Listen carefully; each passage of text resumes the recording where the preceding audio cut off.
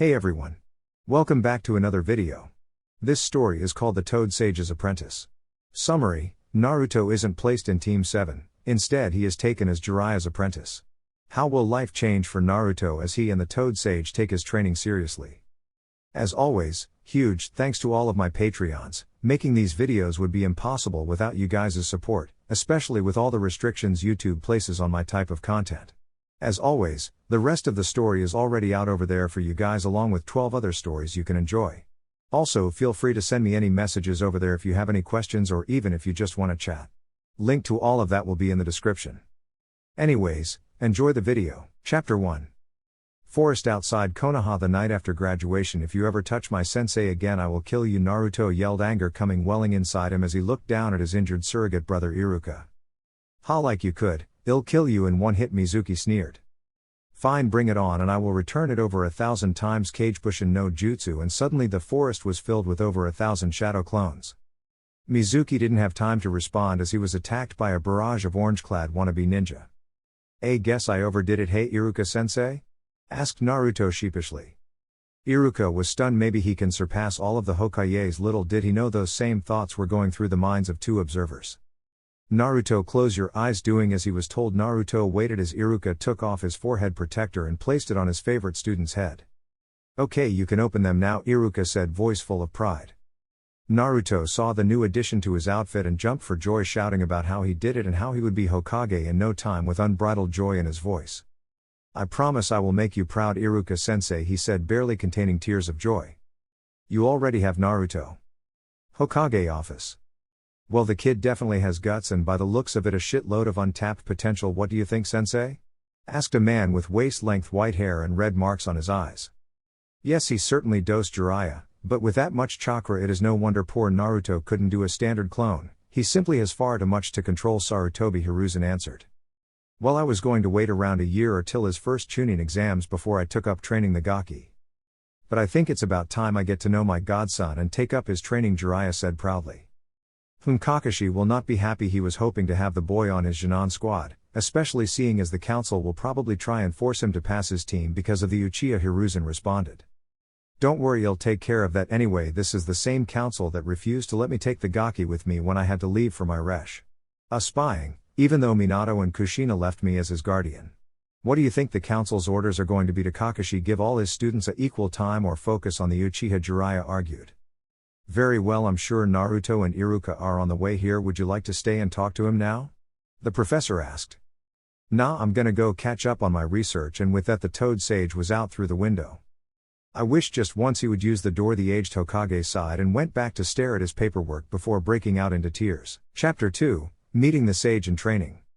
Academy Team Selection Day. Naruto walked into the academy still on a high after the events of last night. He had graduated and knew a B-rank jutsu. All in all, things were going well for our golden-haired hero. As he walked in he noticed a couple of the students giving him questioning looks. Apparently they were not aware he had passed. Naruto, what are you doing here? This is for people who passed the exam, said Shikamaru. Look at the forehead, I did pass, Naruto responded. Troublesome was the Nara's only response as he turned his head back and went back to sleep. However, his mind was working in overdrive. He definitely failed. That means something must have happened in the time since then. I wonder if it had anything to do with why all those Chunin were running around like headless chickens last night. Shikamaru thought. He was brought out of his internal musing by the arrival of Sasuke's two biggest fangirls. Ino and Sakura. Troublesome though it was, he just couldn't concentrate on the puzzle that was the Uzumaki while there was a banshee screeching right behind his ear at said blonde enigma for having the nerve to get between her and her Sasuke-kun. Thankfully for all students and definitely Akamaru, Iruka arrived and forced in the class to quieten. Okay class, you are now going to be given the teams you will work with until you make Chunin. First we have Team 1, Team 7 will be Sakura Hirano. Sasuke Uchiha. Iruka began but was cut off by a very loud class member. Yes, true love wins out, I'm destined to be with Sasuke-kun, Sakura yelled, causing the surrounding students and Iruka to wince at how loud she was. Okay, anyway, the final member of Team 7 will be signed. Your sensei will be Kakashi Hitake, Iruka said before moving on to Team 8. The rest are the same as canon. Hey Iruka-sensei, why didn't I get a team? Asked Naruto. You probably didn't even graduate, you probably stole that Hetaiot from someone else, Naruto Baka screeched Sakura. That's enough. Sakura the Hokage personally passed Naruto last night after he passed a far harder exam than the one yesterday. Naruto, after this is over you are to go to the Hokage Tower to find out your team placement. That's all it says on my form. Okay, now the rest of you, your senseis will be here in 1 hour. Till then I suggest you get to know your new team. Iruka finished and left the new Jinan to their own devices. Naruto was a little pissed he had to wait till everyone already had their team before he was told to go to the Hokage Tower, but figured there was a reason, so decided to hurry to meet his new team. Hokage Tower at the same time. Kakashi was confused and a little angry. He wanted to teach his sensei's son more than anything to try and make up for all the times he couldn't save him from a beating when he was in Anbu. Hokage-sama, may I ask whose team Naruto is going to be on? I was hoping I could teach the boy. Kakashi Hatake said, clearly upset. The Hokage went to answer, but before he could he was cut off. Mine, said a voice from the window, and all the Jonin in the room turned to see the legendary Toad Sage sitting casually in the window facing over the village. Master Jiraiya, why would you take on another apprentice in that thing? Of all children, why not take on one of the top students like the Uchiha? I mean, surely you know what that thing is. One random soon to be demoted Jonin said. He is a child who has very little talent, but has the will to never give up, and strength to cope with almost anything despite failing. In short, he is like me. Why would I want to train a snobbish arrogant gaki like that Uchiha who has had everything handed to him when I could train someone who actually needs it? Jiraiya answered with a hint of killing intent directed to the man insulting his godson. Hokage Tower. Naruto walked into the Hokage's office like he owned the place. Looking for any new faces, he only saw one, a tall man, and no sign of his new team anywhere. Hey Gigi, what gives? Where's my team already? Everyone else already has them except me, asked a confused Naruto. Ah yes Naruto, I'm here to tell you that this man here has requested you as his apprentice. Hiruzen responded. Oh okay, hi, I'm Naruto. What's your name? The blonde asked.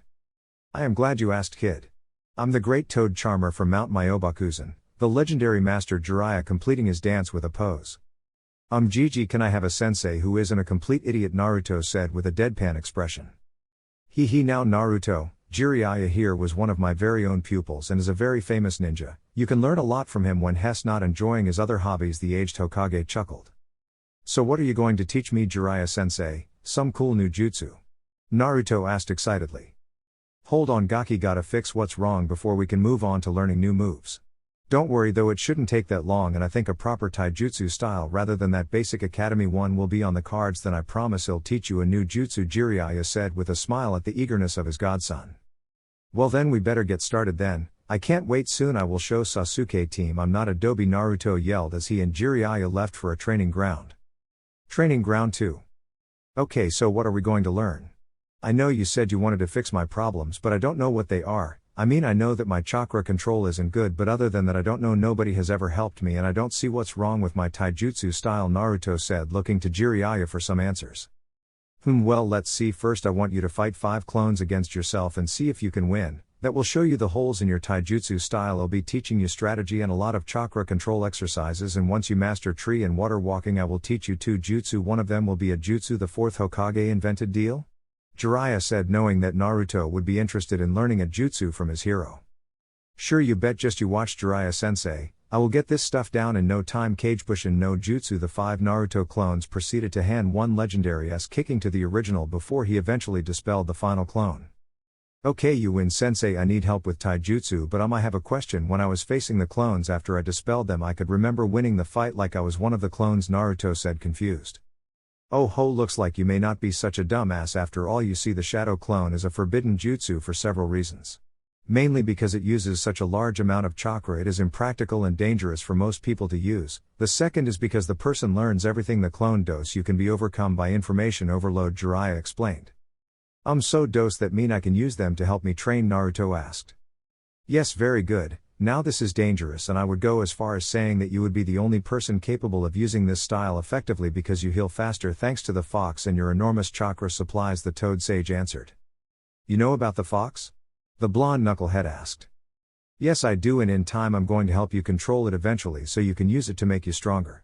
But before that we need to get you strong enough to be a good ninja without it. Now I want you to make 50 clones and get them to read these books while I show you the kata for my taijutsu style, Jiraiya said. Awesome, let's get to work, the blonde yelled as 50 clones popped into existence. Chapter 3, Rasengan and One Big Toad. It had been several weeks since Naruto had been training with Jiraiya, and the Toad Sage had been impressed with his improvement. He had got tree walking down and had almost mastered water walking. He had become proficient enough that he could now beat 10 clones at a time in taijutsu. Naruto had found a new hobby in seal making, and he couldn't understand why there weren't more seal masters in Konoha, with Jiraiya being the only one, something which the Toad Sage was all too willing to boast about, as it was considered one of the more difficult ninja arts. "Okay Gaki, looks like you got it down. Come to land and dispel your clones. I'm going to give you a gift," the white-haired toad charmer said, getting a jump for joy from his young charge. "So what's the gift, sensei?" asked an enthusiastic Naruto. "It's this summoning jutsu," the old Toad Sage said as a scroll appeared along with a small toad. "Okay Naruto, I want you to come here and sign your name next to where it says Minato Namikaze," Jiraiya said, pointing the empty space on the scroll. "Sure thing." "Okay, now what?" the blonde asked. "Use these hand signs and then slam your hand down. Now for this you can't use shadow clones, it has to be all you, because you could have half of the toads of Myaboku here by the end of the day if you do," Jiraiya explained. The training went slow and all he could summon was a rather friendly toad by the name of Gamakichi and his brother Gamatatsu, but he couldn't get anything bigger. "What am I doing wrong, Jiraiya-sensei? Jiraiya-sensei?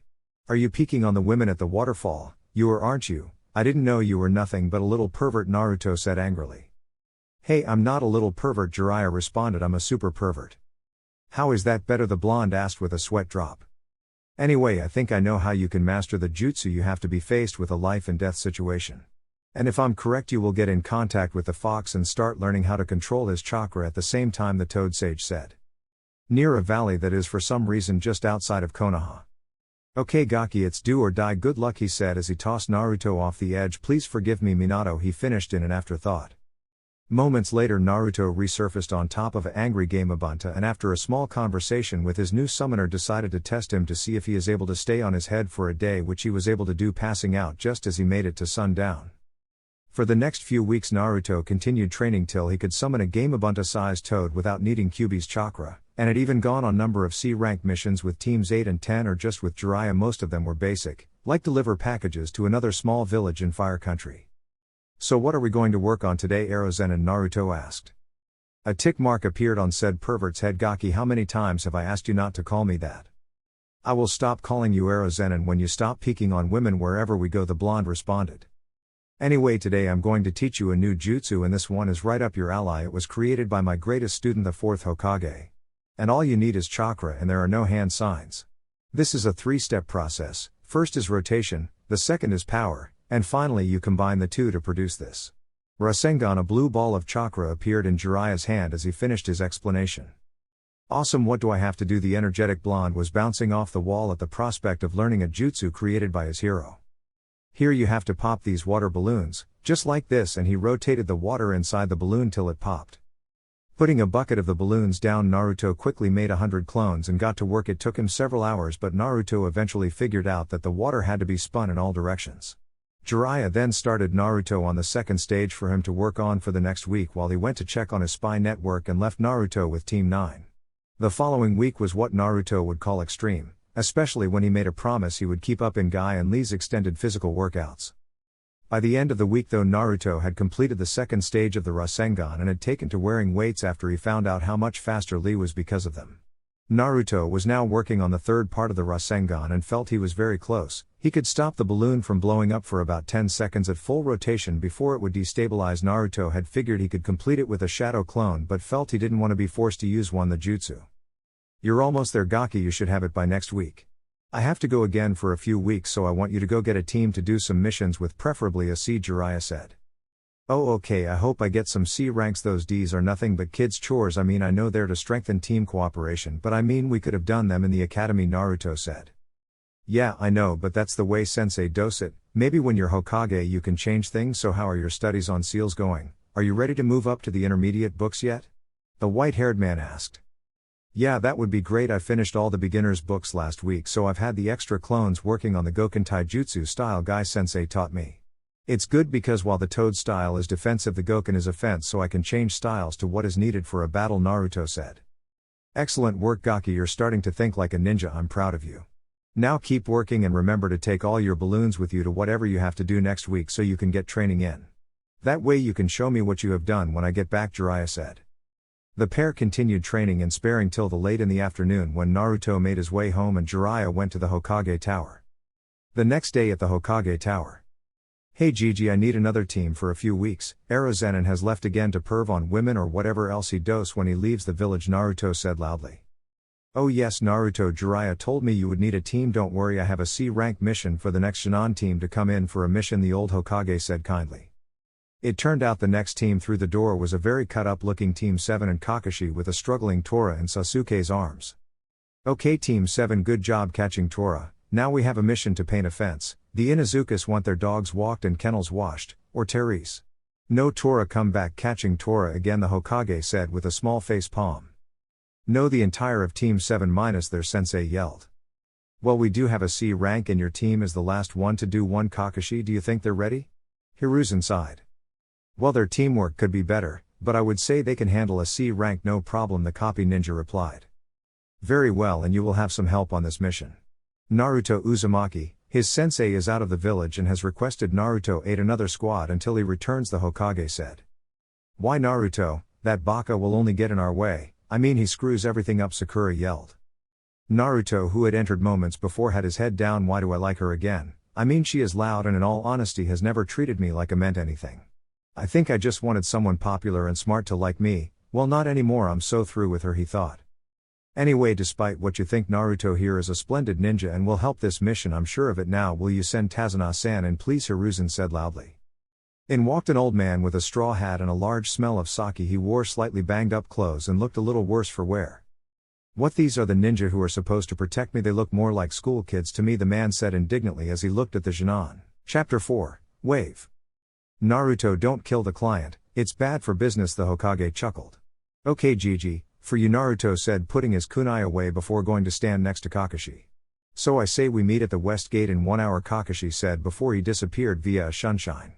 1 hour later, West Gate. Naruto was looking at a rather confusing sight. It seemed like Sakura was trying to dispel Kakashi as though he were a genjutsu. Naruto had learned about dispelling genjutsu from one of the scrolls his clones had read, and Kurenai sensei had helped him be able to dispel and detect some basic genjutsu when he had some missions with Team 8. Where is that Naruto baka? I can't believe he would be late, just goes to show how useless he is. He's nothing like Sasuke-kun, Sakura said. What do you mean, Sakura? Naruto is in that tree over there, has been there before I got here, although he is doing a good job hiding his presence, Kakashi said. The 3 stunned Jinan turned around to see Naruto lazily leaning against a tree branch. How did I not notice him? I mean come on, he wears bright orange, seethed Sasuke. Well, shall we get going? This mission isn't going to complete itself, the blonde joyfully spoke. You're a weird one, aren't you? Gaki Tazuna spoke. Maybe, but I'm starting to think a lot of great ninja have odd quirks.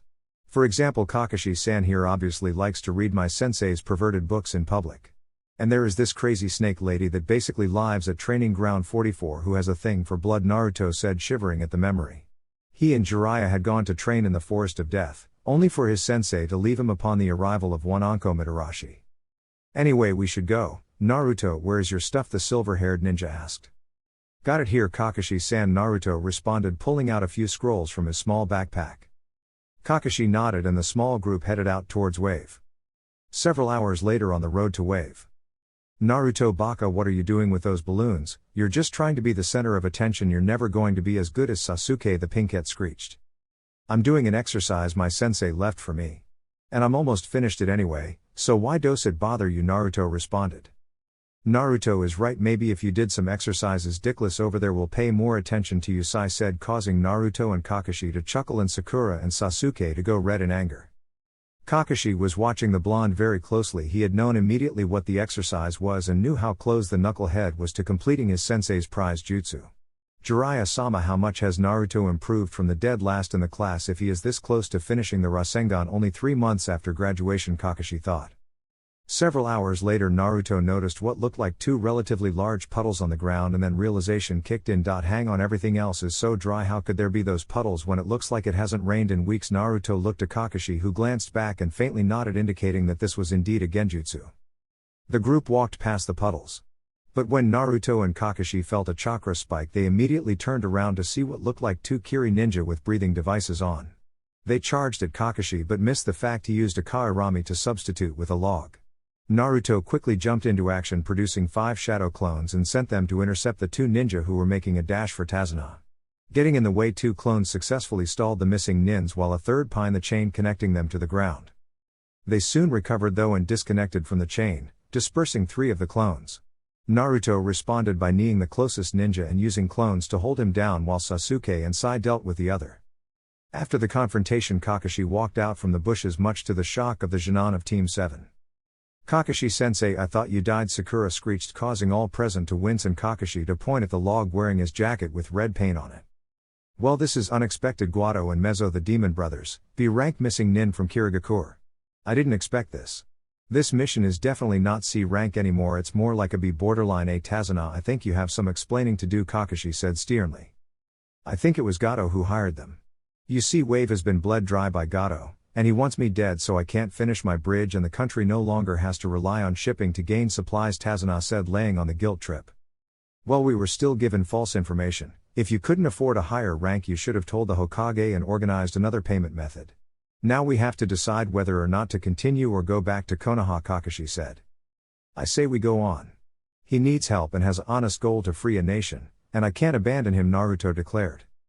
"HMP, if the Dobi is staying then so am I can't have an incomplete on my first C-rank mission," Sasuke said, which followed by statements of agreement from Sakura and Sai.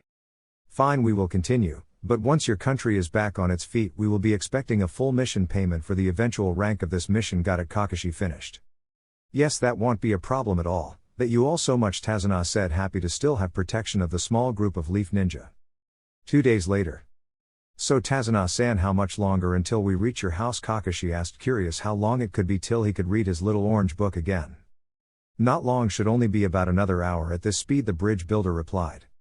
Half an hour later and Kakashi was on edge. The fog they were in didn't seem natural and was getting thicker.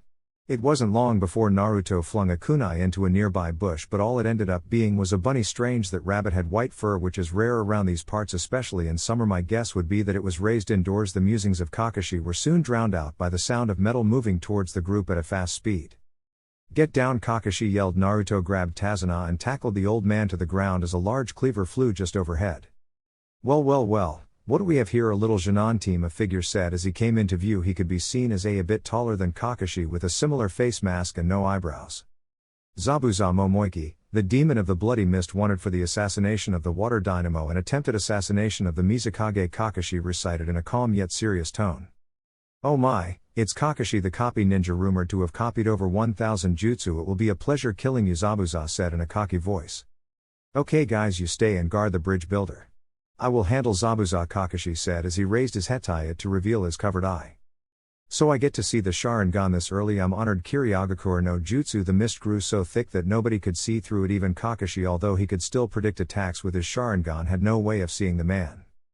8 vital spots: heart, jugular, kidneys, liver, subclavian artery, spine, larynx, lungs. "Now which will be my attack point?"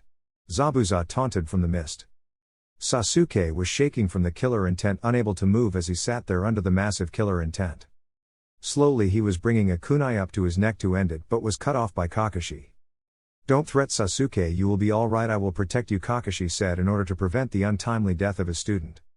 "Oh, I don't think so," said Zabuza as he appeared behind Tazuna and brought his cleaver down towards the bridge builder, but before he could, Kakashi intercepted and deflected the swing with a kunai. Kakashi kicked Zabuza back into the mist where he couldn't be seen before running off after him. Appearing behind the demon of the mist, he held a kunai to his larynx and slit his neck, but noticed he turned into water. Mizubushi and the copy ninja thought as he was struck with the cleaver, ripping him in half before dissolving into water. "Well, I'm impressed, Kakashi. Even in the mist you were able to copy my moves, but that's all it is, a copy. It has nothing on the original," Zabuza boasted. Planning his next attack, he kicked Kakashi out of the fog and onto the water. As Kakashi got up, he couldn't see Zabuza anywhere. Where is he?" But before he could finish his thought, he felt a chakra spike and found himself trapped in an orb of water. "Forget about me. Take the bridge builder and run. He has to use contact to keep me here and it's draining his chakra," Kakashi ordered his team. Team 7 looked ready to comply, but Naruto refused to budge. "Are you kidding? If I just abandon a comrade I would never be able to look at Erozenin in the eye again. You just watch, Kakashi-san, I'll kick this guy's ass then get you out of there," the blonde yelled. Seeing Naruto's resolve and not wanting to be outdone, Sasuke came and stood next to Naruto as Zabuza created several Mizubushin to deal with what he considered a pest. Naruto reacted quickly, creating 20 shadow clones and sent them to engage the Zabuza clones. The members of Team 7 were stunned. Naruto the class Dobi had just made 20 clones, and not only that, these were not some illusion but full-body solid clones. How is he able to do that, and why haven't I been taught that jutsu? If anybody deserves a jutsu like that, it's me, Sasuke seethed. Zabuza's clones were quickly dispatching the shadow clones with relative ease, so Naruto decided he best stay back. I need to think of something if I can distract the clones enough so that I can sneak by and attack the real Zabuza so we can free Kakashi-san. I know, Sasuke. Sai, I need you to throw as many kunai and shuriken at them as you can. I have a plan. Naruto finished by creating 20 more clones. Hey clones again. Can't you children see you're out of your league? Zabuza smirked as Naruto's clones bent down to push off in a sprint while Sai and Sasuke began attacking at a distance with kunai. As the clones engaged, suddenly 10 more Naruto clones appeared around the original Zabuza and attacked him from all angles, forcing him to jump. What the how did that kid get past my clones, he thought before coming to the realization that he had just released Kakashi from his watery prison. Yes. It worked. I had some clones henge into rocks on the floor while my others picked them up, and when they engaged the Mizubushins, quickly throw them towards the real Zabuza, Naruto explained to the mystified Team 7 and Zabuza. Very clever, Naruto. But now I have to finish this, thought Kakashi. I got distracted and forced to let go of the water prison, Zabuza said, not wanting to think he was outsmarted by a fresh Jinan. Don't flatter yourself, you were forced to let go, Kakashi said as he waited for Zabuza to start the first move. Zabuza jumped away from Kakashi and started running through hand signs at the same time as Kakashi. In the end, both finished at the same time, ending shouting water style, water dragon jutsu. I'm far too lazy to write the real names in their English translation. I will still keep the main ones like Chidori, Reikiri, and Rasengan. Don't like it, Sumi. Identical streams of water clash. How did that happen? The Sharingan allows the user to copy and recreate what the other is doing, but they defiantly finished at the same time. How, thought Zabuza as the jutsu ended. Zabuza jumped back and started to run, though hand signs, but failed to notice that Kakashi was once again performing the same jutsu, only this time faster. Water-style giant vortex jutsu. Kakashi finished and a large spinning wave of water hit Zabuza, throwing him into a tree. How are you doing that? Can you see the future? Yes, and in your future, I see death. Kakashi finished for Zabuza. But before he could deliver the killing blow, senbon needles shot out from a nearby tree and impaled into Zabuza's neck, apparently killing him. Thank you for weakening my target. I have been chasing him for a long time, the masked hunter nin said in an even tone. Allow me to take the body. Farewell, Leaf Ninja, the masked hunter said as he picked up the body and left with a shunshine. Well, anyway, are we almost at your house, Tazuna-san? Kakashi questioned. Tazuna was about to answer when Kakashi collapsed from exhaustion and overusing the Sharingan. Kakashi-sensei, Sakura cried out in worry for her fallen leader. Naruto, Sai and Sasuke checked him, making sure he was alright. Pulling his headband back over his eye, Naruto created a couple of clones that picked him up, and they headed for the bridge builder's house. On arriving at the house, they were greeted by Tazuna's daughter Tsunami, and given rooms to rest in. The following day, Kakashi came downstairs on crutches. Looking around, saw his Jinan and Naruto eating breakfast. Kakashi was about to speak up when Naruto voiced his very own concerns. Kakashi-san, I believe that Zabuza is alive. Chapter 5, The Meeting. So you came to that conclusion as well, Naruto? Yes, I believe he is alive. That hunter nin seemed off and didn't follow procedure, Kakashi explained to the room. Yeah, I read in a book Erozenin gave me that hunter nin are supposed to cut off the head and burn the body of their targets, so why would he take the body with him unless the hunter ninja was working with Zabuza? Naruto continued. Don't you two think you're overthinking things? I mean, you checked him yourself, Kakashi-sensei, Sakura said, almost pleading herself to be right. Yes, but think about what weapon the hunter used, senbon needles. It is possible to put a person in a near-death state by hitting the pressure points in such a way that it shuts down all noticeable signs of life. No, I think Zabuza will be back in about a week, which means we have to train. Kakashi finished with a look of seriousness on his face to indicate he was deadly serious. But sensei, forgive me, but it seems highly unlikely that we have any hope against someone like Zabuza, and a week's worth of training is not going to change that, Sai said, hoping his sensei would see the logic and not have to fight the legendary swordsman. Yes, but you won't be fighting Zabuza. I will. You will be fighting the fake hunter nin, Kakashi explained. Forest clearing 1 hour later. Okay, today we are going to learn to climb trees, the silver-haired ninja said in a bored tone. Kakashi-sensei, we already know how to climb trees, Sakura said, confused why their sensei would think they were that useless. I mean climb trees without your hands, the Cyclops said, not taking his eye off his Icha. He means like this, said Naruto as he walked over to the tree and casually walked up the side. Well, it seems that you already know this exercise. Very good, Naruto. That means you will come with me and help me guard the bridge builder, Kakashi said. Maybe I can use this chance to teach him something, seeing as Jiraiya-sama took him as a pupil and I didn't get the chance. Can I bring some of my balloons to work on my exercise for arrow Zenin then, Naruto asked. Sure thing. Now the rest of you. He took out 3 kunai and threw them on the ground at their feet. Use those to mark your progress up the tree. I will leave a clone here to watch your progress. Kakashi made a shadow clone and left the clearing quickly, followed by Naruto. It can't be hard to do it all if Dobi can do it, Sasuke sneered. Yeah, I mean he was just trying to show off. I bet you get this first go, Sasuke-kun, Sakura said, fawning over her crush and obsession. It seems Dickless is trying to hide the fact that he is angry that someone can do something he can't by hiding behind his arrogance, Sai said in a matter-of-fact tone. Shut up, Sai Baka, what would you know? Sasuke-kun will have this down in no time, just wait and see, screeched the Banshee, causing all others in the clearing to wince. Bridge. 30 minutes later. Naruto was sitting against the side of the bridge, still trying to prevent his balloons from exploding on him and producing another from a ceiling scroll after every failed attempt. Kakashi, on the other hand, was watching the blonde with great interest. Has so close to completing it, yet the file I have on him says he was the dead last and had poor ninjutsu skills, unable to create a standard clone. Well, I guess it's no wonder he can't use the standard Bushin no Jutsu. It requires so little chakra. It must have been like trying to fill a thimble with a garden hose and not spill a drop, he thought, watching the boy get frustrated after holding the balloon for 15 seconds only to lose concentration and have it pop. Naruto, take a break from that for a while. I have something I want to teach you, Kakashi said.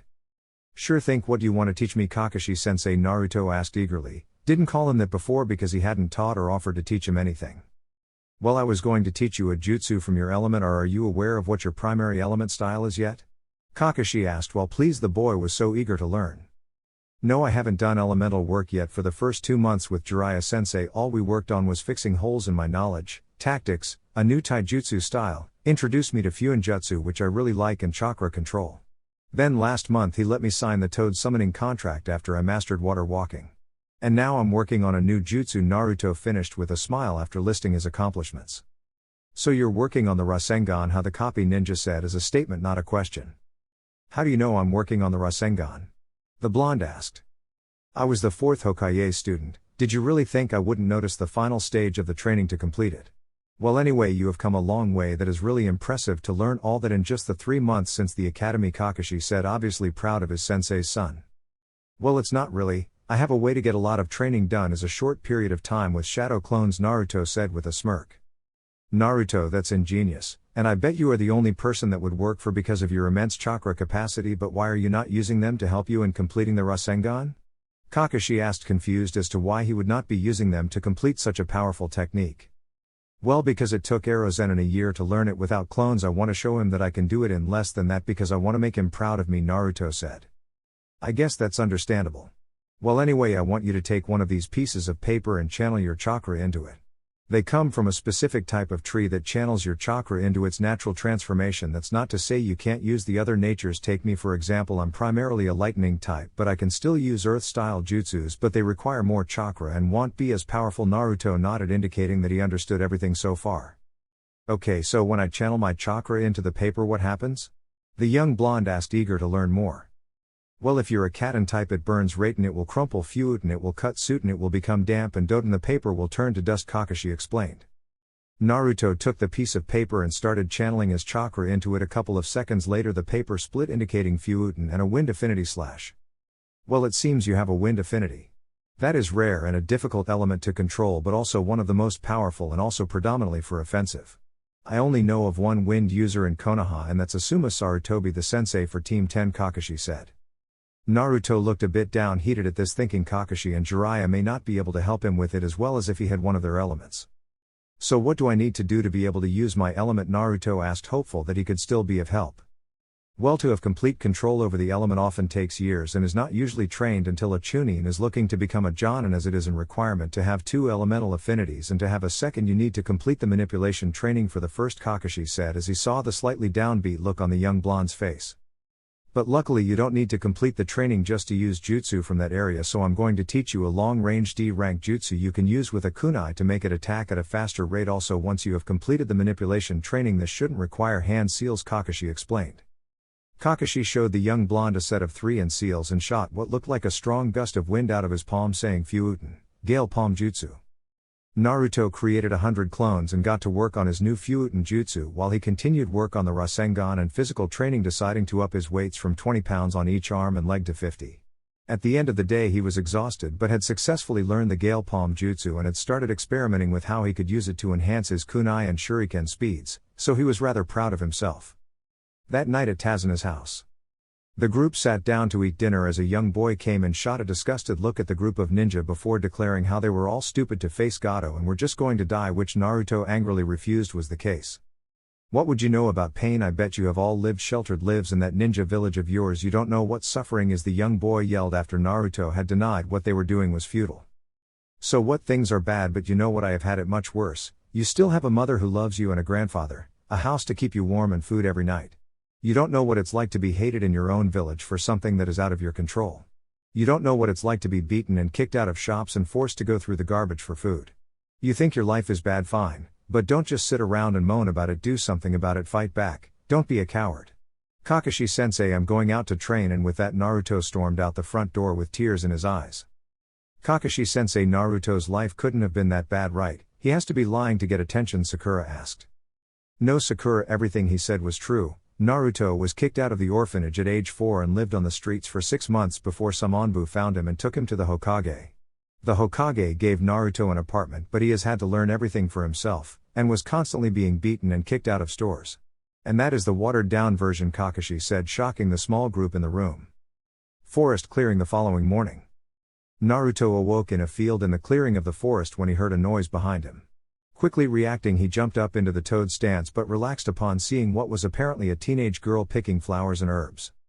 Hello there, what you doing out in the woods this early in the morning? Naruto asked. Oh hi, the girl said, shocked to see one of the ninja who had been with the bridge builder when they attempted to assassinate him. My friend is sick, so I'm out here picking herbs for a medicine. Tell me, are you a ninja? Is that why you are out here? The girl asked. Yeah, I am. We were given a C-rank mission to defend this bridge builder. But it turned out this guy named Gato has hired missing ninja to kill the poor man, so our mission turned into an A rank. Well, life is funny that way, I guess. Naruto paused as if in thought before continuing, but I will train harder to protect Tazuna and help this village and to become strong enough to protect everyone I care about. Naruto finished the statement like it was a declaration. That's good. I believe true strength comes from protecting those things that were precious to you. It helps you push beyond what your limits to make sure they are safe, the girl said in an approving tone. Wow, you're really smart. My name's Naruto Uzumaki. Naruto, what's your name, miss? The blonde asked, hoping to make a new friend. Oh, my name is Haku and I'm a boy, Haku said, slightly annoyed to be confused with a girl. Oh Kami, and I thought he was kinda good looking. Fuck me, I've become Sasuke team minus the whole brooding and ego complex thing. I think I'm gonna be sick, Naruto thought whilst trying to hold back a gag. Oh, I'm sorry. Well, anyway, I better get back to the team I am with. They will probably be wondering where I am. I've been out for a while. It was nice meeting you, Haku. I hope we meet again someday, the blonde said, getting over his temporary mental breakdown. Yes, it would be nice to meet again in more peaceful times. Goodbye, Naruto Uzumaki, Haku said as he left the clearing. I really hope I don't have to fight him. He does not deserve to die. Why did you have to take this job, Zabuza-sama? Chapter 6, The Battle of the Bridge. The rest of the week passed without incident for Naruto and Team 7. Kakashi had made sure Sasuke and Sai could make it all the way to the top of a tree before judging them ready.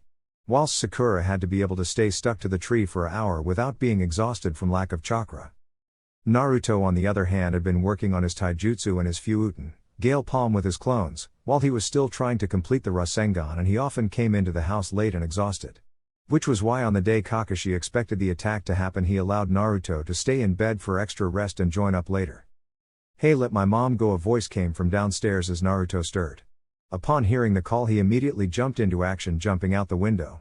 Using the roof, he quietly moved around to the front of the house to observe and plan the safest way to help the now tied up Tsunami and Inari. Quickly deciding on the safest course of action, Naruto made 3 clones and moved them to hide either side of the door, while the third would act as a distraction. Hey, let them go now, Naruto's clone demanded, rushing into the house and landing a punch on the nearest of the 2 thugs.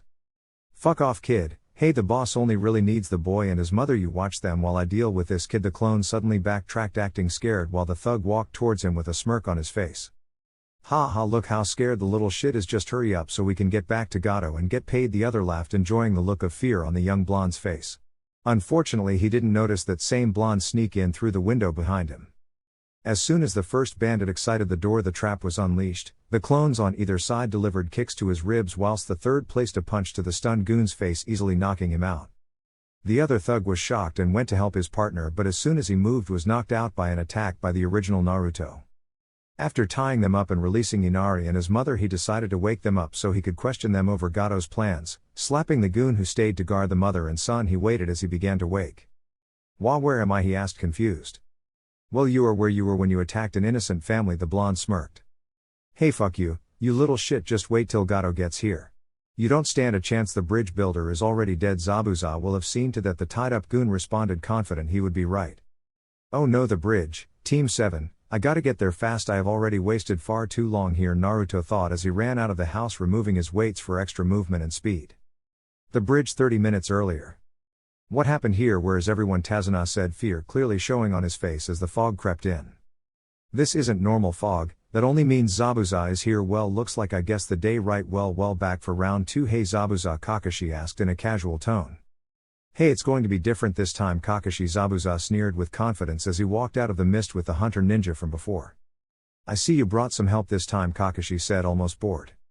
"He is far more than just help, he has taken out Jonin." "Oh look, your little Jonin are shaking already," the demon of the mist finished with a chuckle. "I'm not shaking because I am scared, I'm shaking because I'm excited," Sasuke said in confidence. He could easily match the hunter. Sasuke rushed forward and the hunter replied in kind. The two seemed equally matched for speed and skill. "You're quite talented, unfortunately I have you at a disadvantage. You see, we are surrounded by water, which means I can do this," the hunter finished and ran through some hand seals. When he finished, a torrent of water rose from the side of the bridge and cascaded down, knocking Sasuke over to the other side. Sasuke quickly got back to his feet and rushed back towards the hunter, only to find himself blocked by what looked like a large sheet of ice. "I'm sorry, but I can't allow you to get in the way of Zabuza-sama." Demonic ice mirrors, a large dome comprising of sheets of ice, formed around Sasuke, and the hunter stepped straight into one of them like it was nothing, much to the shock of said Emo and the other occupants of the bridge minus Zabuza. "Well, I'm sorry to say your students finished, Kakashi. Haku has never lost a fight using that technique," Zabuza said matter-of-factly.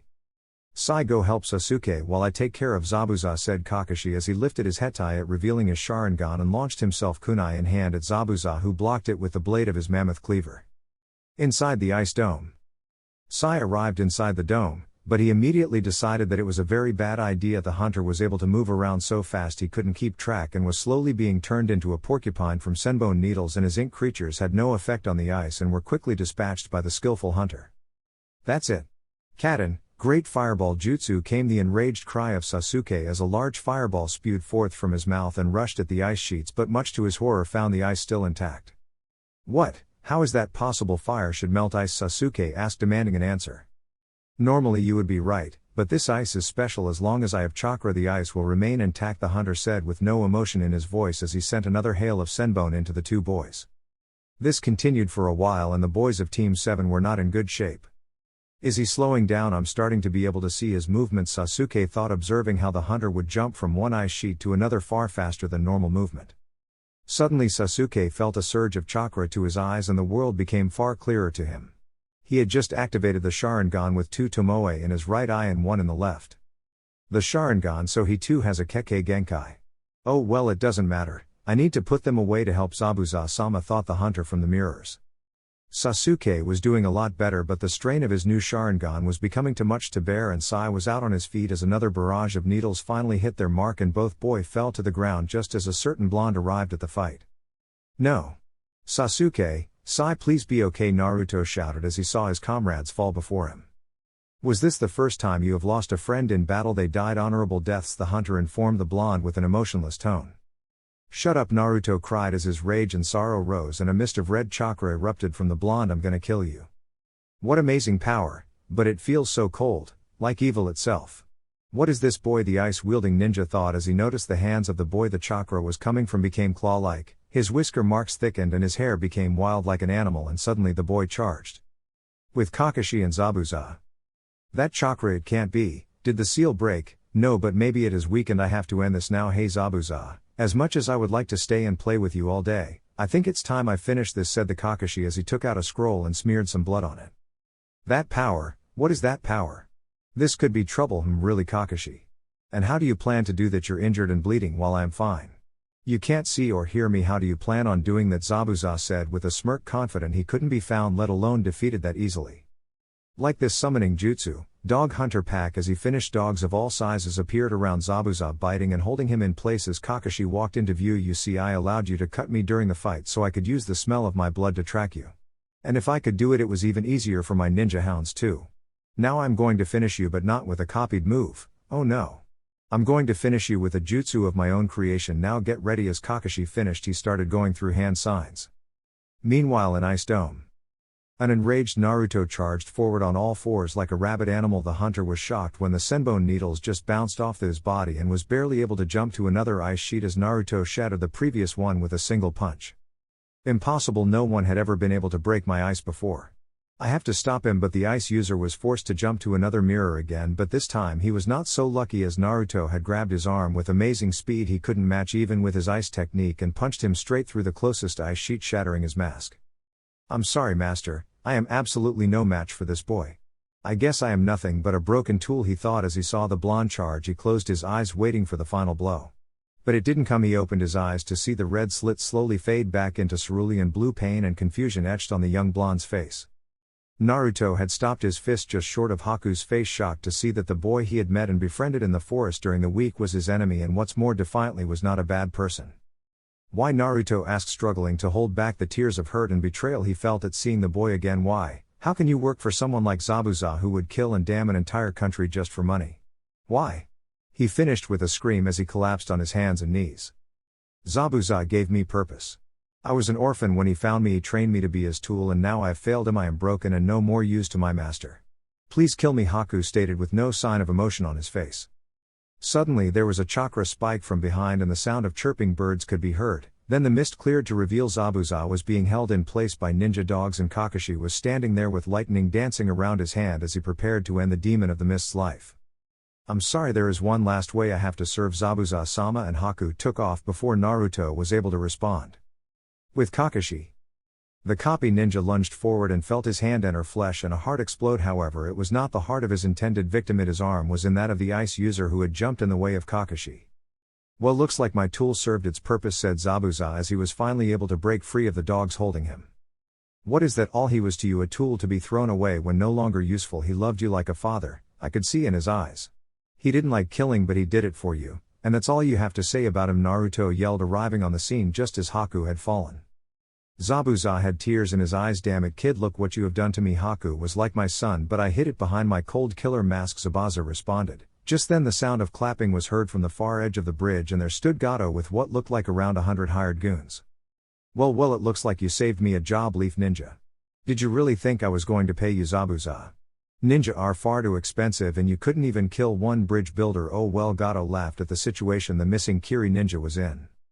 Well, Kakashi, looks like we are not enemies anymore. Can I borrow a kunai so I can at least kill Gato? It's the least I can do for Haku, Zabuza said, and Kakashi handed him a kwani which he placed his mouth and got ready to attack. Wait, we can help, you don't have to attack them on your own, Naruto said, taking out a kunai and wrapping an explosive tag around the handle. Zabuza just shook his head as if to say he wanted to do this himself and charged. He cut the bandits down like a knife through butter. Even though he was taking some serious injuries, he refused to go down till he made it to his target. Gato had fled to the back of a group of bandits but soon found himself face to face with a bleeding Zabuza who beheaded the businessman despite his pleading to be spared. Zabuza was able to arrive back at Haku's body before collapsing. I wonder if I will be able to see you in the afterlife. No, I don't think I will get that honor. Haku, you are always far too kind for this line of work. I will miss you. These were the final thoughts of Zabuza as he passed into unconsciousness and then from this world. That guy took our meal ticket. I say we take what we need from the town, one bandit said, but as they were about to move, an arrow landed in front of them, fired by Inari, who had rallied the whole town to come out and stand against Gato and his men. If you want to attack this town, you're going to have to go through us. I'm not going to run and hide anymore. I'm going to fight just like Naruto Niazan, declared Inari. The bandits and thugs that still wanted to attempt to ransack the town were soon forced back when Naruto created 50 clones and tossed one of this exploding tag seals on a kunai just in front of the bandits, blowing a small section of the bridge away, much to the horror of a certain bridge builder. A week later the bridge was finished and it was time for the ninja from Konoha to return home after a teary goodbye and a promise to come visit from Naruto to Inari. They were off on their way. So what should we call the bridge? I was thinking the super awesome Tazuna Bridge, said Builder pronounced, which was quickly shot down by the surrounding townsfolk. Hey, why don't we name it after Naruto? Niazan said, Inari, getting cheers from the crowd. Okay, then it's decided, it shall be called the Great Naruto Bridge, Tazuna said with roars of the approving villagers.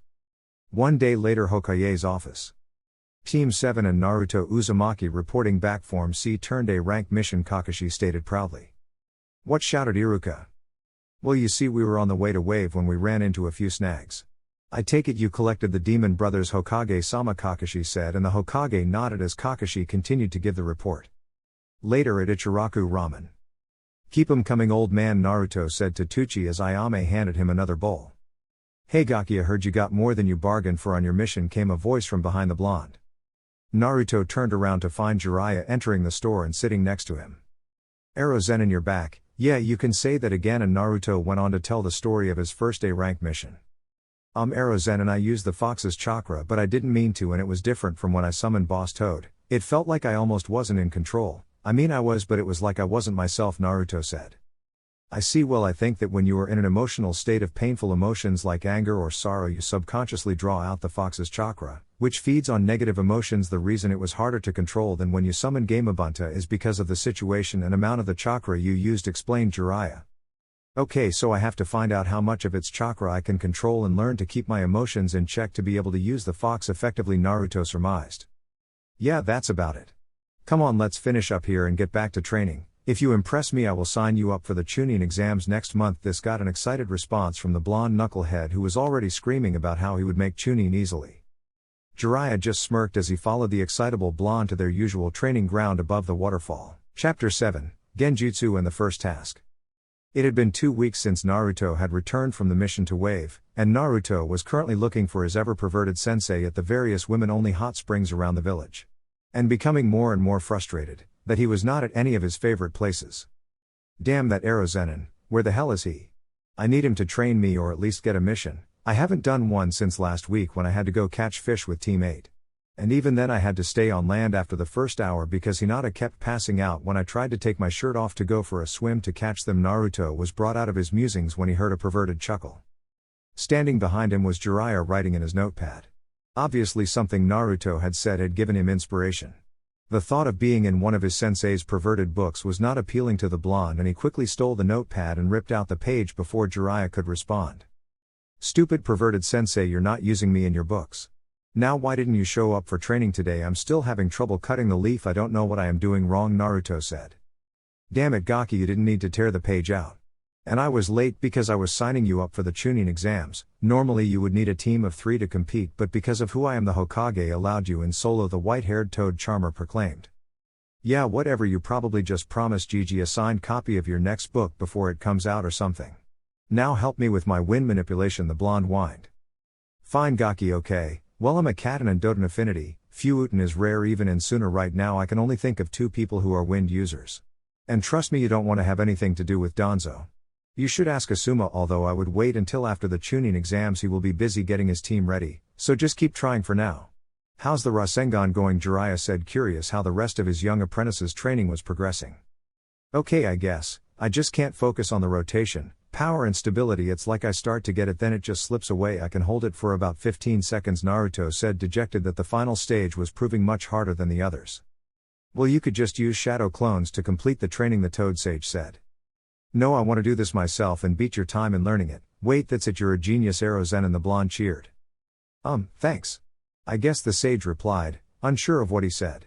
If he was still refusing to use shadow clones in training, what else could he have said that would give the kid a breakthrough?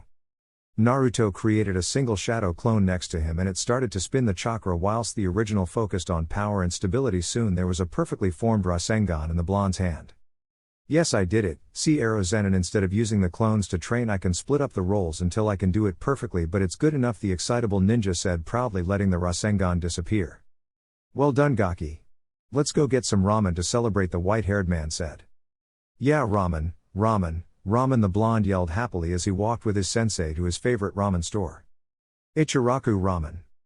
Okay Gaki, excellent work on the Rasengan. You have it so it's usable, although in hardly the conventional way, but still well done. Now for the rest of the week we are going to focus on Genjutsu, Jiraiya said.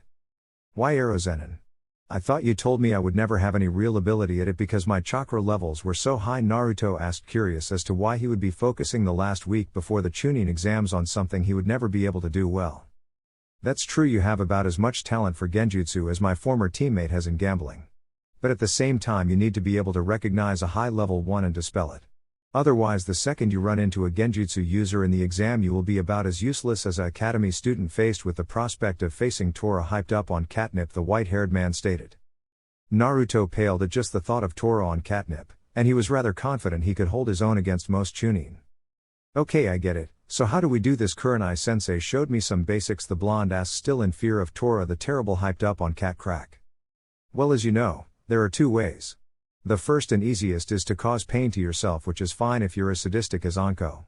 But in the highly likely event that you are not sexually aroused by blood, what you have to do is disrupt your chakra flow by performing the required hand sign and saying Kai. This stops your chakra flow, then bursts it out around you, dispelling the genjutsu, the Toad Sage said.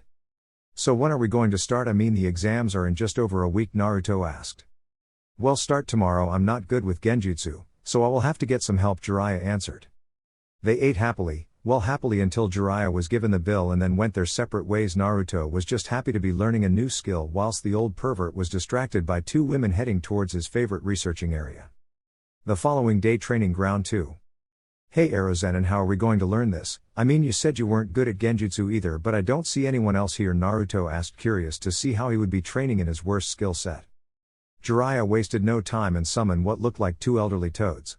One with a grey beard and hair, whilst the other had curly black hair and was holding a rolling pin and was not looking happy. Jiraiya-chan, what did you call us for? I was in the middle of making centipede soup, the toad with the rolling pin said in a feminine voice, indicating that the toad was female. Now ma, I am sure Jiraiya-chan wouldn't have summoned us for nothing. Now what do you need, boy? The toad with grey hair asked.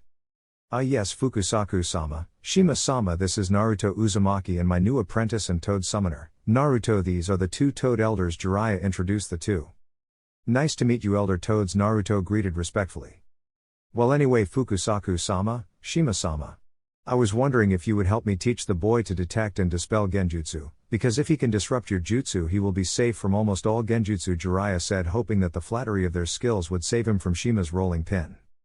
Very well, we can help the boy, but next time you call us it better be for something serious or else, the old toad, Shima said, slowly patting the wooden object in her hand, getting small whimpers from the tall man. Naruto created 100 clones to disrupt the genjutsu that the elderly toads were about to cast, and by the end of the day he had only made a small progress. It had proved it was going to take a bit longer than Jiraiya previously thought.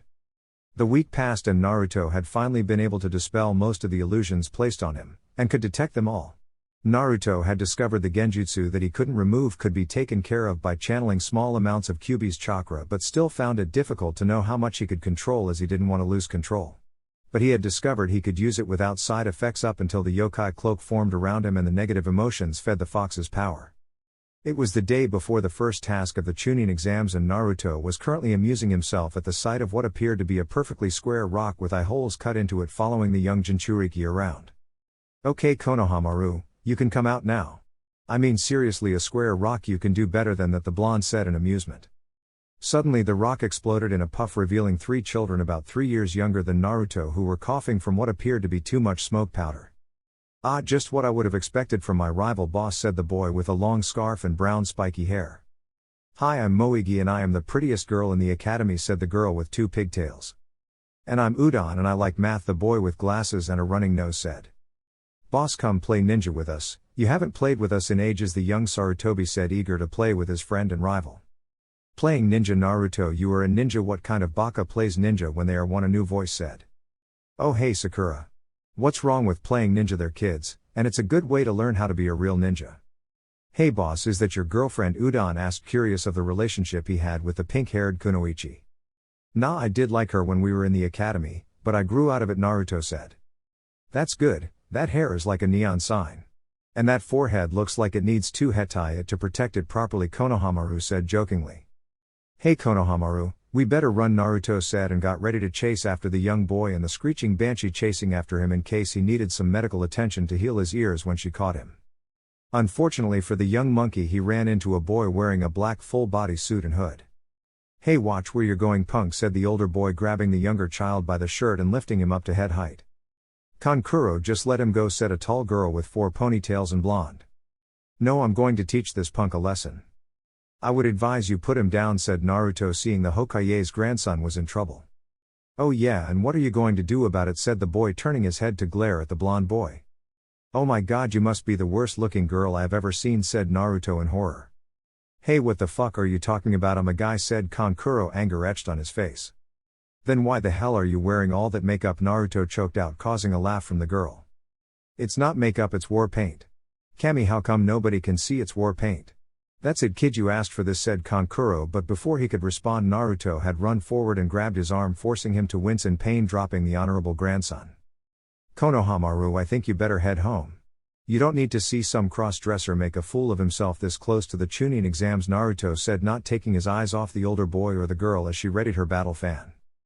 But before she could act, a wave of killer intent froze both her and Kankuro. Behind them stood a boy about the same age as Naruto with red hair and black circles around his eyes, looking intently at Naruto. Georgia. Gaara, Kankuro stammered in fear of his younger brother. Kankuro, you are a disgrace to Suna. I am sorry for my brother's actions. I am Subaku no Gaara.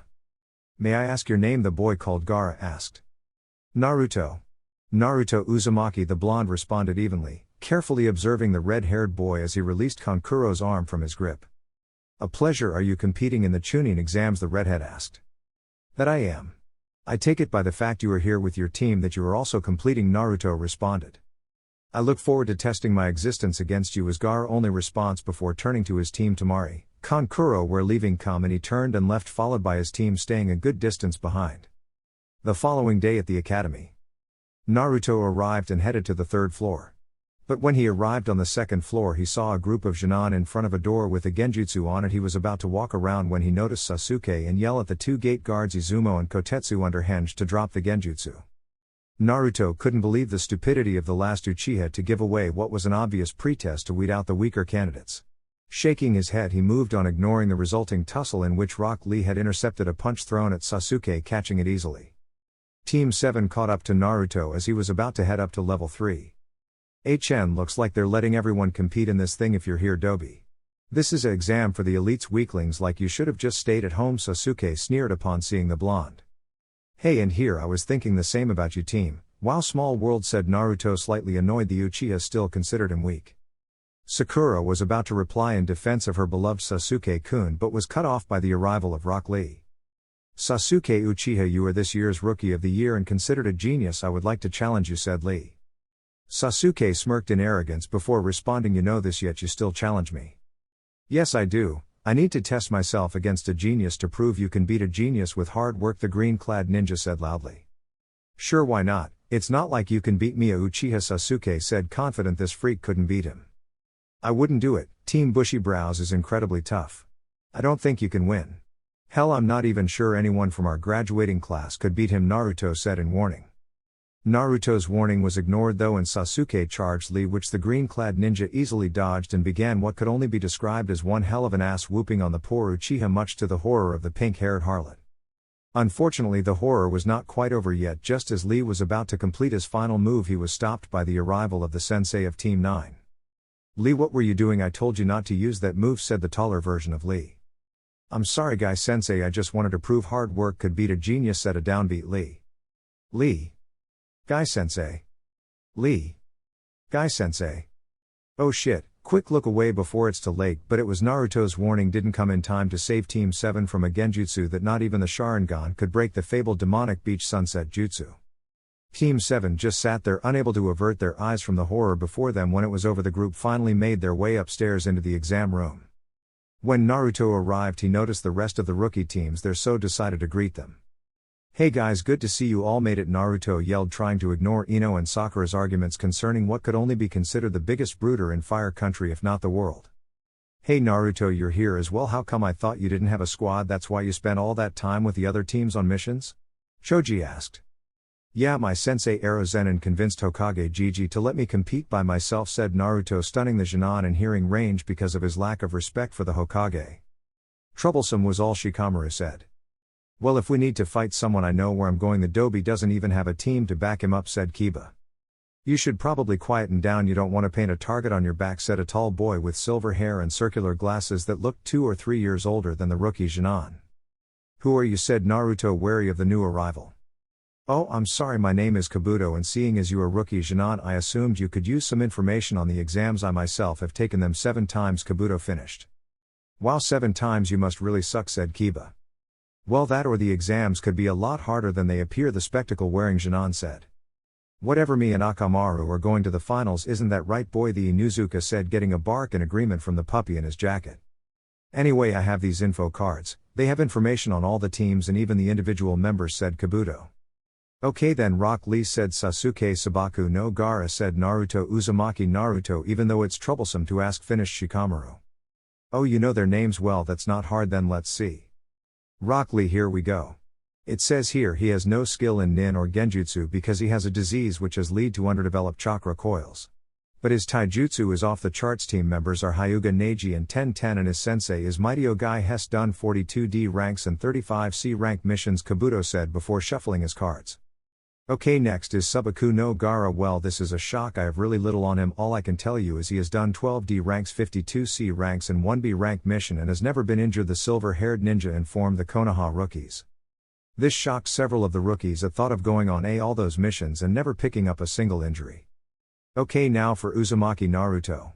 He was ranked bottom of his class in the academy. Wow, his chakra and stamina is off the chart, with the only people in the village to rival his chakra levels are the Jiraiya of the Sannin and the Hokage himself.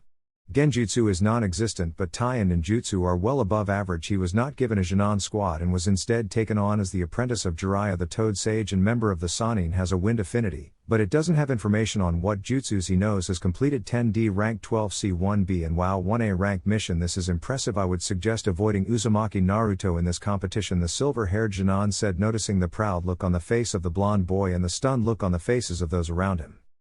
Yeah, whatever, he probably just had a good team with him. There's no way Dobi could beat any of us, said Kiba. It would be unwise to underestimate any of your opponents, even ones from the new village. The sound could prove difficult opponents. Just as Kabuto finished, a member of a sound team with large gauntlets on each arm who had heard him jumped forward and attacked the silver-haired ninja, but he was able to dodge seconds later, though his glasses cracked from an unknown force.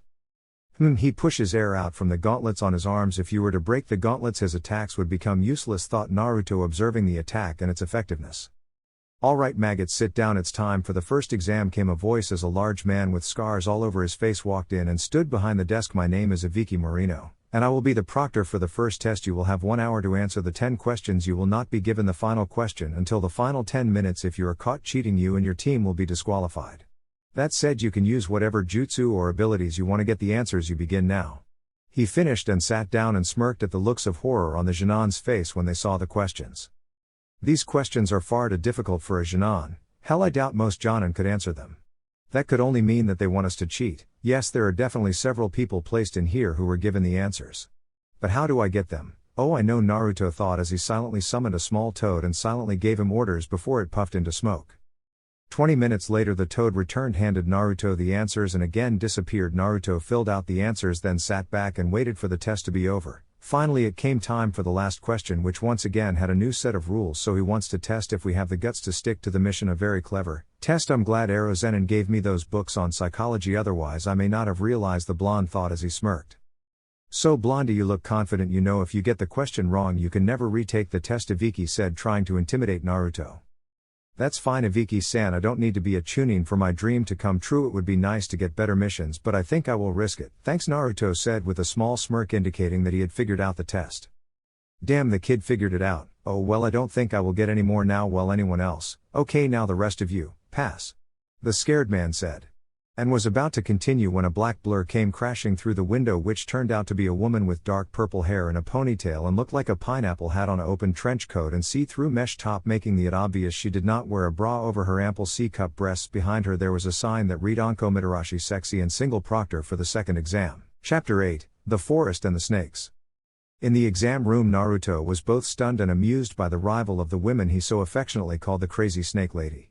It was a look of shock shared by most of the Jinan. There were a few exceptions. Gaara's face held no expression, whilst Kiba, Kankuro and several others had perverted grins focused on the sexy and single Onko Mitarashi. Well fuck Iviki 34 teams left, you must be getting soft. Oh well, once I'm finished with them there will be less than half of these numbers. Okay you little gawkies, meet me at training ground 44 in an hour. And if one member on your team is late your whole team fails. And with that Anko left through the same broken window she came in, leaving the still stunned Jinan to register what just happened. Well. Damn, a random Jinan stated, finally breaking everyone out of their stunned state. Training ground 44, the forest of death. Alright you little pieces of shit.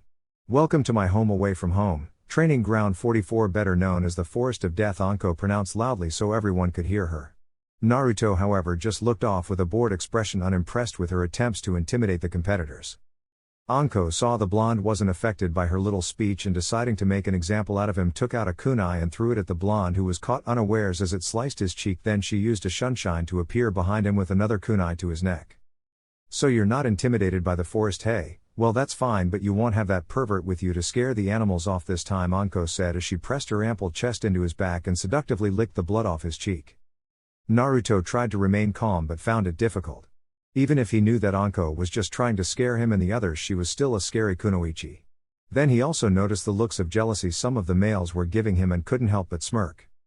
Yes, but Anko-chan, I contain a beast far more terrifying than anything that is found in the forest, and they know it, Naruto whispered into the sadistic kunoichi's ear. Anko was about to respond when they both felt a presence right behind them and quickly responded, only to find a Kuzen ninja holding out her hand. I'm sorry Proctor-san, I was simply returning your kunai, the Kuzen ninja said before returning to her squad.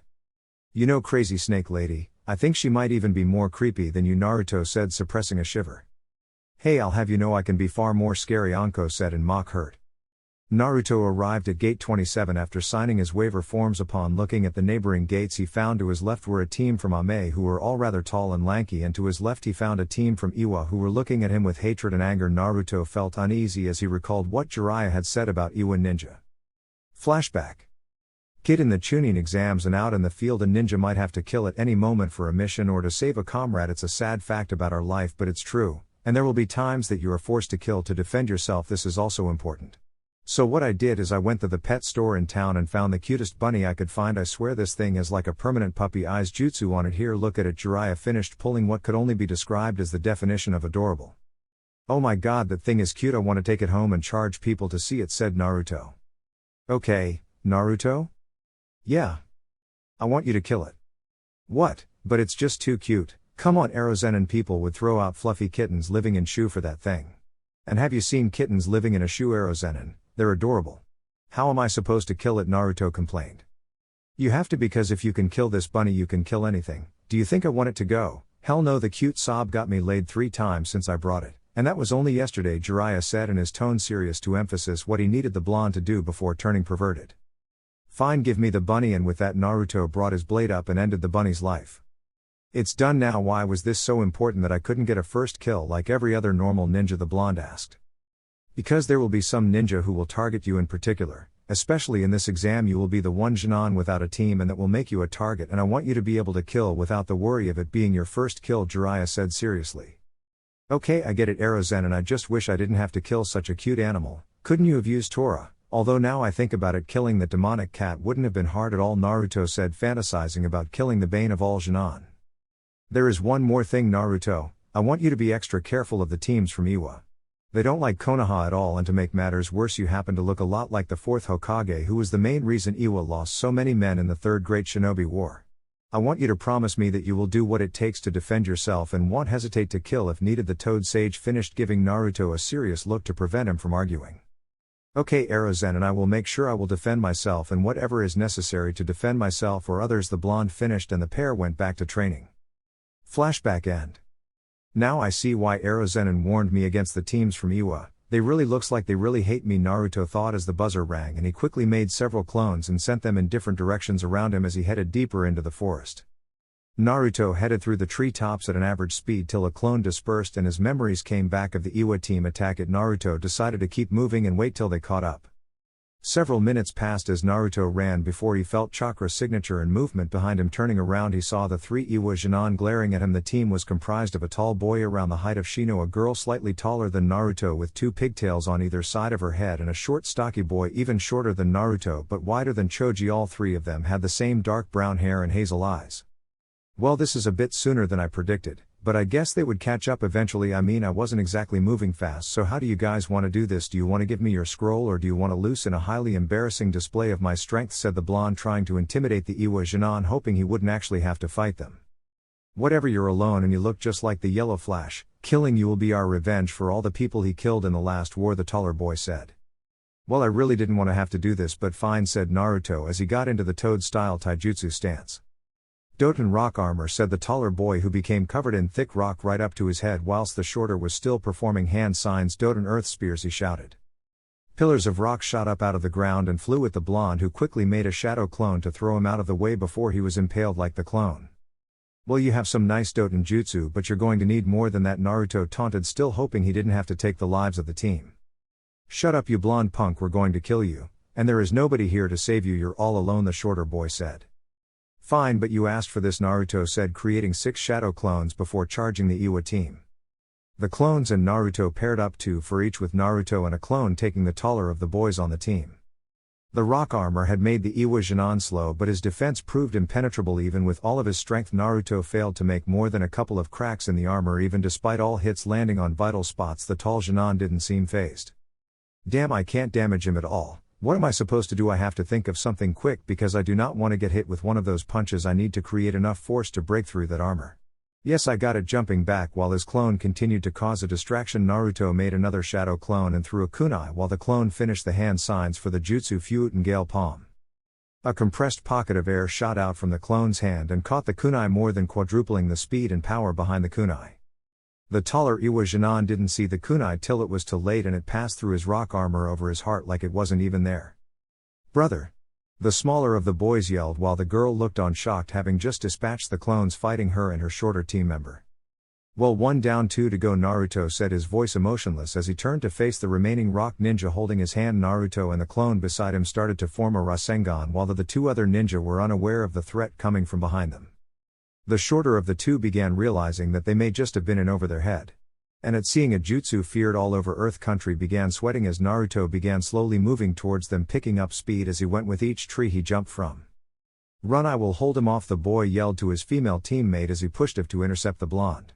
But she was frozen in place with fear of the blonde who had killed her teammate so easily, and she could only watch as Naruto drove a Rasengan through the chest of her other male companion. She was about to scream when she felt pain rush up through her. Looking behind her, she saw a Naruto clone had just forced a kunai into her back over her heart.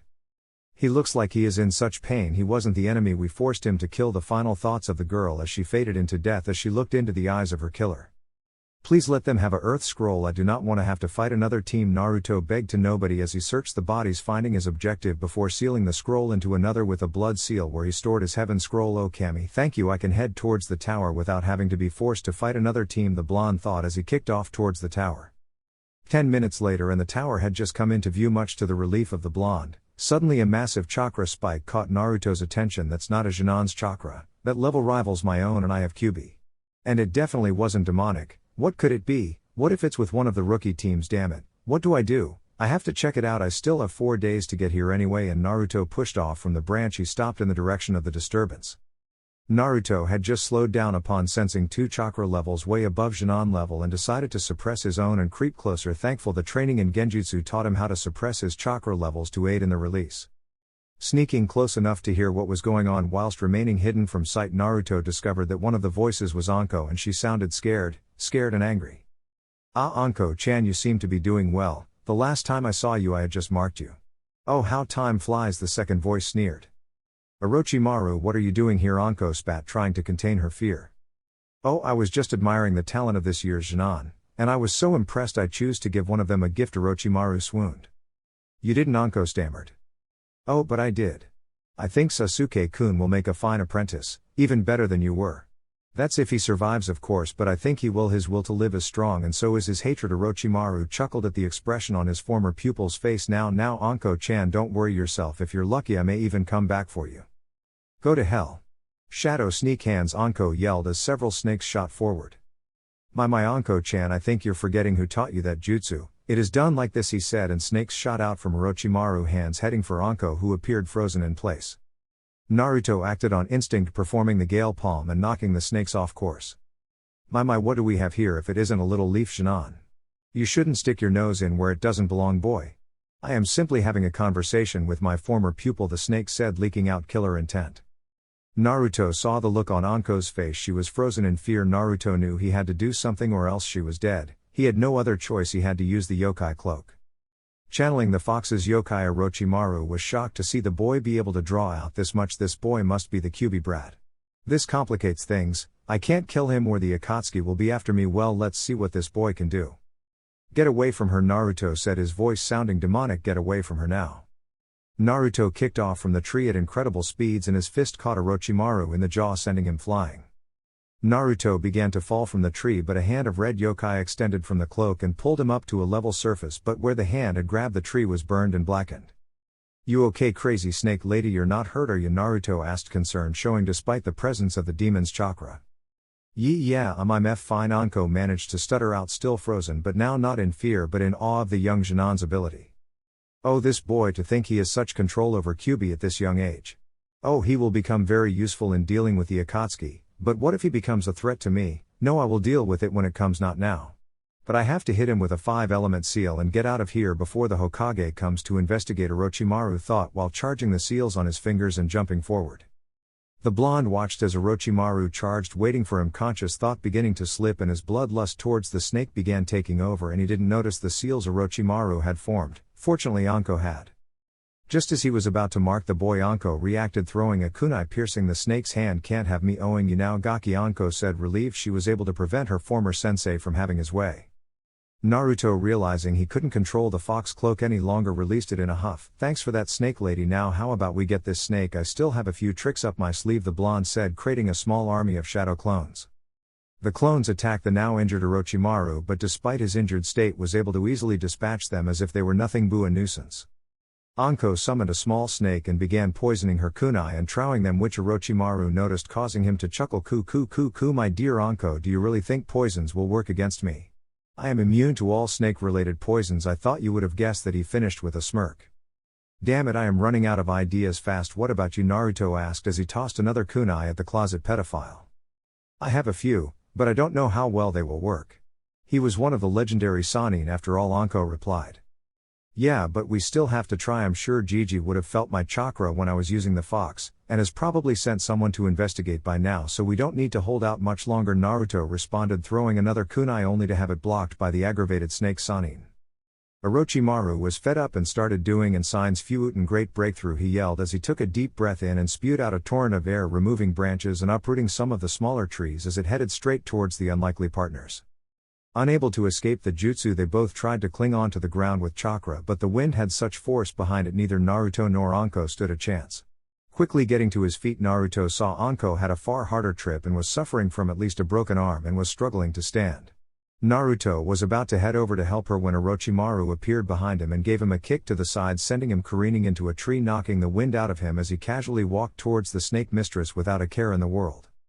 The snake stood over the purple-headed kunoichi, who was still trying to stand, and summoned several snakes to hold her down as he do a kunai to finish her. Kukukukuku, look at you now, Anko-chan. Sasuke-kun will make a much better apprentice than you ever were. He was broken out of his musings as he had a kunai come flying towards him at inhumane speeds. Turning, he saw Naruto and a clone huffing from exhaustion. The legendary snake Sannin casually caught the kunai in the hand he was holding his own and flung them at the blonde too fast for him to react. Both kunai hit in the leg to incapacitate but not kill, but the snake was shocked when both turned into smoke, indicating a shadow clone. Then he felt a large chakra pulse from just above him. Looking up, Orochimaru didn't have time to dodge and was slammed in the face with a Rasengan, sending the snake flying and lying in a crumpled heap dead. Naruto relaxed and went to help Anko up, but when he got there he saw a look of sheer horror on her face. Whirling around, he saw a pair of hands protruding from Orochimaru's mouth, and just like a snake shedding his skin, Orochimaru stood there with no signs of battle. Kukuku, well, it's been fun. I am glad to say you amused me in the battle. I look forward to seeing how you progress, Naruto-kun, but sadly I can't stay. It is becoming far too crowded. And just like that, the snake dissolved into the ground without a trace. Naruto kept his guard up, expecting another attack, but when he saw 4 new people in the trees above, he realized why Orochimaru had fled. The Sandaime Hokage arrived in the clearing to see Naruto standing defensively, standing over an unconscious snake mistress, but soon relaxed when he saw the Hokage. Naruto, what happened here? I felt a massive amount of Kyuubi's chakra, Hiruzen said urgently. Well, Gigi, about 40 minuets ago I felt a massive chakra spike in the forest that wasn't from a Jinan and it wasn't demonic. So I went to check it out. On my way there I found Anko-san here in conversation with Orochimaru of the Sannin. Hiruzen visibly paled at this. Then the blonde continued, I had noticed Anko was frozen and needed help, but I am obviously no match for the snake team. I knew I needed help, but I didn't know how to send for it with the message reaching you in time for it to make a difference. So I channeled as much of the Kyuubi's chakra I could until the one-tailed cloak formed, and I acted quickly, knocking Orochi team away from Anko. Unfortunately I cannot hold that form for more than 2 minutes at my current strength. Naruto sighed. Afterwards I dropped the cloak and with help from Anko was able to hold him off until you arrived. GG, Naruto said, swaying from exhaustion. I see. Do you have both scrolls to complete the test? The Hokage asked. Yeah, I got my second off some Iwa ninja who seemed to really hate me for looking like the fourth Hokage, Naruto said with a somber expression on his face. Hiruzen winced at the thought of Iwa finding out about Naruto's heritage, while the Anbu present were just realizing how much the boy did in fact look exactly like Minato Namikaze. Naruto, what happened to the Iwa team? The Hokage asked. Naruto looked down as if ashamed. I killed them. They didn't give me a choice. I gave them a chance to leave and they refused to take it and attacked, stating killing me was be their revenge, Naruto said sadly. The aged Hokage internally sighed in relief that the Genin were dead. Even though he didn't like that the young boy had to kill, he was glad the risk of Iwa finding out who Naruto really was were much smaller now. Well, you better make it to the tower quickly so you can have a proper rest. I will take Anko-chan to the hospital, the Hokage said as he and his Anbu vanished in a sunshine. Less than 30 minutes later Naruto arrived at the tower, deciding he had to open them now. He discovered when the smoke cleared from the scroll that Iruka was standing there looking upon the boy with pride. Well done, Naruto, you are actually the second team here after a team from Suna. You look like hell, by the way. Naruto, what happened to you out there? Iruka said in interest. It's a long story, Iruka-sensei. Let's go in and I will tell you all about it, said the blonde as they made their way into the tower. Naruto was looking forward to a nice long rest before the next exam. Chapter 9, Preliminaries. In the days since Naruto arrived from the tower, things had been rather peaceful for the blonde. He gave a full report to the Hokage with Anko the day she had left the hospital, and after that the only time he had been put on edge was when he felt a large chakra spike from the forest on the third day of the exam. Other teams started arriving after that, and Naruto was happy to see the Team 10 and Team Guy arrive for the most part unharmed. The days passed for the blonde, relaxing until the final day came and he was asked to come to the ground level for the conclusion of the second round. Upon entering the hall, Naruto was able to discover that all of the other teams had made it from the rookie year, with teams 8 and 7 arriving earlier that day but still not showing much in the way of fatigue. This was when he became aware of the other people in the room. On a platform surrounding the hall were the Jonin senseis of what he assumed were the passing teams, while at the front of the hall the Hokage sat with Jiraiya standing beside him. Anko and another sickly-looking Jonin were standing in front of the Genin awaiting the Hokage to speak. Well done everyone for making it through the Forest of Death, but before we continue I would like to tell you about the third exam, the old Hokage said. In years past the Chunin exams was a contest and a fight to the death between the best of the rising talent of every nation, and was often used to help settle disputes with other villages. This custom has not changed, and the final exam is a tournament that is observed by potential clients and dynamos from all over the elemental countries. Hiruzen continued. I think I can take over from here, Hokage-sama, the sickly Jonin said, and he stepped forward. My name is Gecko Hayate and I will be your proctor for the preliminaries. Hayate was cut off by loud complaints from the group of competitors. What do you mean preliminaries? We just got out of the forest, Kiba yelled. We have far too many competitors at the moment, and the preliminary rounds are designed to weed out those who are not worthy of being here or coasted through on your team's strength, because whilst strength in a team is important, individual skills are needed to become a Chunin and to lead missions. The sick Jonin ended with a cough. Now, is there anyone who would like to give up for any reason? The proctor stated before once again entering into a coughing fit.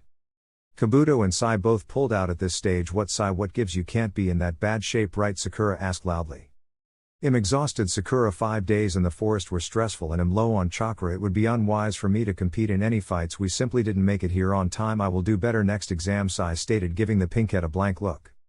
Anybody else? Hayate waited. Okay, good. Now the matches will be shown up on the screen. Everyone else will move up to the viewing area. Now the first match will be Uchiha Sasuke vs Akedo Yoroi. The remaining combatants left the floor to the observation level, with only Sasuke and an older Leaf Shinon remaining with Hayate, while Anko moved to stand next to the Hokage as Jiraiya made his way up to talk to his student and the other Jonin. So Gaki, I heard you ran into my snake of a teammate in the forest, the Toad Sage whispered Fo the blonde. Yeah, Hess, really creepy. I mean, I actually thought I killed him as well, but he just shed his body for another like he was unaffected. I guess I was totally outclassed, Naruto said, hanging his head. Yeah, but don't feel too bad, you held your own until help arrived and I am proud of you, and you also were able to do something I have wanted to do for a long time. Shove a Rasengan right through the bastard's face, the white-haired man ended with a chuckle before turning to the arena floor. Sasuke vs Yoroi. The match started and Yoroi quickly threw several shuriken at the waiting Uchiha, who was able to easily block them with a kunai before rushing forward.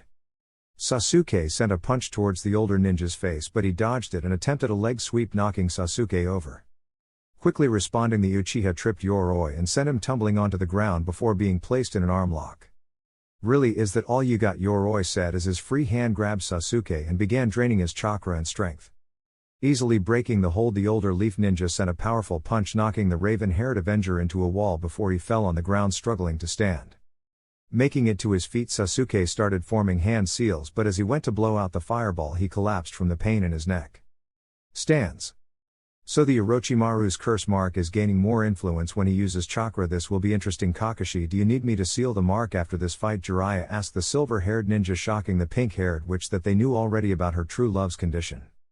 No, I can do it. I know you don't want to miss Naruto's match, and I am confident I can use a proficient suppressor seal. Besides, he is my student and my responsibility. The silver-haired Jonin finished with an eye smile. Anyway, it looks like your student is about to win anyway. That Yoroi kid ran out of steam fast, Jiraiya concluded. Arena floor. Lion's barrage. Sasuke screamed, sending the elder ninja crashing to the ground before dropping his leg to make sure he was unconscious. After the brooder was declared the winner, he turned to walk to the rest of the competitors but was stopped by his sensei reading his ever-present orange book. Well, congrats Sasuke, you did an excellent job in your match, but now I think it's time to get that little mark of yours taken care of. The copy ninja finished, leaving with Sasuke in a sunshin. The contestants turned to the board to find out who the next competitors were. They finally stopped on Shinoabarame vs Zaku from the Sound Village. Naruto found the match rather interesting, especially as Zaku used what appeared to be a type of wind style used without hand seals, but Naruto soon found there were tubes in his arms, which became obvious when Shino's bugs blocked the airways and his arms exploded, causing his arms to explode, with the beetles closing the air pathways and winning the match. Winner Shinoabarame Hayate stated calmly, the next match is Subaku no Kankuro vs Tsurugi Misumi. He finished as the two Jonin made their way down to the ground floor. What followed was a highly amusing match where the elder ninja was completely oblivious to the fact he was fighting a puppet until the very end. Man, he was able to win without actually have to do anything. Now that's my kind of fight, said Shikamaru. Kami, you're so lazy. Shikamaru, don't you want to be cool like Sasuke-kun, said Ino in a lecturing tone. Troublesome, was the lazy Nara's only response. The next match was Sakura vs Ino and could only be described as pathetic. It was dominated by Ino, but by some strange coincidence the blonde girl's body transfer jutsu was not able to hold, and in the end both young kunoichi knocked each other out, the match ending in a tie. The following match was Tenten vs Subaku no Tamari, and despite Konoha's young weapons mistress showing fine skills, she was no match for the Sand Kunoichi's wind-based attacks from her fans, which Naruto was quite jealous of. Damn, I want a big fan like that. Look at the power she has with her wind attacks, the blonde exclaimed loudly, getting a smirk from the kunoichi, heading back up to her teammates. Nah, you don't need it, Gaki. Once you master your wind element you will be able to do far better than that. Despite the fans' uses, it would be heavy and only suited for a long-range fighter, Jiraiya explained, getting a nod and understanding from the blonde. The following match was Shikamaru Nara vs Kin of the Sound Village, which the lazy Nara won by easily outsmarting the Sound Kunoichi by casting a thin shadow along the thread of her chakra strings, then forced her by the use of his shadow possession to hit her head on the wall behind, knocking her out. The next match is Uzumaki Naruto vs Inuzuka Kiba, the proctor called as the names blazed on the screen.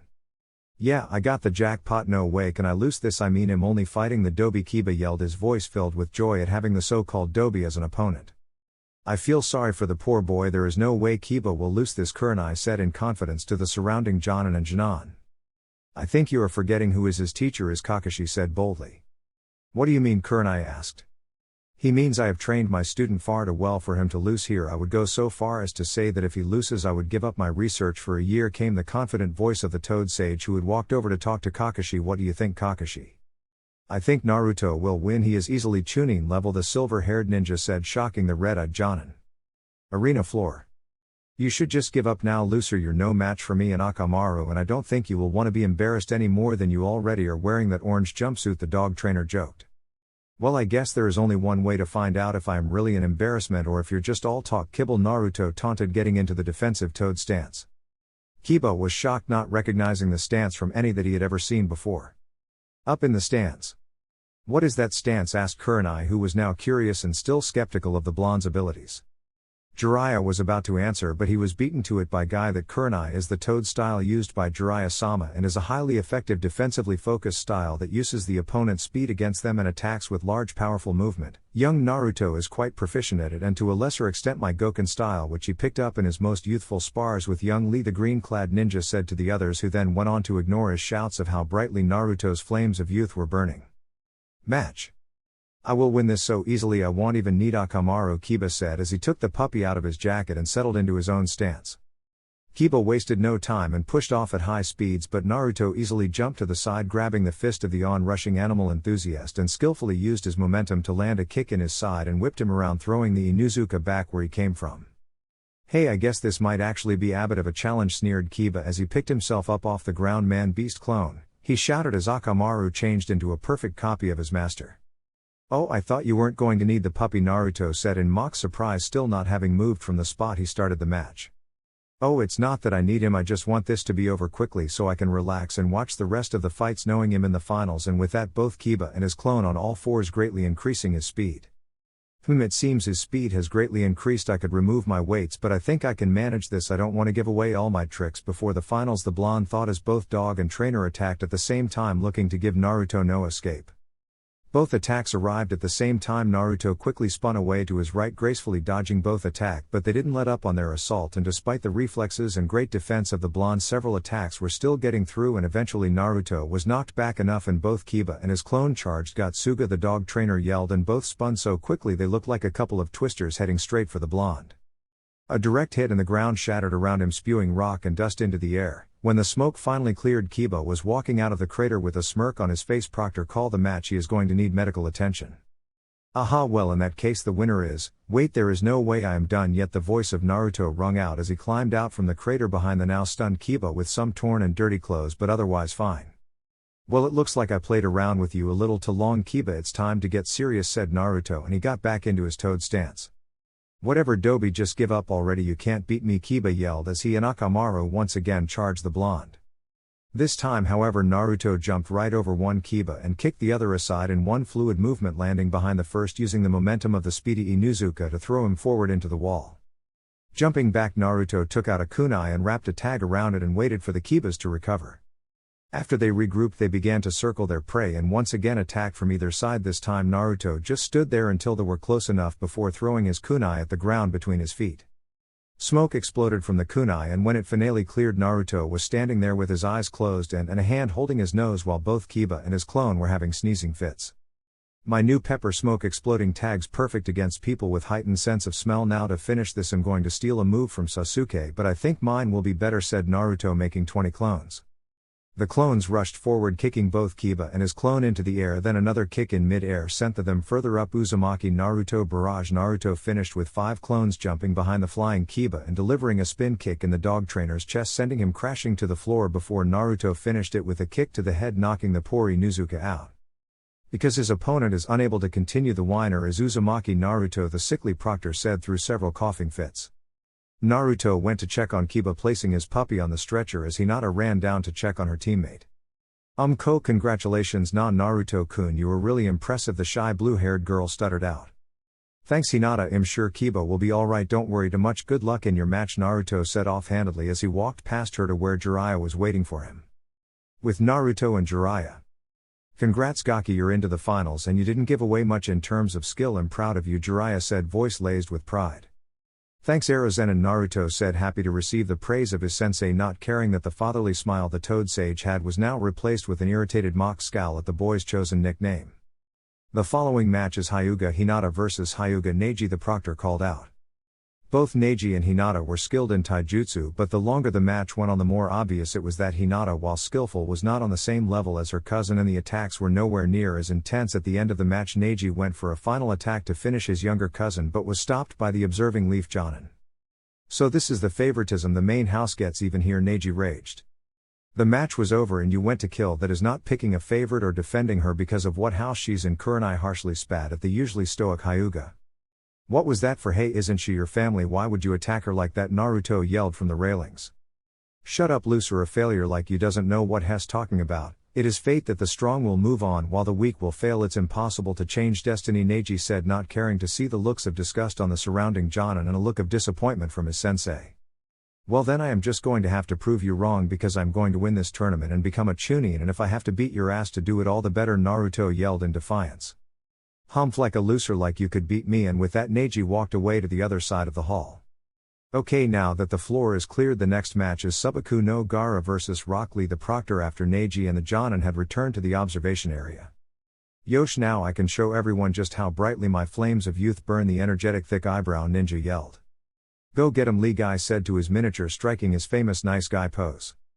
The match was a real eye-opener on the mysterious redhead's ability. Nothing Lee could do would get past the sand, blocking his attacks from hitting their mark, and Gaara just looked on with his arms folded, slightly amused at the Leaf Ninja's efforts to hurt him. That's quite a skill, no doubt, but I know bushy brows ain't done yet. No, far from it. Come on Lee, show them what you got, Naruto thought, eagerly looking on at the fight, hoping to see something special. Lee, take them off, the voice of Guy rung out. Are you sure, sensei? You told me never to take them off unless a comrade was in danger, Lee replied. I give you permission, now take them off, Guy ordered as Lee began reaching down to his leg warmers. Now this should be interesting. I knew Lee used weights like me, but how much will that help him? Naruto was brought out of his mental monologue when a loud crash shocked everyone in the room and Lee took off in a blur. What speed? I don't even think I could keep up with him when I am using some of Kyuubi's chakra, the blonde thought as he watched Lee. With his now enhanced speed, he was able to get through the passive defense of the sand and land hits on the unstable Suna ninja. This continued for some time, but despite how hard Lee tried, Gaara still remained standing, deciding to go in for a match-winning move. Lee opened several of the 8 inner gates and charged Gaara, performing the hidden lotus before shakily getting to his feet. Amazing bushy brows. I sure hope I don't have to fight you early on in the finals. I would probably need a full-tail yokai cloak just to survive a move like that, the blonde thought, but was shocked when Sand rushed out and grabbed Lee around the ankle and wrist, crushing it before moving to spread across his body. Impossible were the thought of almost everyone in the stands as Gaara lay on the floor with his face cracking and parts dropping off what appeared to be a condensed layer of sand. He uses the sand to form armor just like the Iwa ninja I had to fight in the forest. Only by the looks of it, this sand armor does not affect movement in the same way. They have to stop the match now or bushy brows is dead. Naruto finished his thoughts and was about to jump down to help his friend, but was not as fast as Guy, who knocked the sand off his pupil before taking him over to the medics. Gaara won the match because of the interference, but it didn't matter to him. He was angered that he had been denied a kill. The next match was Choji Akimichi vs Dosu of Sound. The young Leaf Shinon showed he was strong, but the last remaining Sound villager was able to easily overcome, using sound waves from his gauntlet to knock the young Akimichi out and winning the final match. Okay, now that the contestants have been decided, we will draw numbers for the first round of the finals, the proctor called. After the matches were decided and Naruto couldn't be happier, he had Neji. He would prove to him that a loser can be better than him. After all, he was the class joke. The dead last the fights were Naruto vs Neji, Sasuke vs Gaara, Shino vs Kankuro, Temari vs Dosu. Shikamaru fights the winner of match. And with that done, the fighters left the arena to spend the next month training for the final exam. Chapter 10, the month before the finals. Training ground 2, the day after prelim. So what are you going to teach me, Erozen and Naruto asked, eager to learn what the Toad Sage had planned for his training. Well, as you are aware, your opponent is a Hyuga who are masters of close combat, so we are going to work on your long-range skills, because at the moment you only have 1D rank Fuuten Jutsu for long range, and that is only effective when used in collaboration with kunai or shuriken. So first we are going to work on your nature manipulation, at least until you can cut a leaf. Then I have 2 new Fuuten Jutsu for you to learn, the Toad Sage informed his young apprentice. But I still can't get more than little cuts out of the leaf. I need some help from a wind user, and I can't find Asuma-sensei anywhere, the blonde whined. That's okay anyway, make as many clones as you can and send a few out to look for him while the rest keep on at the exercise, Jiraiya said, and the clearing was filled with over 1,000 loudmouth blondes. Okay, now set your clones to work, we have other things to discuss, the old pervert said. Sure, what is it, Erozenin? It's your clothes. My clothes?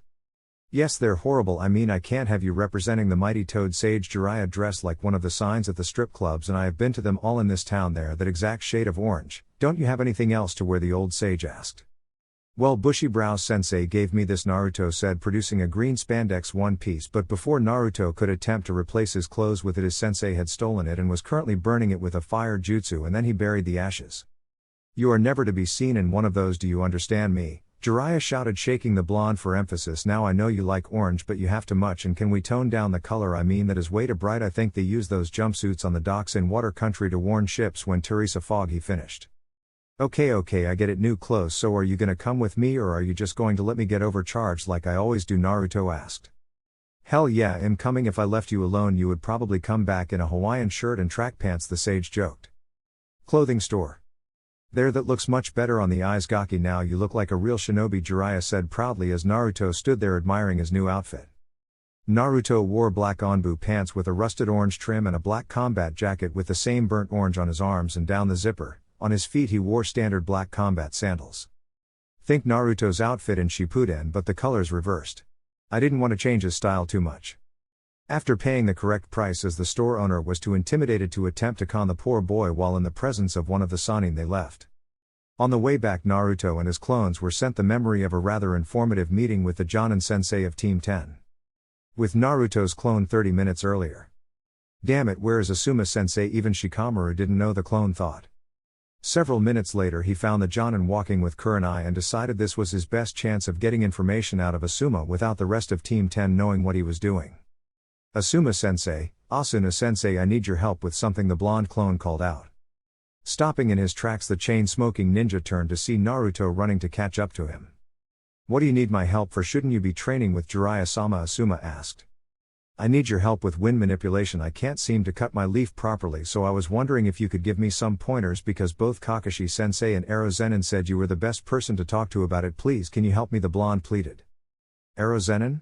Oh right, Jiraiya, man, this kid must have guts to call him that. An elemental manipulation is a skill that takes years to master. He could get the leaf cutting exercise down in a month maybe, but that's rare. Oh well, why not let him waste his time? Shikamaru is going to need all the help he can get, and what the hell, he has a Fuutan affinity like me, and that's rare enough as it is, let alone in fire country. Okay Naruto, meet me at training ground 15 in 5 minutes. Kurenai, I'll catch you around.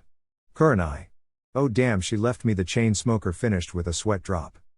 Naruto arrived at the training ground at the same time as Asuma, who proceeded to take out his trench knives. So a wind affinity, hey that's rare. Do you know any Fuutan techniques yet? Asuma asked, passing Naruto a knife which he accepted questioningly. Yeah, I know Fuutan, Gale Palm, that Kakashi-sensei taught me, but that's it, the blonde admitted. Okay, that's alright. After you master wind manipulation you should be able to do most low-ranked Fuutan techniques with no hand signs, and that becomes very useful in tough battles because you no longer need to wait till the hand signs are complete to perform a jutsu, allowing for an advantage in battle. The better your control over an element is, the less it gives away in battle. Now I want you to channel your chakra through that blade, and I will do the same, and we will throw them at that tree at the same time. You ready? Receiving a nod and affirmative from the blonde, they both began to channel their chakra. Naruto watched as a casing of blue chakra surrounded the trench knife, but also saw a noticeable difference in the shape of his chakra case and Asuma's. What am I doing wrong? Yours looks like it has become an extension of the blade whilst mine looks weak and wavy, the blonde moaned. Just watch now, throw the blade at the tree. I will do the same. Naruto complied and saw as his blade went most of the way into the tree, far further than it should have at the strength he had used. When Asuma lazily tossed his blade at the tree, however, it passed straight through and embedded deep into the dock behind. When using wind element chakra, I find it best if I imagine my chakra like two blades sharpening by sliding against each other. Remember that, sharpen your chakra like a blade, Asuma said. Wow, thanks Asuma sensei, I'll let the boss and the others know now, the clone said before dispelling to return the information to the original. So it was a clone all along. Looks like he already knows the secret of the cage bush, and Asuma thought, impressed greatly by the boy. With Naruto, Jiraiya and clones. After receiving the information from the recently dispersed clone, cutting the leaf was completed with little difficulty, and they began working on the Fuutan Great Breakthrough Jutsu and Fuutan Air Bullets Jutsu. That's enough for today, Gaki. We are going to continue working on this for the rest of the week till you can perform them fast enough that they would be effective in a tough battle where every second counts, Jiraiya said, causing the clones to start to disperse in groups of 5. So what are we going to do the rest of the time if we're only going to work on this for a week? Naruto questioned. Well, in the second week you're going to work on your Fuinjutsu and Taijutsu. Jiraiya paused before continuing. On the third week we are going to work on controlling the fox's chakra better, as you can only use the yokai cloak for around a minute before you begin to lose control of your emotions. What about the final week? Naruto asked. Nothing at all, I want you to rest up so you're not injured for the finals. Also, I have to travel to Kumo to deliver some rather disturbing information to the Reikage. I will be back in time to watch your match, so don't worry. Oh, and one more thing before we go and get something to eat, I want you to double your weights, Jiraiya said as he got up and began walking away from the training ground with Naruto following closely behind. Alright, but Erozenin, couldn't you just put on some gravity and restriction seals? I read about them in those books you gave me on intermediate seal theory, but there was no designs to follow, the blonde asked. Well, I could, but I want the toad sage replied casually. What, why not, the younger of the pair demanded. Because that is advanced sealing, and until you know how to perform the seal and remove it safely yourself, it is too dangerous to use. Why do you think Guy uses weights instead of restriction seals? It's because he knows the dangers of using a seal you don't understand completely, the elder of the pair lectured. Okay, I get it. Naruto nodded in understanding as the pair walked on towards Naruto's favorite ramen bar. The week went fast and Naruto had mastered the two Fuuten techniques to a level that Jiraiya had been impressed and moved the blonde on to attempting to cut the waterfall, but was not having much success as he could only use her 4 clones because of the size of the waterfall. At the start of the second week, Jiraiya had tested Naruto's skill in sealing by asking him to perform the seals he knew and any he had created. After witnessing the pepper smoke seal in his match against Kiba, had been intrigued with what else the boy had come up with. After all, you don't become a legendary prankster without being creative.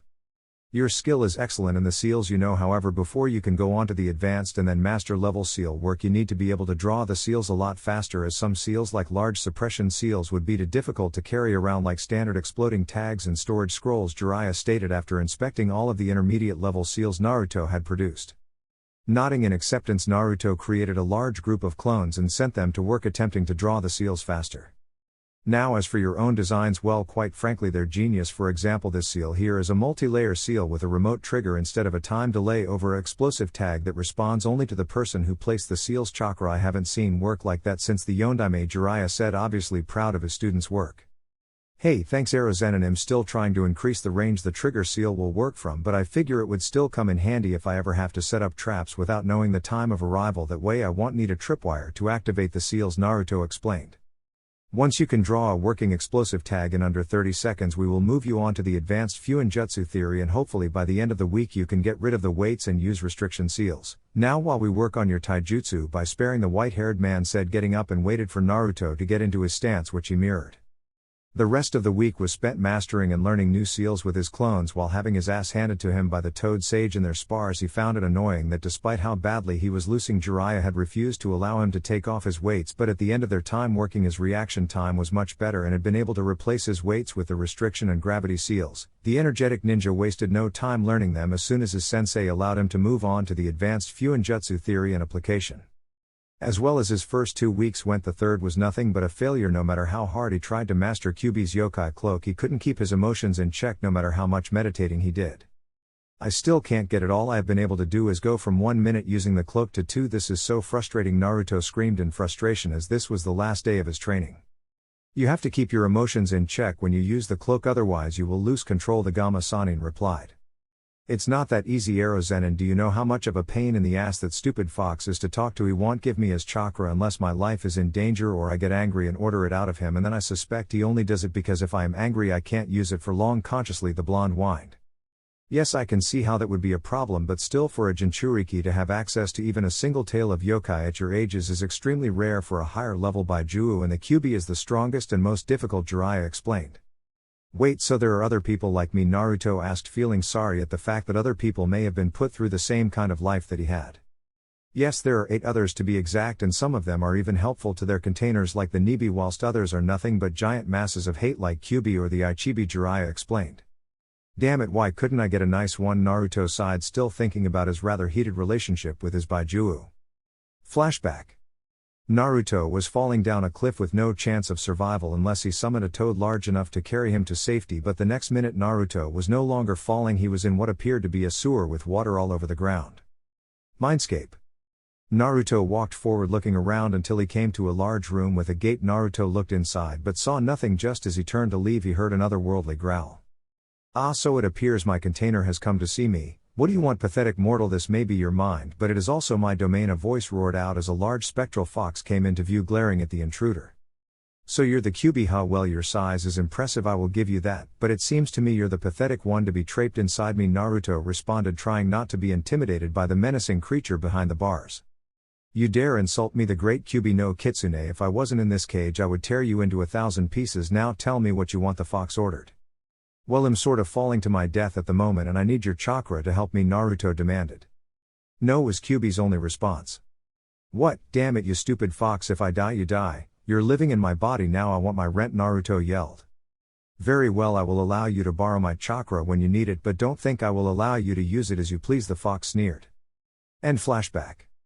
It's fine, I didn't expect control over the fox to be easy, but we will try again later. Jiraiya informed the downbeat Naruto. Now I want you to enjoy your week off, go see your friends, I will be back the day of the exam, so in case I don't see you beforehand, good luck. That Hyuga doesn't stand a chance. Naruto spent the next week relaxing, and on the final day before the exams ran into Shikamaru on the way to the hospital. Hey Shikamaru, what's up, you ready for tomorrow? Naruto asked. Oh hey Naruto, yeah I'm ready, I guess at least I have a bye first so it's not as troublesome, the lazy Nara replied. So what are you doing? I was heading to the hospital to see Lee, do you want to come with, the blonde asked. Yeah, why not? Choji was sent in yesterday because he ate too much, so I guess I should go see him, the pineapple hair ninja said. After the pair had seen Choji, who had somehow snuck in a bag of chips to the hospital, the boys made their way to Lee's room. Upon entering they saw the red-haired Suna ninja standing in front of the bed, sand dancing around his body in anticipation. Hey, what are you doing here? Naruto asked. I need to kill him to prove my existence, Gaara replied, turning around. What do you mean you don't need to kill to do that? Naruto yelled. I have been killing before I was even a day old. I killed my mother in childbirth, and since then I was shunned, excluded and ignored because I have a demon in me, and in the end the only way I could feel alive was to kill. The looks on the faces of the people before they died of fear, they acknowledged my existence, Gaara said, the look in his eyes becoming twisted. Naruto was shocked by the statement, a demon? Then he must be like me. No, not like me. I at least had people who showed me some affection. Gigi, Ikuka-sensei and the Ichirakus. Is this what I would have become had I been completely alone, a cold-blooded psychopath who has to kill to feel alive? Then when I was 9 I started getting targeted by assassins my father hired to get rid of me as I was considered a failed weapon. Being alone made me strong enough to kill everyone who has tried to kill me, Gaara finished with a demonic chuckle. Gaara turned back from the stunned boys with the intention of finishing off his intended victim, but before he could act, the timely arrival of Guy forced the Suna ninja to leave. After leaving the hospital, Shikamaru turned to Naruto and asked, so do you think he was telling the truth about having a demon sealed inside of him? He does, I'm sure of. If Naruto responded, well, I will catch you tomorrow. Shikamaru see ya. And with that the two boys went their separate ways, Naruto to Ichiraku ramen and the lazy Nara walked home deep in thought. The day of the exams were finally here, and Naruto got dressed and had a large meal before heading off to the stadium. Upon his arrival he made note that Sasuke was not there and neither was Dosu from the sound team, but thought he would wait and see what happens. Looking up to the Hokage booth he saw the Hokage and another man with a similar outfit, however he had a hat with the sign for wind on it rather than fire. Good morning ladies and gentlemen, and welcome to the Chunin exam finals. Unfortunately one of our contestants has had to pull out, so there will be a change to the fourth match. It will now be Subaku no Tamari versus Shikamaru Nara. Now let the Chunin selection tournament begin, the Hokage said, getting cheers of approval from the crowd. Hello, my name is Genma and I will be your proctor for today's event. Rules are simple. The winner is the last man standing. Killing is allowed, although it is frowned upon. I can also step in and call an end to the match if needed. Now can all the contestants apart from those in the first match please move to the viewing area. The first match is Hyuga Neji versus Uzumaki Naruto. The proctor finished placing a senbone needle in his teeth to chew on, while the other contestants other than the stoic Hyuga and the energetic blonde left the tournament floor. Now Hyuga Neji ready? Genma asked, receiving a small nod in acknowledgement. Uzumaki Naruto ready? You know it. Then. Begin. Chapter 11, The Finals. The proctor called for the match to begin, but neither moved from their spots or even entered a fighting stance as the crowd looked on, confused as to what was happening. I am going to give you this one chance. Looser fate has decided you will lose today. Just give up, the stoic Hyuga taunted. Well, it's a good thing I don't believe in fate then, because I never give up and I never surrender, Naruto stated. Very well then, you leave me no choice but to beat you into submission, Neji sneered as he got into his gentle fist stance. Bring it on, the blonde responded, forming a hand seal. They acted at the same time. Neji activated his bloodline and ran forward at pace, while Naruto made two clones to intercept his charge while backing up. The Hyuga reached the first clone and went for a fist strike, but the clone was able to dodge out of the way in time and attempted to sweep his leg, while the other clone went to punch Neji in the side of the head. Neji was just able to maneuver out of the way, diving forward into a roll, turning to deliver a gentle fist strike to the two clones. Is that all? You got two clones and you didn't even fight? You ran to the other side of the arena. You see, you are nothing but a dead last loser who will always be a loser. It is fate, Neji stated. Yeah, it might be that, or maybe your Byakugan isn't as all-seeing as you think it is, Naruto yelled while finishing some hand signs. Fuut and wind bullets. Naruto took in a deep breath, then hit his chest with his hand and shot out pockets of compressed air, forcing Neji to dodge, keeping him on the back foot. When Naruto was finally out of air, he began a second set of hand signs, not giving the white Ajinan a chance to catch his breath. Cage booth. That young Jinan shows great promise. Hokage Dono. He is successfully keeping the Hyuga away from him. A master stroke against a taijutsu expert like a Hyuga, the Kazekage said. Yes, he has become one of my most reliable and yet unpredictable ninja. I have the Hokage informed the Wind Shadow. Stands. Wow, look at that. Neji can't get a hit in, Choji said between handfuls of chips. Yeah, but he still can't win. This is Naruto we're talking about, Ino said, trying to mask how impressive Naruto's display really was. Yeah, Naruto Baka is just getting lucky. He doesn't actually stand a chance. Only Sasuke-kun stands a chance against someone like Neji, Sakura said. Think what you want, but I had to fight Naruto and I could tell he wasn't even trying against me. I would say Neji will have a much harder fight than you think. I mean, look at him, he can't get near Naruto, Kiba stated. Arena. Fuuten, great breakthrough, Naruto yelled before taking in a deep breath of and releasing a great gale of wind, ripping some of the branches off some nearby trees, but just before the gale hit its target. Kaiten, the stoic Neji screamed as he spun, creating a large dome of chakra diverting the air around him. Stands. Father, that was, yes, I know the Kaiten is a main branch move and young Neji was able to use it. Truly he is a genius worthy of the main house, Yashi Hyuga said to his younger daughter. Damn, that move will effectively make my long-range jutsu useless. I guess I'm going to have to get my hands dirty in close range. Still better keep some backup for long range, Naruto thought before creating 2 shadow clones and charging forward. Naruto and Neji were matching each other blow for blow. Neji's slightly superior taijutsu ability was offset by Naruto's clones, who would send kunai or Fuuten jutsu at the Hyuga whenever there was an opening. Stands. Well, looks like the kid has improved a lot. He has definitely got my vote for tuning. His use of shadow clones is rather impressive and he has some great wind jutsus, Izumo said. Yeah, he has my vote as well. The Hyuga not so much. He has shown great skill in his own style, but his tactics are not up to scratch, Kotetsu responding in agreement. Arena. Neji had enough and finally showed his frustration by changing his focus from the real Naruto to his clones. Naruto used this distraction and fired a Fuuten wind bullet at Neji from behind, hitting him in the back. Neji flew forward, dispelling both clones as he collapsed on the floor. Naruto walked forward to inspect the fallen Hyuga, who was gingerly getting to his feet. Tell me, Neji, what is it that has you so obsessed with fate? The blonde asked, still approaching Neji. In our family it is fate that the branch house serves the main. We give out lives in servitude to them. I found that out when my father was ordered to die in place of his brother Hiyashi-sama, Neji said as he began loosening his hetai. We are even given a seal in, so we know our place. You would have no idea what it's like to have a seal that defines who you are. Oh, and by the way, you are in my field of Division 8 trigrams. 64 palms, Neji yelled. 2 palms. 4 palms. 8 palms. 16 palms. 32 palms. 8 trigrams, 64 plams. Neji finished his attack and Naruto coughed up a small amount of blood. Stands. Oh well, he fought well to bad. His opponent was Neji, Tenten said, truly feeling sorry for the blonde. Can't believe it, that was the first attack Neji got in on him and it's over, Kiba yelled. Oh come on Kiba, you honestly can't think Naruto Baka even had a chance, do you, screeched Sakura. Cage booth. A shame, Hokage Dono, but he has at least shown he is tuning material, the Kazekage offered up. Yes, Naruto-kun has shown great tactical awareness up until this point. I wouldn't be surprised if the Jonin Council promoted him, Hiruzen said.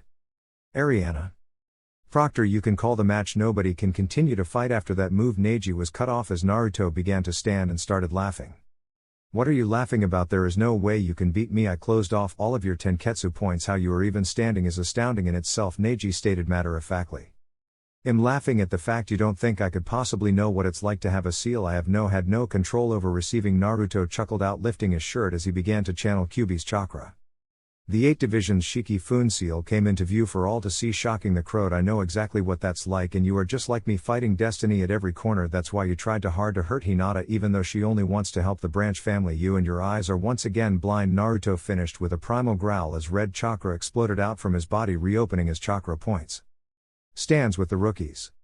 Oh my god, what is that red chakra? It feels so evil. Nothing like Naruto at all, Ino yelled, shivering under the power radiating off her fellow blonde. So much power, it's unbearable, said Choji as he actually stopped eating to gaze into the ring. All the other genin could do was nod dumbly in response. Stands with the Jonin senseis. That power, is it breaking out? No, he is using it, but to use so much at such a young age, incredible, Asuma gasped while Guy and Kurenai could only nod dumbly in response. Contestant booth. There were 3 different faces in this booth: fear on the face of Kankuro and Tamari, knowing what demonic chakra felt like, and this was on a level that made Gaara using anything but his transformation state look like child's play. Deep thought worthy on the faces of Shikamaru and Shino. Shikamaru was piecing together everything he had heard and guessed while Shino's bugs were telling him all they needed to know, and they both had the same thoughts. Jinchuriki. Gaara had a look of hunger on his face, gazing into the ring at what would be his next mother's most awarding meal. Arena. The red chakra receded back into the seal and the audience collectively let out their breaths. However, Naruto was still channeling enough of the fox's chakra to have his eyes the slitted blood red and hands like claws. Okay Neji, no more games, Naruto said, raising his hands into a seal Neji did not recognize. Kai seals shimmered to existence on Naruto's hands before fading. The few in the audience who knew what he did were very impressed, and as soon as he kicked off with his new speed, so was the rest of the people in the stands. Neji couldn't keep up. Naruto was all over the ring, even with his Byakugan. Following the blonde was almost impossible. Being backed into a corner, Neji did the only thing he could think of. Kite in the large dome expanded out, throwing Naruto back. Neji was left panting from light exhaustion from the effort the Kiten requires. So he uses rotation and chakra manipulation to create a shell. Well, I wonder how that will compete against a more condensed rotation, Naruto thought as he created a clone and began pouring churka into his hand while the clone started spinning it. Neji observed the spinning ball of chakra with interest, and after deciding that it was not something that he wanted to be hit by, prepared another Kiten as Naruto charged. With the Jonin senseis. What is that jutsu? It has no element, Kurenai asked, confused as to what she was seeing.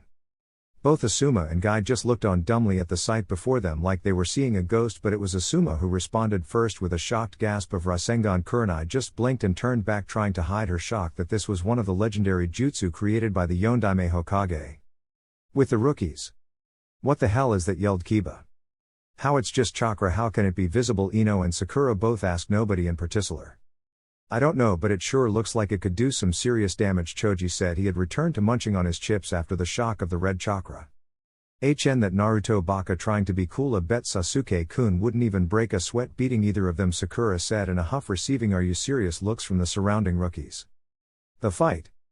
Kite and Rasengan, the two moves clashed, fighting for dominance. However, slowly but surely Naruto began to cut through the Rasengan until eventually the Kiten broke and the Rasengan slammed into the gut of the usually stoic and now shocked Hyuga, sending him flying into the wall before collapsing in a hump. Neji struggled but failed to stand. How, he was the dead last whilst I was the prodigy of the Hyuga. How can I lose? Was this fate? No, he fought against fate and won, Neji thought as he was losing consciousness. And in case you think I was fated to win this or am a genius, I failed the Jinan exam 3 times because I couldn't do one jutsu. It was the only one I had trouble with, but no matter how hard I tried I couldn't make a decent bushin. But I can't believe you give up so easily, because you're not like me, you're not a loser, so get over the tough stuff and you can overcome anything, Naruto said just as Neji faded into unconsciousness. Hyuga, Neji is unable to continue. Winner Uzumaki. Naruto, the proctor, called out and cheers erupted from the crowd for the unforgettable match they had just witnessed, shocking Naruto to hear him being so accepted by the audience he couldn't help himself, and he went on a lap of the ground cheering along with the applause. Ahem, the next match will be Uchiha Sasuke vs Subaku no Gaara, but as Sasuke is not here we will wait for Hokage-sama to decide on what will happen, the proctor announced. Cage booth. You have to disqualify him, Hokage-sama. It would be seen as favoritism to do otherwise, a sparrow-masked Anbu reasoned. You are right, I see no other option but to disqualify the Uchiha, Sarutobi said.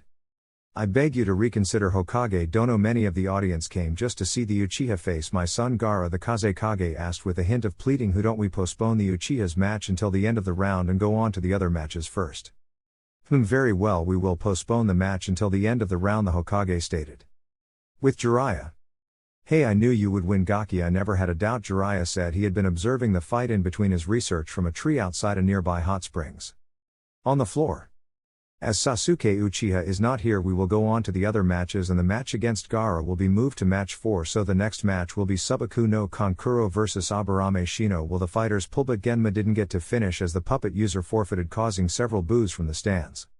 Oh okay then, will Subaku no Tamari and Nara Shikamaru please come down to the floor, Genma called out as Tamari jumped and used her fan to glide down, standing next to the proctor.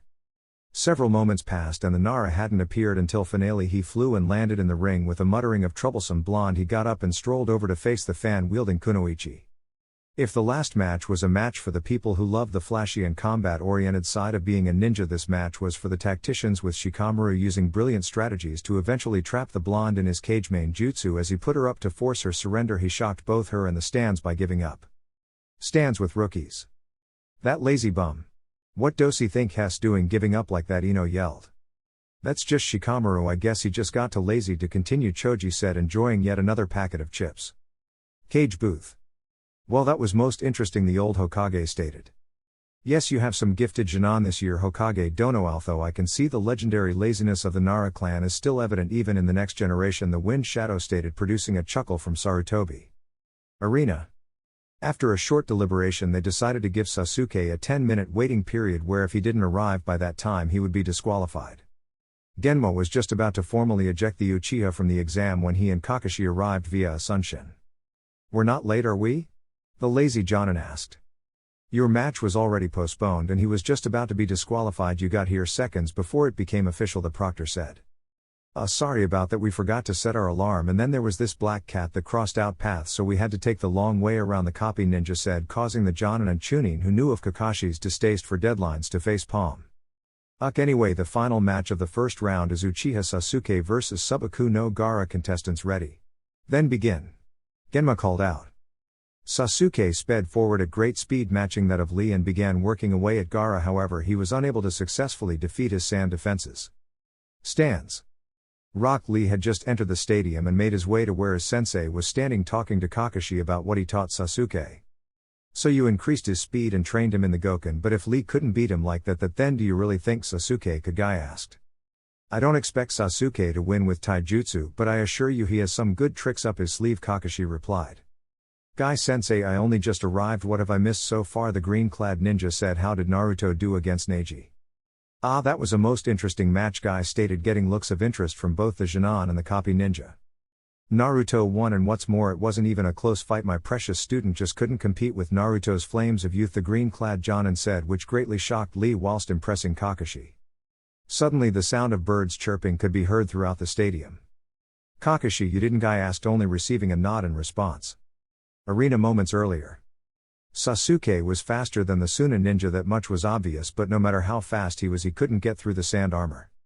You bore me, Uchiha, I have no interest in you anymore, I want to fight someone else, someone more worthy of testing my existence, Gaara said in a bored tone as his sand prevented a kick to his back.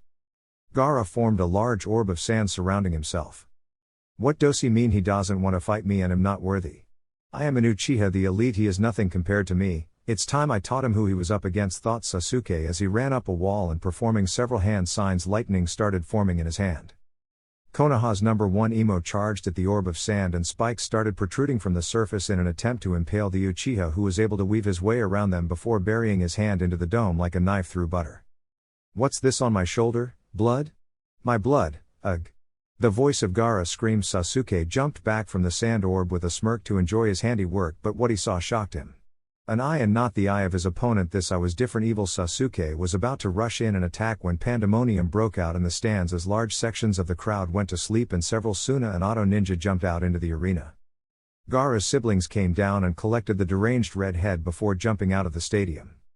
Genma landed next to Sasuke and parried several kunai aimed at him. Sasuke, you gotta go after those Suna Jinan, you can't let them get away. The Chunin exams are over, this is an invasion, the Senbone-loving Jonin spoke. Chapter 12, The Invasion. Naruto was getting drowsy when he took note of feathers falling from the sky. Genjutsu, but why? The question was answered when explosions rocked the stadium and ninja from the sound and sand villages invaded the ring. Shino, Shikamaru, we need to get to our Jonin senseis to find out what to do, and I already know you're faking sleeping, Shika, that ain't going to work on me, Naruto said. Troublesome blonde, fine. It looks like Sasuke has run off after the sand siblings. Our senseis are in the next booth over, let's hurry, Shikamaru droned. Upon arriving at the location the Jonins were fighting, Naruto spent little time getting their attention. Kakashi-sensei, we are here, what do you want us to do? Naruto asked.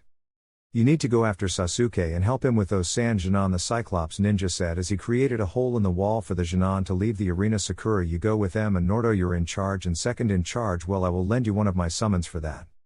Summoning jutsu. Hakan here will lead you to his sen. I will take command if Naruto is unable to, Kakashi said, indicating a small pug dog wearing a blue shirt. Yo! The dog chorused, shocking Sakura, who had never seen a summons talk before. You got it, Kakashi-sensei, but there is something about the red-haired one you need to know, Naruto said. What is it? The silver-haired ninja asked.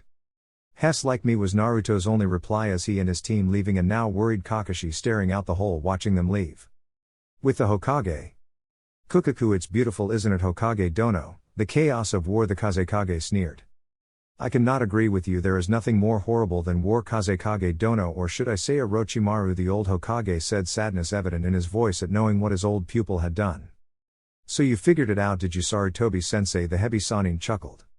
Your life ends today one way or another, Orochimaru. I will not make the mistake of letting you live again, Hiruzen stated with conviction.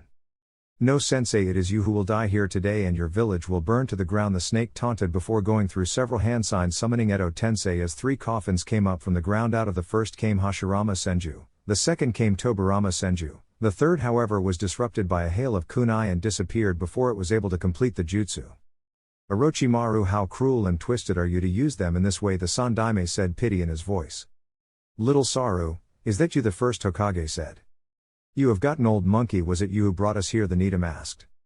No, I didn't bring you here, sensei. That was my pupil who is trying to destroy our village, Sarutobi said, both joyed and saddened to see his former senseis again, joyed because he can speak with his long-dead senseis and friends, and saddened at the way they were going to be used. Orochimaru placed kunai with a seal on them in the back of the former Hokage's heads, and life faded from their eyes and they began to get into a battle stance.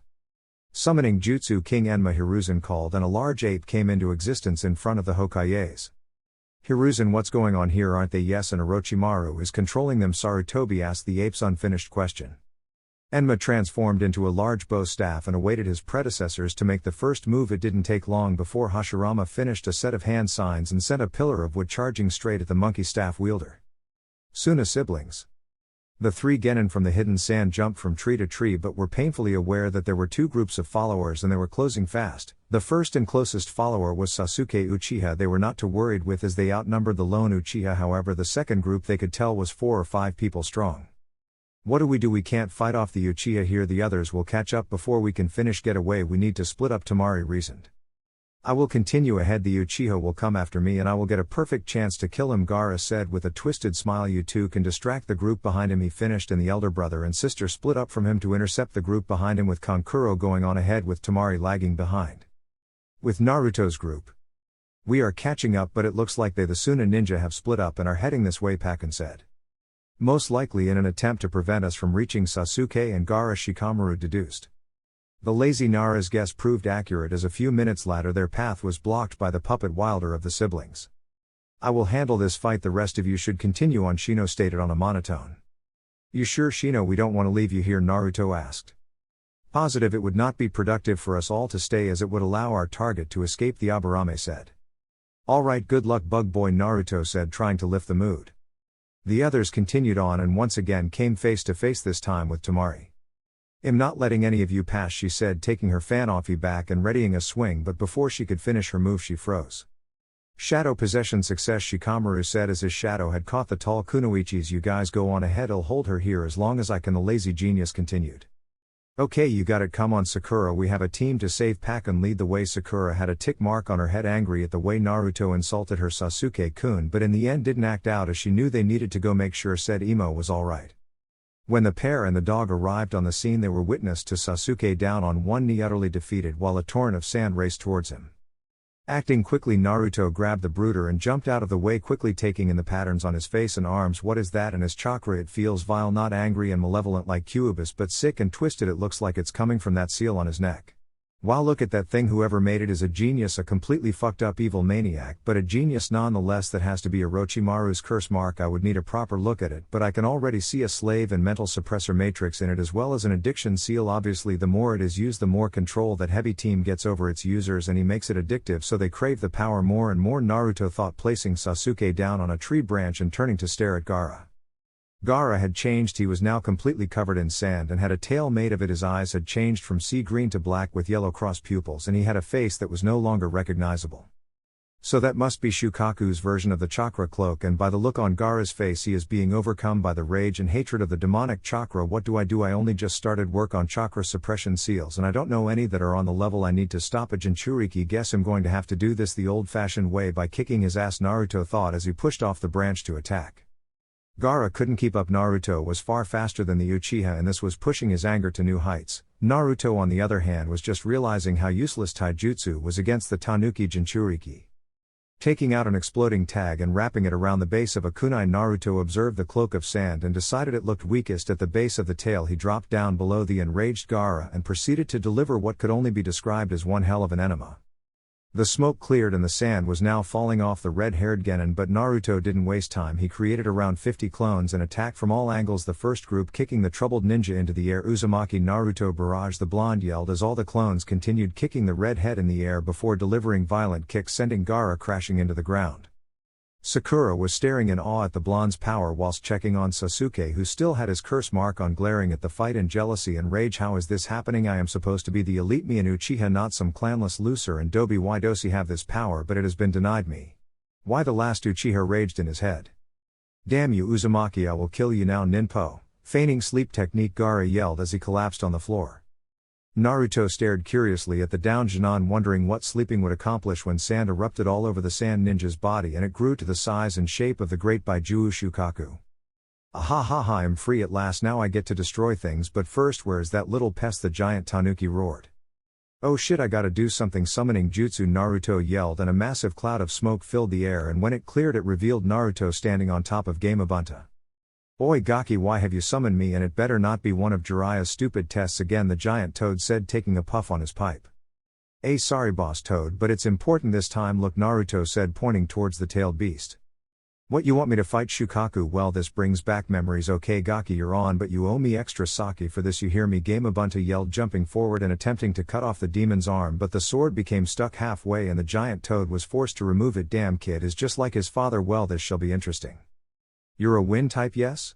Well, when I fire my water bullet I want you to use your most powerful wind jutsu so we can combine them for a collaboration jutsu.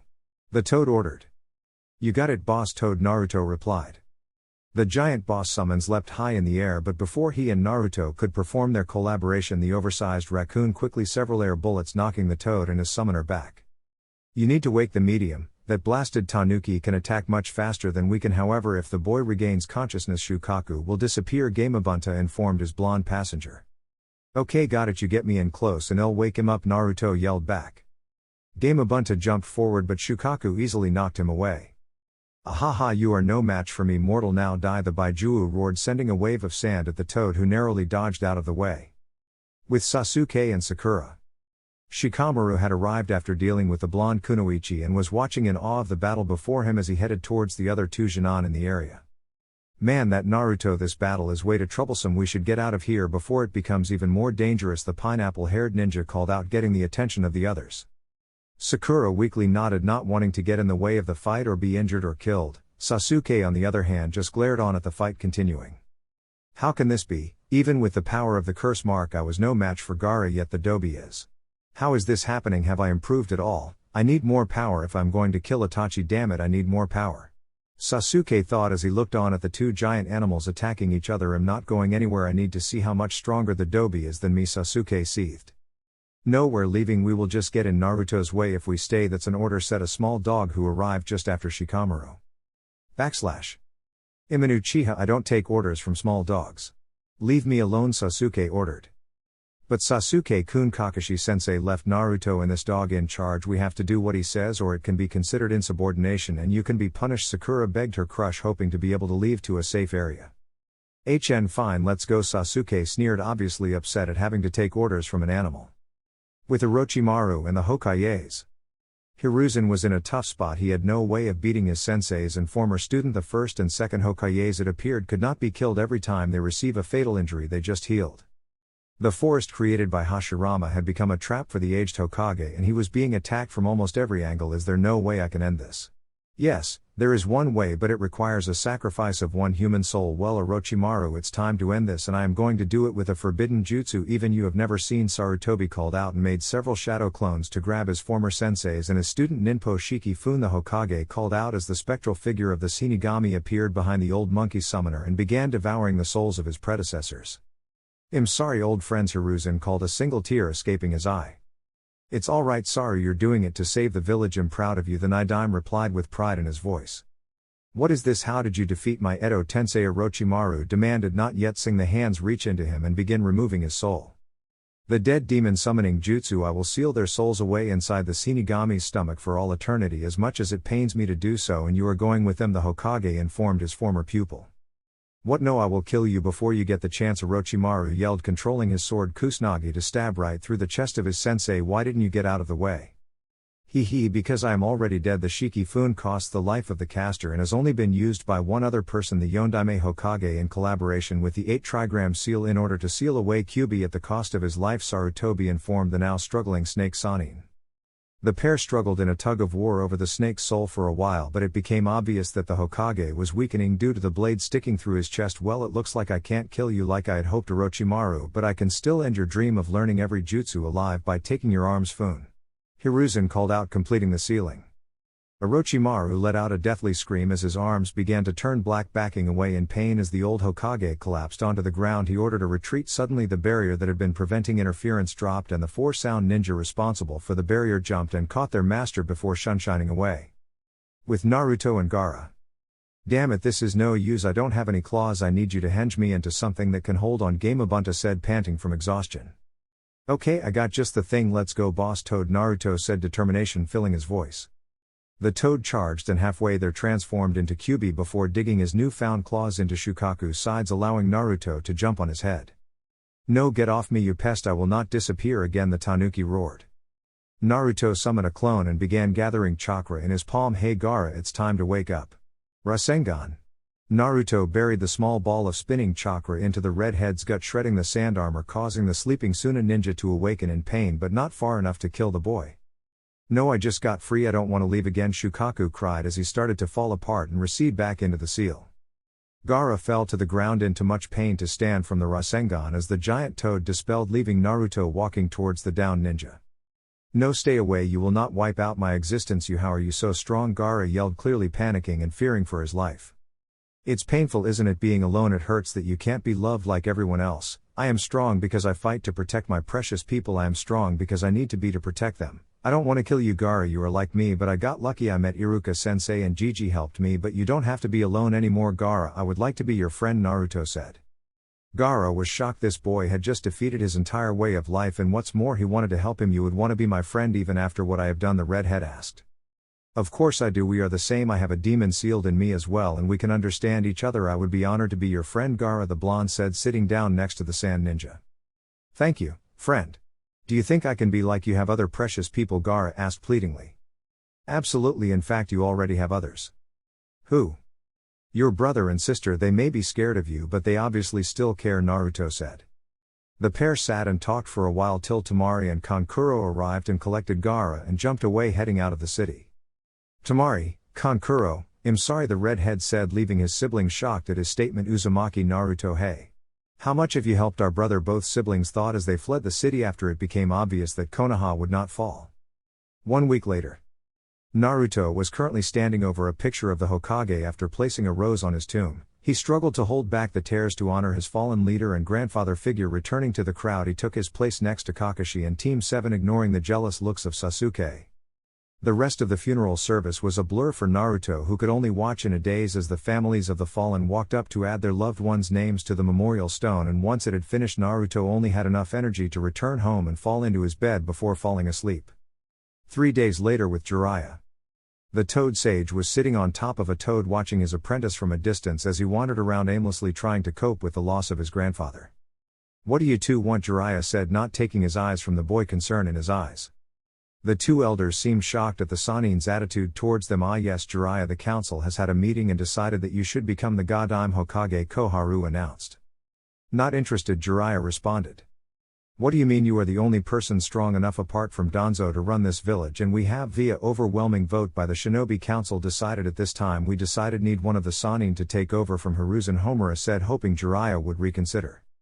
Jiraiya turned to face the elders directly. Oh come on, you know as well as I do I would be a horrible Hokage. Besides, I have my spy network to manage as well as other things that are more important, he said, turning back to watch Naruto. Anyway, there is one other person who would make a great leader of this village. It is in her blood after all. You can't mean her, can you, Jiraiya? She hasn't been to the village in years. We don't even know where she is. Although I agree she would make an excellent choice, Koharu said. Oh, I can find her. After all, I am quite good at finding things, the Toad Sage said confidently. Very well, we accept. We will issue you with an Onbu squad for escort, Homura announced.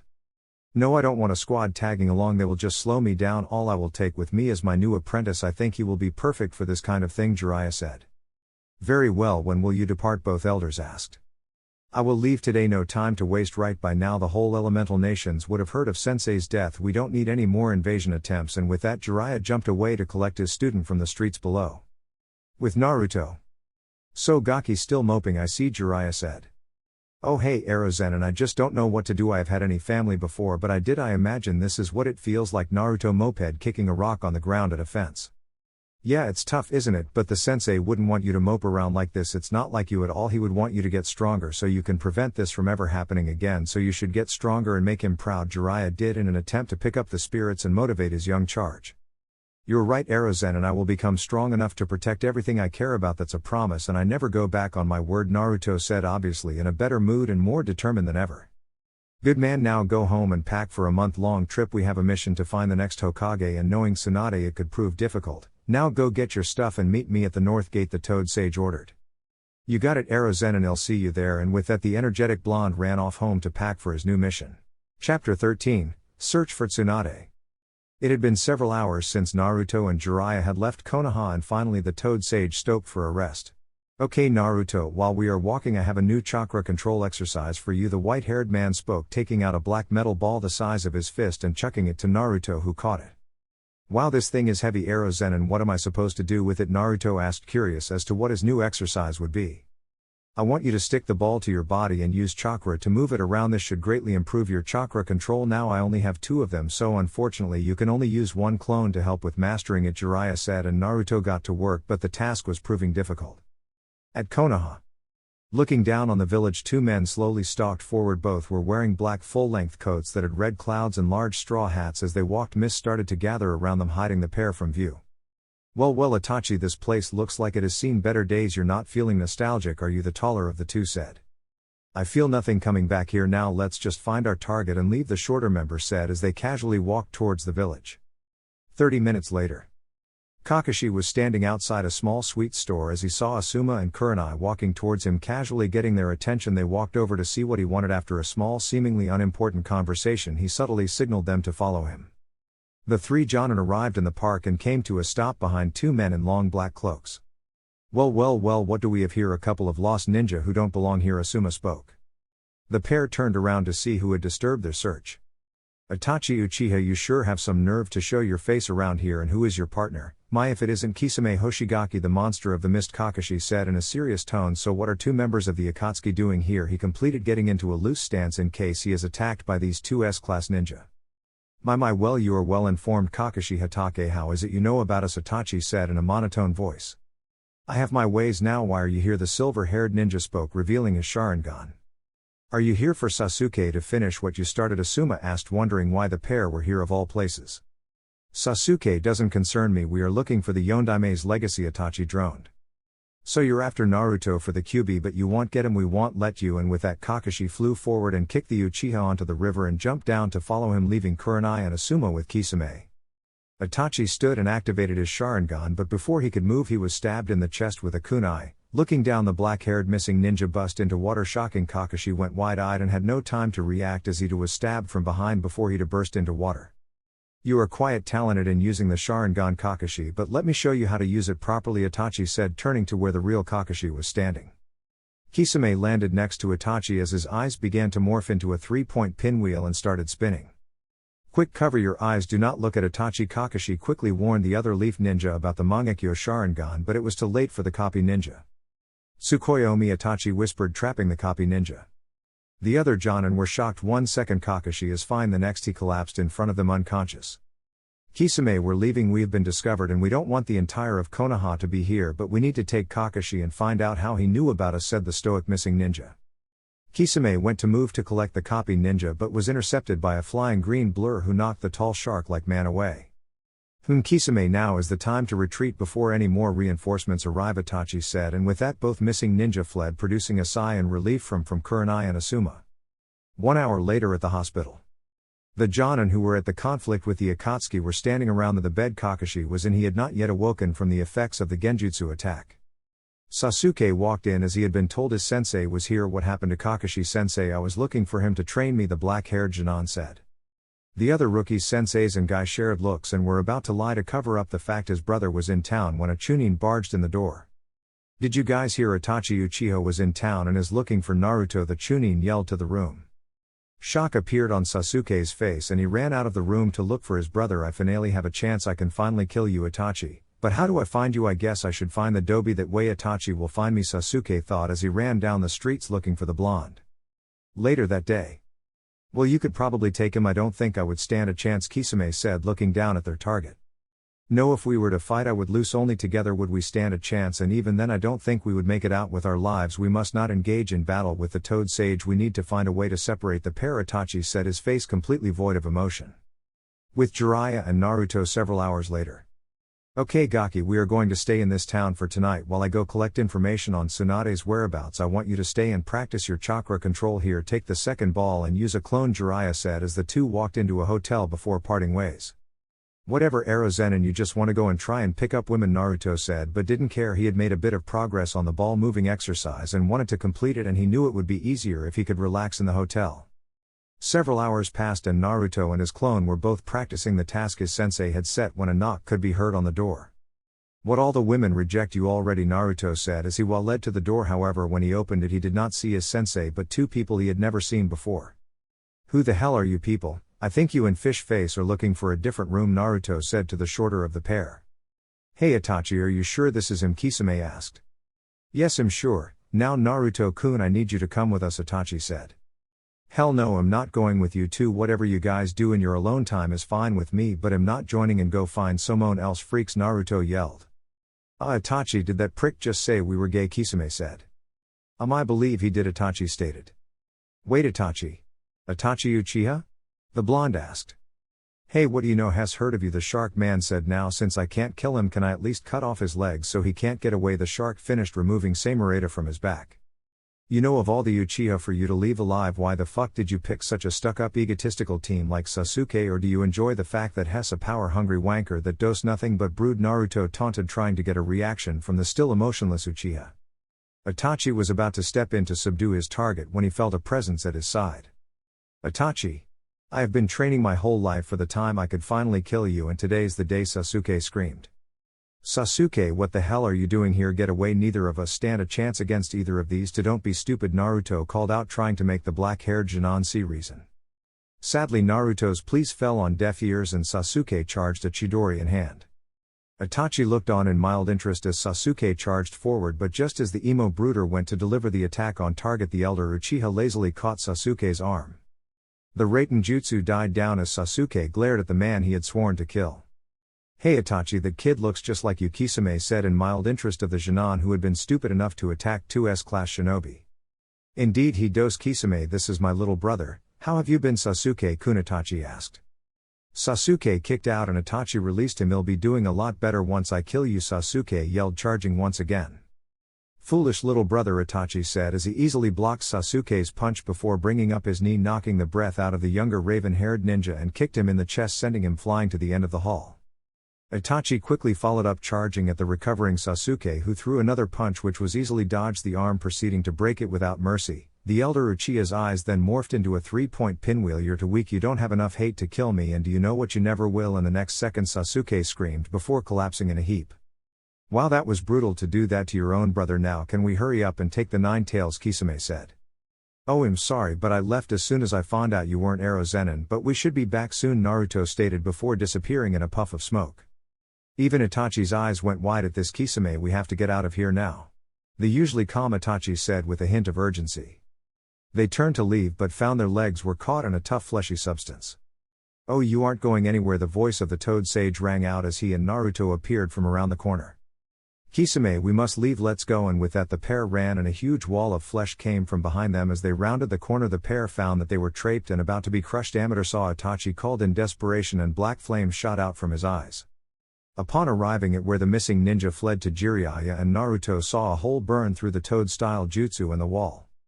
Don't touch that, Naruto. It was able to burn through the stomach lining of the fire toad. That isn't normal flames, we have to seal it. Why don't you do the honors? Think of it as a test, Jiraiya said.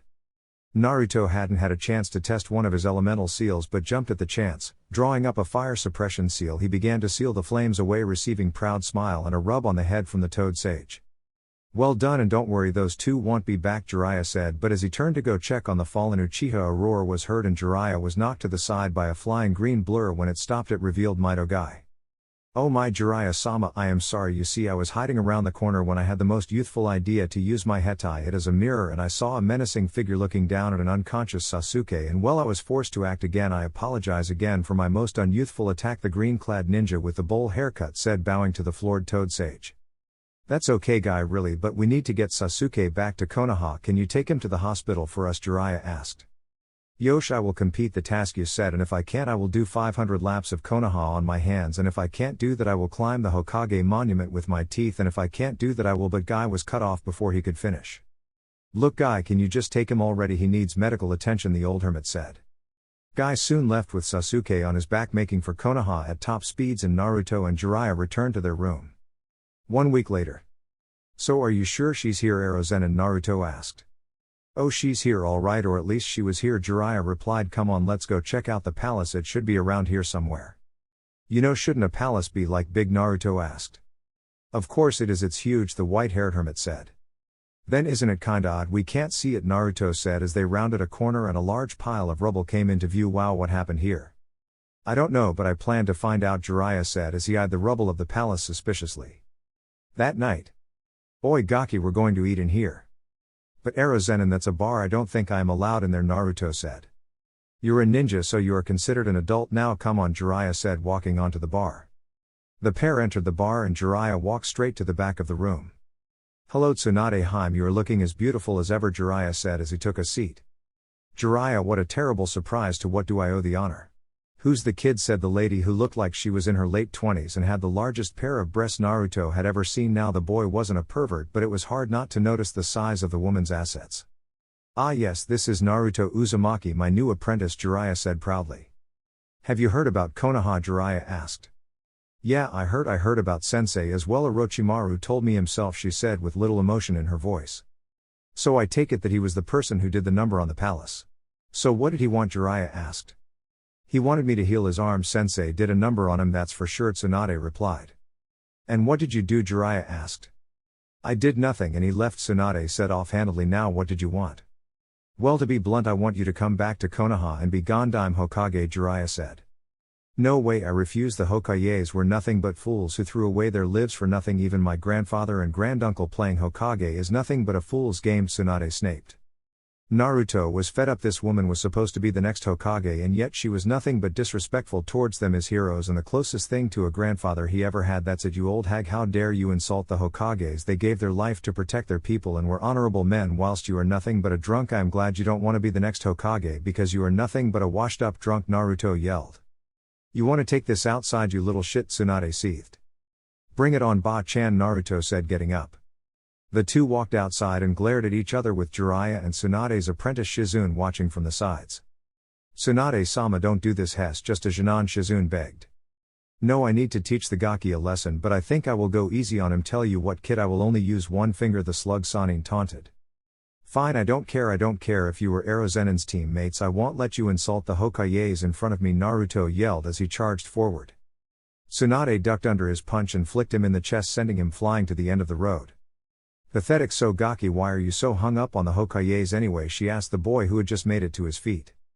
"Because it is my dream to be Hokage, and you disrespecting them is spitting on my dream," Naruto said, shaking in rage, trying to form a Rasengan but forgetting to form a clone, only formed the second stage. He charged forward in anger. Tsunade was stunned. This boy had the same dram as her dead lover and brother. She was shocked, but she was brought out of her shock by the sight of the charging blonde with an unstable blue sphere in his hands. Acting quickly, she slammed her finger into the ground, creating a crack in the earth that trapped the blonde. "Jiraiya, who do you think you are teaching him that jutsu? Only you and the Yondaime can use that jutsu," Tsunade spat. "Why not? You could even say it's his right to learn it," Jiraiya said with a knowing smile. "Just you watch, Ba-chan, give me 3 days and I will have it completely mastered," Naruto said, determination evident in his voice. "Get real, kid, it took the Yondaime 3 years to create that jutsu and Jiraiya a year to learn it. What makes you think you can do it in 3 days?" Tsunade smirked. "Tell you what, if you can master it in a week, I will give you my necklace," she said, pointing to the crystal hanging around her neck. Tsunade-sama, no you can't, that is the only thing you have never gambled, Shizune said. What about if I can't do it, what do you want, Naruto said, still confident. Then I get all the money in, Froggy the slug summoner said as she picked up Naruto's frog wallet. Gamma-chan, fine, you gotta bet, Naruto said, and he created a shadow clone to pull him up from the earth. Later that night at a bar. Why did you bring him here, Jiraiya? Was it because you knew he would remind me of Noeki and Dan? I could almost see them in him. Tsunade sighed, taking another gulp of sake. He is my apprentice, besides I made a promise to Minato I would teach his son once he became a ninja, and the fact that he is the embodiment of his father's will and mother's fiery personality makes him hard not to like. Yes, I can tell he is a lot like his mother already, so do you really think he can learn the Rasengan? Tsunade asked. He already knows that he can make one perfectly, he just uses a shadow clone to help controlling his incredibly large chakra supplies, Jiraiya said, smirking at the shocked look on his old teammate's face. Then I have already lost the bet, she said, defeated. I should have known, damn, Gaki played me, he already had it won. He may have the jutsu so he can use it, but he refuses to believe it is mastered until he no longer needs a clone to use it. I have even given him John and chakra control exercises to help him, so he hasn't won the bet yet, although I have no doubt that he will. He wouldn't cheat anyone, it's not in him to do that, Jiraiya said, comforting his long-time crush. The next day. I'll show that Tsunade Bakken that I can master this jutsu, I just need to get better chakra control first so I don't need to use clones, Naruto thought, creating several hundred clones, keeping 2 to use his new ball rolling technique. He split the other half to tree climbing whilst leaf sticking and water walking while leaf floating. Naruto continued with the clones for an hour while he attempted Rasengan after Rasengan, dispelling one clone every 5 minutes. The blonde was painfully unaware of the pair of slitted blue feminine eyes staring at him in awe of his determination and resilience. Wow, look at him go, the girl thought. Maybe you should go talk to him, kitten, I can tell from here he holds the QB. A voice from in her head spoke. I think I will, the girl thought in response. Chapter 14, Yugito ni and the Reunion. Naruto had been practicing for hours on end and was finally making some progress with the Rasengan, now being able to hold it for around 25 seconds before it lost its compression and destabilized. Feeling a presence, Naruto spun around and put his guard up.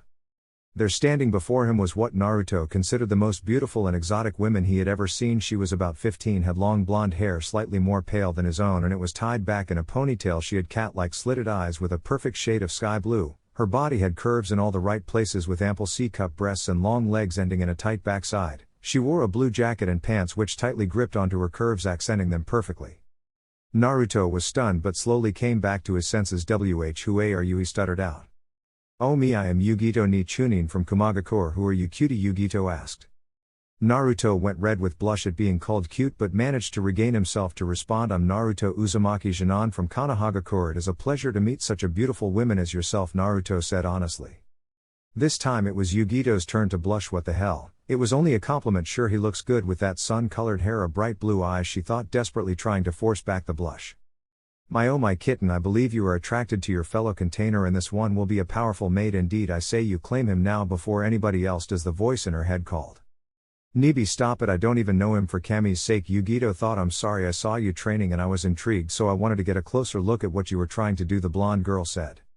Oh, it's nothing, I am just trying to improve my chakra control enough so I can master a jutsu. I know, but it is really hard, Naruto said, scratching the back of his head. Say, what are you doing in Fire Country anyway, Yugi-chan? Naruto asked, causing the girl to blush again from the affectionate nickname. Oh, I was given a mission to deliver a message to the Hokage telling him we are willing to cooperate on some issue. They didn't give me the full details. Apparently some group of missing ninja are a threat, so Raikage-sama has decided to act after receiving information from Jiraiya of the Sannin. Yugito informed the other blonde, but I just found out that the Hokage was killed and they haven't chosen a Gondime yet, so I have to wait till one is chosen before I can go to Konoha. Yugito finished with a sigh. That sucks, Yugi-chan, but it's not all bad. I am here with Erozenin to bring back the next Hokage, but she is nothing but an old hag who hides behind a henge to make her look young, Naruto said. Erozenin? The female blonde asked. Oh right, you wouldn't know Jiraiya-sensei, he is the one who the Raikage got the information on that group off, Naruto said offhandedly, as though disrespecting famous ninja was nothing out of the ordinary. You call Jiraiya-sama Erozenin, he is a highly respected ninja even in Kumo. Why do you treat him with disrespect? The girl with slitted eyes asked. Trust me, if you knew him you would know why I call him Erozenin. Just don't use any hot springs when he is around. I am sure he would die to use someone like you in his research for his books, Naruto mumbled. I will have to keep that in mind. And what books does he write that he would use someone like me as research material? Yugito asked, curious as to if she could be used in a ninja guide book or something. He writes those little orange Icha Icha books, I assume they have them in Kumo, Naruto said. He what? One of the most legendary ninja in the world is responsible for that smut. How does he do his researching? Yugito asked, feeling slightly sick that she thought being in his books might be fun a moment ago.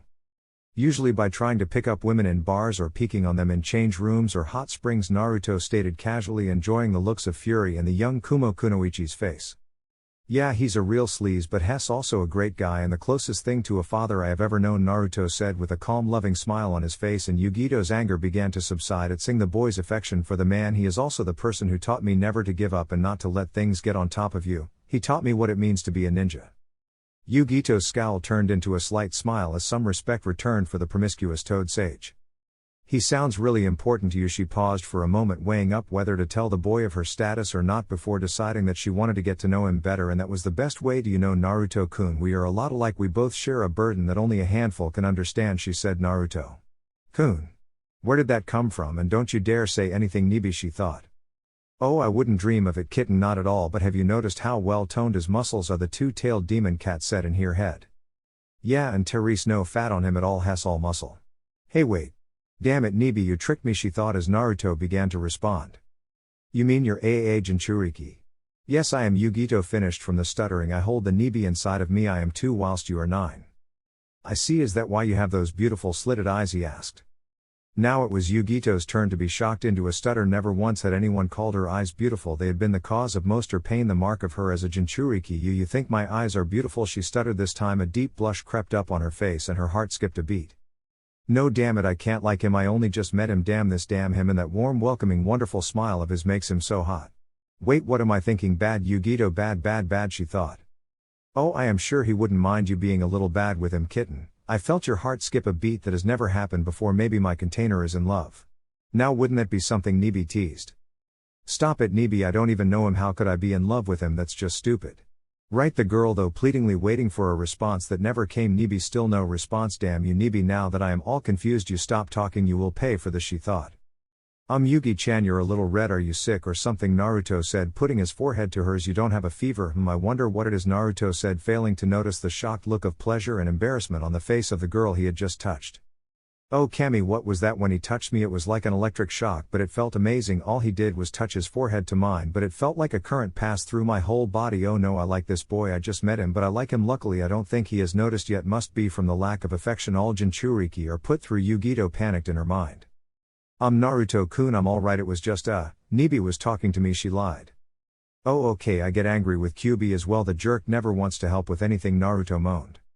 No, Nibi is actually rather easy to get along with once you get past her trying to meddle in my private life. She giggled, trying to skate over the fact that Nibi is attracted to power, and every powerful male she had come across Nibi wanted her to take as her mate, but it had been nothing more than a suggestion, never pushing the issue.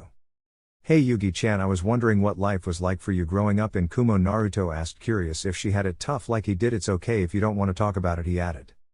No, that's okay. Life was tough for me. I was pushed out of the way and shunned. Only the Raikage and his brother Kirabai treated me well. I always begged to know why, because even though I knew I had a demon inside me, Kumo has 2 Jinchuriki, the Nibi and the Hachibi, but they treated the other Jinchuriki like royalty but me like dirt. I received hateful glares while he received praise. It was so painful. Yugito finished with a jump when she realized Naruto had snaked his arms around her and was giving her a hug to comfort her, and then she broke down. Tears started flowing from her eyes as she cried into the blonde teen's shoulder. It's okay Yugi-chan, I know exactly what that life is like. I was kicked out of an orphanage at age 4 and I lived on the streets for 6 months before Jiji's Onbu found me in an alleyway, Naruto said as he started telling Yugito the story of his life. Kami, she is so pretty even when she's upset, although I would much prefer to see her smile. She has such a beautiful face. I wonder what it would be like to kiss her. No bad thoughts. I am not Erozen, he thought as he continued to tell his story, neither of the pair breaking the hug. Once Naruto finished the story, the pair talked for a while about little things like their favorite food. Naruto found the fact that she was held a cat demon and she loved sushi more than anything hilarious. Favorite color, even any relationships they had had. Naruto felt a twinge of jealousy when she talked about a boy she had dated, but forgot all about it when she told him they only had one date and that she would never be talking to him again, as he had bragged to his friends about being the first one to get the chance to bang the demon bitch, which caused an angry burst of ki from Naruto. Eventually Yugito said she had to leave and that she would be back tomorrow, and asked if she could help with his training, receiving an eager nod from the spiky-haired Jinan, who then remembered all his clones were still working on chakra control, dispelled them in groups of 10 before heading back to the hotel room. Then next few days passed and Naruto and Yugito were spending more and more time together. While Naruto's clones trained, the pair talked and found out more about each other. "Hey, I'm Yugi-chan, do you want to go and get some lunch with me?" Naruto asked a few days before his deadline. "If I didn't know any better, I would say you're asking me out," Naruto-kun, Yugito teased with a slight blush on her cheeks. "What no, I just wanted to take a break and get something to eat and wanted to know if you will join me. It's not a date." "Unless you want it to be," Naruto said. He too had a small blush adorning his face. "You know what, Whiskers, I would like that a lot. A date means you're paying, so let's go, and when we are finished, how about we have a spar? I want to see how good you really are. Come on, there is this great place in town that has sushi." The Nibi Jinchuriki purred, and she latched onto Naruto's arm, dragging him away from his training ground, leaving his clones working as they had just mastered the ball rolling technique, and now a pair were trying it while walking up trees. In town, Yugito was still leading Naruto to a restaurant by the arm, but what they didn't know was they were being tailed by a master of infiltration and espionage. "That's a Kumo ninja. What is she doing here, and for that matter, why is she with Naruto? Don't tell me she is taking the boy somewhere so he will no longer be a gaki and to become a man," Jiraiya thought with a lecherous grin, taking out a pen and his notepad, vigorously taking notes while following the pair to a large restaurant. Naruto watched in awe and horror for his poor Gama-chan as Yugito went through plate after plate of sushi like he went through ramen. "You really do like your sushi, don't you? I guess you were not lying when you said you loved it," Naruto chuckled. "You know what, Naruto-kun, it's my favorite food," she said with a smile as she finished another plate off. Naruto couldn't help but smile as he watched this girl destroy what turned out to be a week's worth of pay in a single meal. "Okay, well, now I think we owe each other a spar," Naruto said, grinning at the contented smile on his female companion's face. "Oh, of course you didn't think I had forgotten, had you? Let's go, Naruto-kun," Yugito said, subconsciously wrapping her arm around his. Not that Naruto cared in the slightest. This kid is going to be a goldmine, only 13 and already seducing one of the hottest foreign kunoichis I have seen. Even if this one is a little too young for my tastes, I can already see the book now. Forbidden love between shinobi from two unfriendly villages meet by chance and fall in love, then war breaks out and separates them. Forced to fight, in the end they flee so they can be together. It will be my next top seller, Jiraiya thought, following his pupil and date back to the training ground. About halfway back, Naruto received information from one of his clones, dispelling from a conversation he had with Shizune. She had come to Naruto to try and decrease his hostility towards her, telling her the story of her dead brother and the love of her life and why she treasures her necklace, which turned out to be an heirloom of the first Hokage. The spar between Naruto and Yugito was even. Her Katen and Raiten jutsu were far superior to his Fuuten jutsus, as he had not completely mastered the elemental manipulation yet, but Naruto was superior in speed and taijutsu, with neither having any skill for genjutsu because of their large chakra reserves. The two continued to spar hours, laughing all the time as they tried to outdo each other after every battle, neither accepting defeat. "You ready for another round? I know I will defiantly win this time, Yugi-chan. You won't trap me with those jutsu again," Naruto said playfully. "Whatever, Whiskers, just admit I am better than you already," the Kumo kunoichi giggled. Now, we can't have that, can we?" came a voice from behind the pair, who were sitting down watching Naruto's clones walk up trees on their hands and water walk on their hands to improve the flow and control to that area. "Now, Miss Nee, may I ask where you are going here with my student?" Turning around, they saw the imposing figure of the well-respected Toad Sage, not the perverted child he acts when he isn't serious. Jiraiya-sama, I came to deliver the reply to the information and request you yourself provided," Raikage-sama. "But because of the death of the Hokage, I cannot get anywhere near Konoha until they elect a new Hokage. I saw Naruto-kun training out here a few days ago and I came to investigate, and he said he was on a mission to find the new Hokage, so I decided to stick around and get to know him," Yugito said, hoping not to bring down the wrath of one of the Sannin down on here. "Kun-ha, are you sure that is all you want with my student?" The Toad Sage giggled, reverting into the famous pervert that he is, causing massive blushes on both the younger ninjas' faces.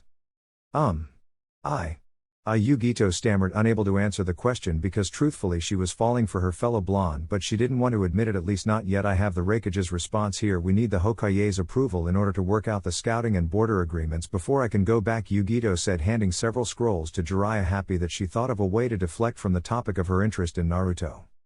"Well, I guess you should stick with us until we can get our new Hokage to return to Konoha." She's a bit hesitant, but I am sure she will see reason eventually, Jiraiya said, pocketing the scrolls after sealing them into a larger one. "So Gaki, how goes mastering the Rasengan? The bet is tomorrow after all." "I will have it down by then, I'm sure of it. My chakra control has improved so much this last week. If I can't complete it now, then I don't think I can do it," Naruto said, determined to win the bet. "Anyway, Miss Nee, we have to turn in a big day tomorrow and everything," Jiraiya informed the girl. "Wait, Arazen, and I think I will walk Yugi-chan home. We are supposed to be on a date and you told me yourself to always walk a lady home after a date," Naruto said, going red from embarrassment at admitting that they were not simply training but on a date. A date, huh? Well, this sure is a strange one, beating up on each other. Oh well, hope you and your new girlfriend have some fun, Gaki, Jiraiya said, causing the remaining teens to go bright red from embarrassment. Damn it, Whiskers, why did you have to tell him it was a date? Yugito said after regaining composure. Oh, I'm sorry, Yugito, I didn't think you would mind, I just wanted to spend some more time with you, that's all. I will leave now if you don't want me to walk you home, Naruto said, feeling rejected, and began heading back towards the village, thinking she didn't like him. Yugito's heart stopped at seeing the young man begin walking away. She felt like she had been crushed when he didn't use his affectionate nickname Naruto. Wait, please wait, I'm sorry, I just a little embarrassed when you told Jiraiya-sama we were on a date, that's all, please don't go, she begged as she ran up and hugged Naruto from behind. Naruto froze, life returning to he features as a smile returned to his face, knowing she wasn't angry at him for what he said. Okay, Yugi-chan, I will stay, come on, let's walk you home, Naruto said, turning around in the hug before returning it. They sat and talked for a while longer before both started making their way back to the town. About halfway there, Naruto grabbed her hand in his and she delicately interlocked her fingers with his. The two ninja arrived at Yugito's hotel several minutes later and began saying their goodbyes, but as Naruto was about to turn and leave, he gave Yugito a soft, quick kiss on the cheek and she closed her eyes from the experience, and then she purred. Did you just purr, Yugi-chan? Naruto giggled. What?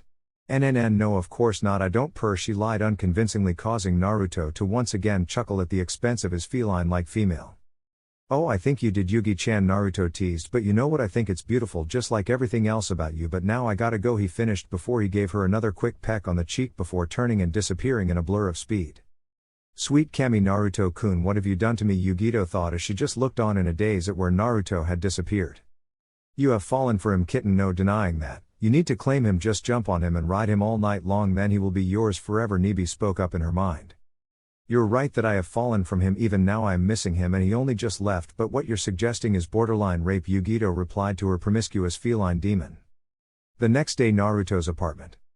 Naruto awoke in his bedroom and went to wake his sensei to find he was nowhere to be found, and when he heard a knock on the door he figured Jiraiya had just gone out for breakfast, although when he opened it he was surprised to see Shizune standing there with a worried look on her face. Oh, Naruto-kun, Tsunade-sama isn't here, is she? She didn't come back last night, Shizune said, heading into the hotel room looking around searching for her wayward sensei. No, she's not here, Shizune, and Erozenin didn't come back last night either, Naruto said as Shizune stuck her head out the window. A kunai struck just above her head, turning to where it came from. A weakened Jiraiya was struggling to stand. Hey Erozenin, what the hell did you do that for, and why are you so messed up? Naruto asked. Tsunade drugged me last night, Shizune, you need to tell me what Orochimaru offered her, Jiraiya said, collapsing in through the window. Shizune began to sweat slightly. She didn't want to rat out her master, but at the same time she despised Orochimaru for what he had done to her home. He offered to bring Noeki and Dan back to life, but she needed 2 sacrifices, Shizune said, scared that she might be actually taking up Orochimaru's offer and that Naruto and Jiraiya would be the sacrifices for the jutsu. We have to stop her, we can't let her heal that fucking pedo's arms, Naruto raged as he stood up and headed for the exit. Wait a minute, you are no match for either of them, Shizune, can you help with the poison she used? It's not deadly but has made me weak, Jiraiya said while getting a nod from Shizune, who got to work. Several minutes later and Jiraiya was back to his feet and walking normal. You should be fine in a few hours, only your chakra flow should be messed up now, Shizune said as Jiraiya said, standing up and heading to the window, signaling the others to follow them. Several minutes later. The small group had finally found Tsunade and she was not looking good. She was shaking in while a silver-haired ninja was kicking her around like a rag doll. Hey, get away from her, yelled Naruto, who rocketed forward in an attempt to force the ninja away from the down Sannin. The ninja avoided the kick by the smallest margin and he jumped back and gave the boy a smug smirk. Hey Erozenin, what's wrong with her? She looks like she has seen a ghost, Naruto said, concerned for the shivering Tsunade. She suffers from hemophobia, she's afraid of blood, the Gamma Sannin said. What kind of famous medic is afraid of blood? Naruto said, incredulous, before turning to face her attacker. Well, if it isn't Naruto-kun, you have proved quite the thorn in out plans as of late, the silver-haired ninja said, his smirk never leaving his face. Kabuto, you were a spy, I take it, Naruto spat. I will not let you continue beating on the old hag. She might be a bitter old drunk, but she is a Konoha ninja and we protect our own. He finished getting into the toad-style stance. Well, I guess it's time to see if you can back up your claims, sneered Kabuto, and his hands began glowing with chakra. Kabuto ran at the blonde Jinan, who dodged to the side quickly, narrowly avoiding the hit. He then went for a counter-attack, sending a kick to Kabuto's head which was easily avoided. Damn, I can't mess around with this guy. At least it looks like Erozenin is doing okay in his fight with that damn snake, Naruto thought before releasing his restriction seals and blurring towards his opponent, delivering a punch sending him flying. That was quite a punch, Naruto-kun. You even made me bleed, but I like you have a fast healing rate. All I have to do is focus my chakra and I can heal almost any wound, and just like that all the cuts on his body immediately healed, and then he came at Naruto at a much faster speed, now taking the fight seriously. Naruto was struggling to keep up even with his greater speeds. The silver-haired spy's reflexes were far greater and his chakra scalpels made almost all attacks dangerous. Meanwhile with Yugito. Damn that Naruto, where is he? He wasn't at his training ground this morning. Where could you be? Yugito mused to herself. Do you feel that, kitten? There are some large chakra signature spikes coming from the east, and I would bet your future kittens that your future mate is one of them. Nibi informed her container. Oh no, Naruto-kun, please be alright. Hey wait. Nibi, Naruto-kun is not my mate. Yugito whined to her demon. I don't remember saying Naruto was there. I said your future mate was. You are the one who thought I said the blonde fox was your mate. Nibi teased as Yugito made her way towards the large chakra signatures. You know, for the one considered the nicest of the Baijuo, you sure are mean. Yugito pouted, jumping over a large rock, and was shocked. In the clearing held the 3 legendary Sannin and their 3 disciples, and while Shizune was trying to comfort a visibly shaken Tsunade, Naruto was involved in what appeared to be the Snake Sannin's apprentice and their sensei's fighting as well. Yugito was stunned still, but she was then forced into action when Naruto collapsed and started sprinting to help the boy who had stolen her heart. With Naruto was trying to stand but couldn't, and he turned to see Kabuto stalk forward, massive smirk on his face. You fast, Naruto, but I just cut your Achilles tendon. You can't even move. You are nothing without your speed, Kabuto taunted. Well, it's time to end this. I can't let you get in our way anymore. He finished, attempting to use his chakra scalpels on the blonde boy's heart. Suddenly senbone needles flew at him, forcing Kabuto to jump back. Shizune had left her master's side to try and save Naruto. Unfortunately, she was not a combat ninja and she was easily dispatched by Kabuto, who used a simple palm strike to her chest to incapacitate her. Naruto had just got back to his feet and his ankle had almost healed. However, almost wasn't good enough as Shizune was easily defeated. Kabuto turned to attack Naruto again, but a roar was heard behind him. Katen, Flame Whip Jutsu. A thin stream of flames rushed at Kabuto, slashing him across the back before retreating to encircle the caster's arm. Yugito, not that I am not glad to see you, but what are you doing here? Naruto panted out, relieved to be saved again from Orochimaru's spy. You think I would let you get away from giving me a second date just because you were fighting some demented glasses-wearing team? She said, trying to lighten the mood. Now how about we kick this guy's ass and then I want some sushi for saving your life, she finished as Kabuto stood back up and glared at the new arrival. It's a date, Yugi-chan, but I need to get Shizune to Ba-chan so she can be healed first. Can you hold him off? Oh, and be careful, he heals really fast. Every injury I caused he fixed in seconds. It's ridiculous, Naruto called out, grabbing Shizune and taking her over to Tsunade. Listen, Ba-chan, I know you're scared, but you can't let that stop you now. You have to save Shizune. She needs you. You can't let your fear prevent you from saving your precious people. I have to go help Yugi-chan, but just think about what you can do, Naruto said kindly as he shot off to help Yugito, who was keeping Kabuto back for now with her fire whip, but he was slowly getting closer. Hey Yugi-chan, I got an idea, do a fireball jutsu, and with that she started running through hand seals while Naruto used a different set. They finished at the same time. Katen, fireball jutsu, Fuuten, wind bullet jutsu. They yelled together, the separate jutsu combining to fuel the flames that turned white, and the speed increased dramatically. Kabuto was wide-eyed as the flames hit and the area of grass and rock was incinerated by the flames. Did we get him? Yugito asked in awe of the destructive power of the jutsu. I sure hope so, Naruto replied, not dropping his guard. With Jiraiya and Orochimaru. Curse that damn boy, and who is that girl who helped him? They must know each other rather well to create a perfect collaboration. Jutsu first go, Orochimaru seethed. That is Yugito ni Akumo ninja Naruto met under a week ago. The fact that the jutsu works so well is probably just a coincidence, Jiraiya said, although it shouldn't work at all unless the people using it are perfectly in sync. That's why it's not a common sight on the battlefield for people to use collaboration jutsus with each other. Using them with summons are hard enough. I guess those two are just perfect for each other. He, the Toad Sage thought with a perverted chuckle. With Naruto and Yugito. The smoke cleared to reveal the smoking remains of a log. Quare me, but blonde's curse, damn fucking damn, where is he? Naruto yelled, turning around. He saw Kabuto moving towards Tsunade, who by the looks of it still couldn't move. Fuck, he cursed under his breath and he took off. Kabuto, realizing Orochimaru wouldn't get Tsunade's help, raised a kunai and stabbed it forward. The sound of flesh being torn could be heard, but it wasn't Tsunade's. Naruto had sped faster than he knew he could to intercept and catch the kunai, which was now sticking through his left hand, that he moved up to grab onto the glasses-wearing ninja's arm. Hey Ba-chan, get ready to pay up, Naruto said, holding out his hand as he began to form a highly compressed ball of chakra. Hey Kabuto, heal from this, you freak, Rasengan. He slammed the mastered jutsu into the gut of Kabuto, whose eyes bulged before being thrown back. Naruto stood there triumphant at the results but then felt pain in his chest as he gasped for air. Hess finished. You know Therese, nothing you can do for him. I cut the chakra pathways to his heart. He's as good as dead. Kabuto taunted as he tried to stand but failed and fell. Although that last jutsu of his is definitely powerful, it would have killed a lesser man.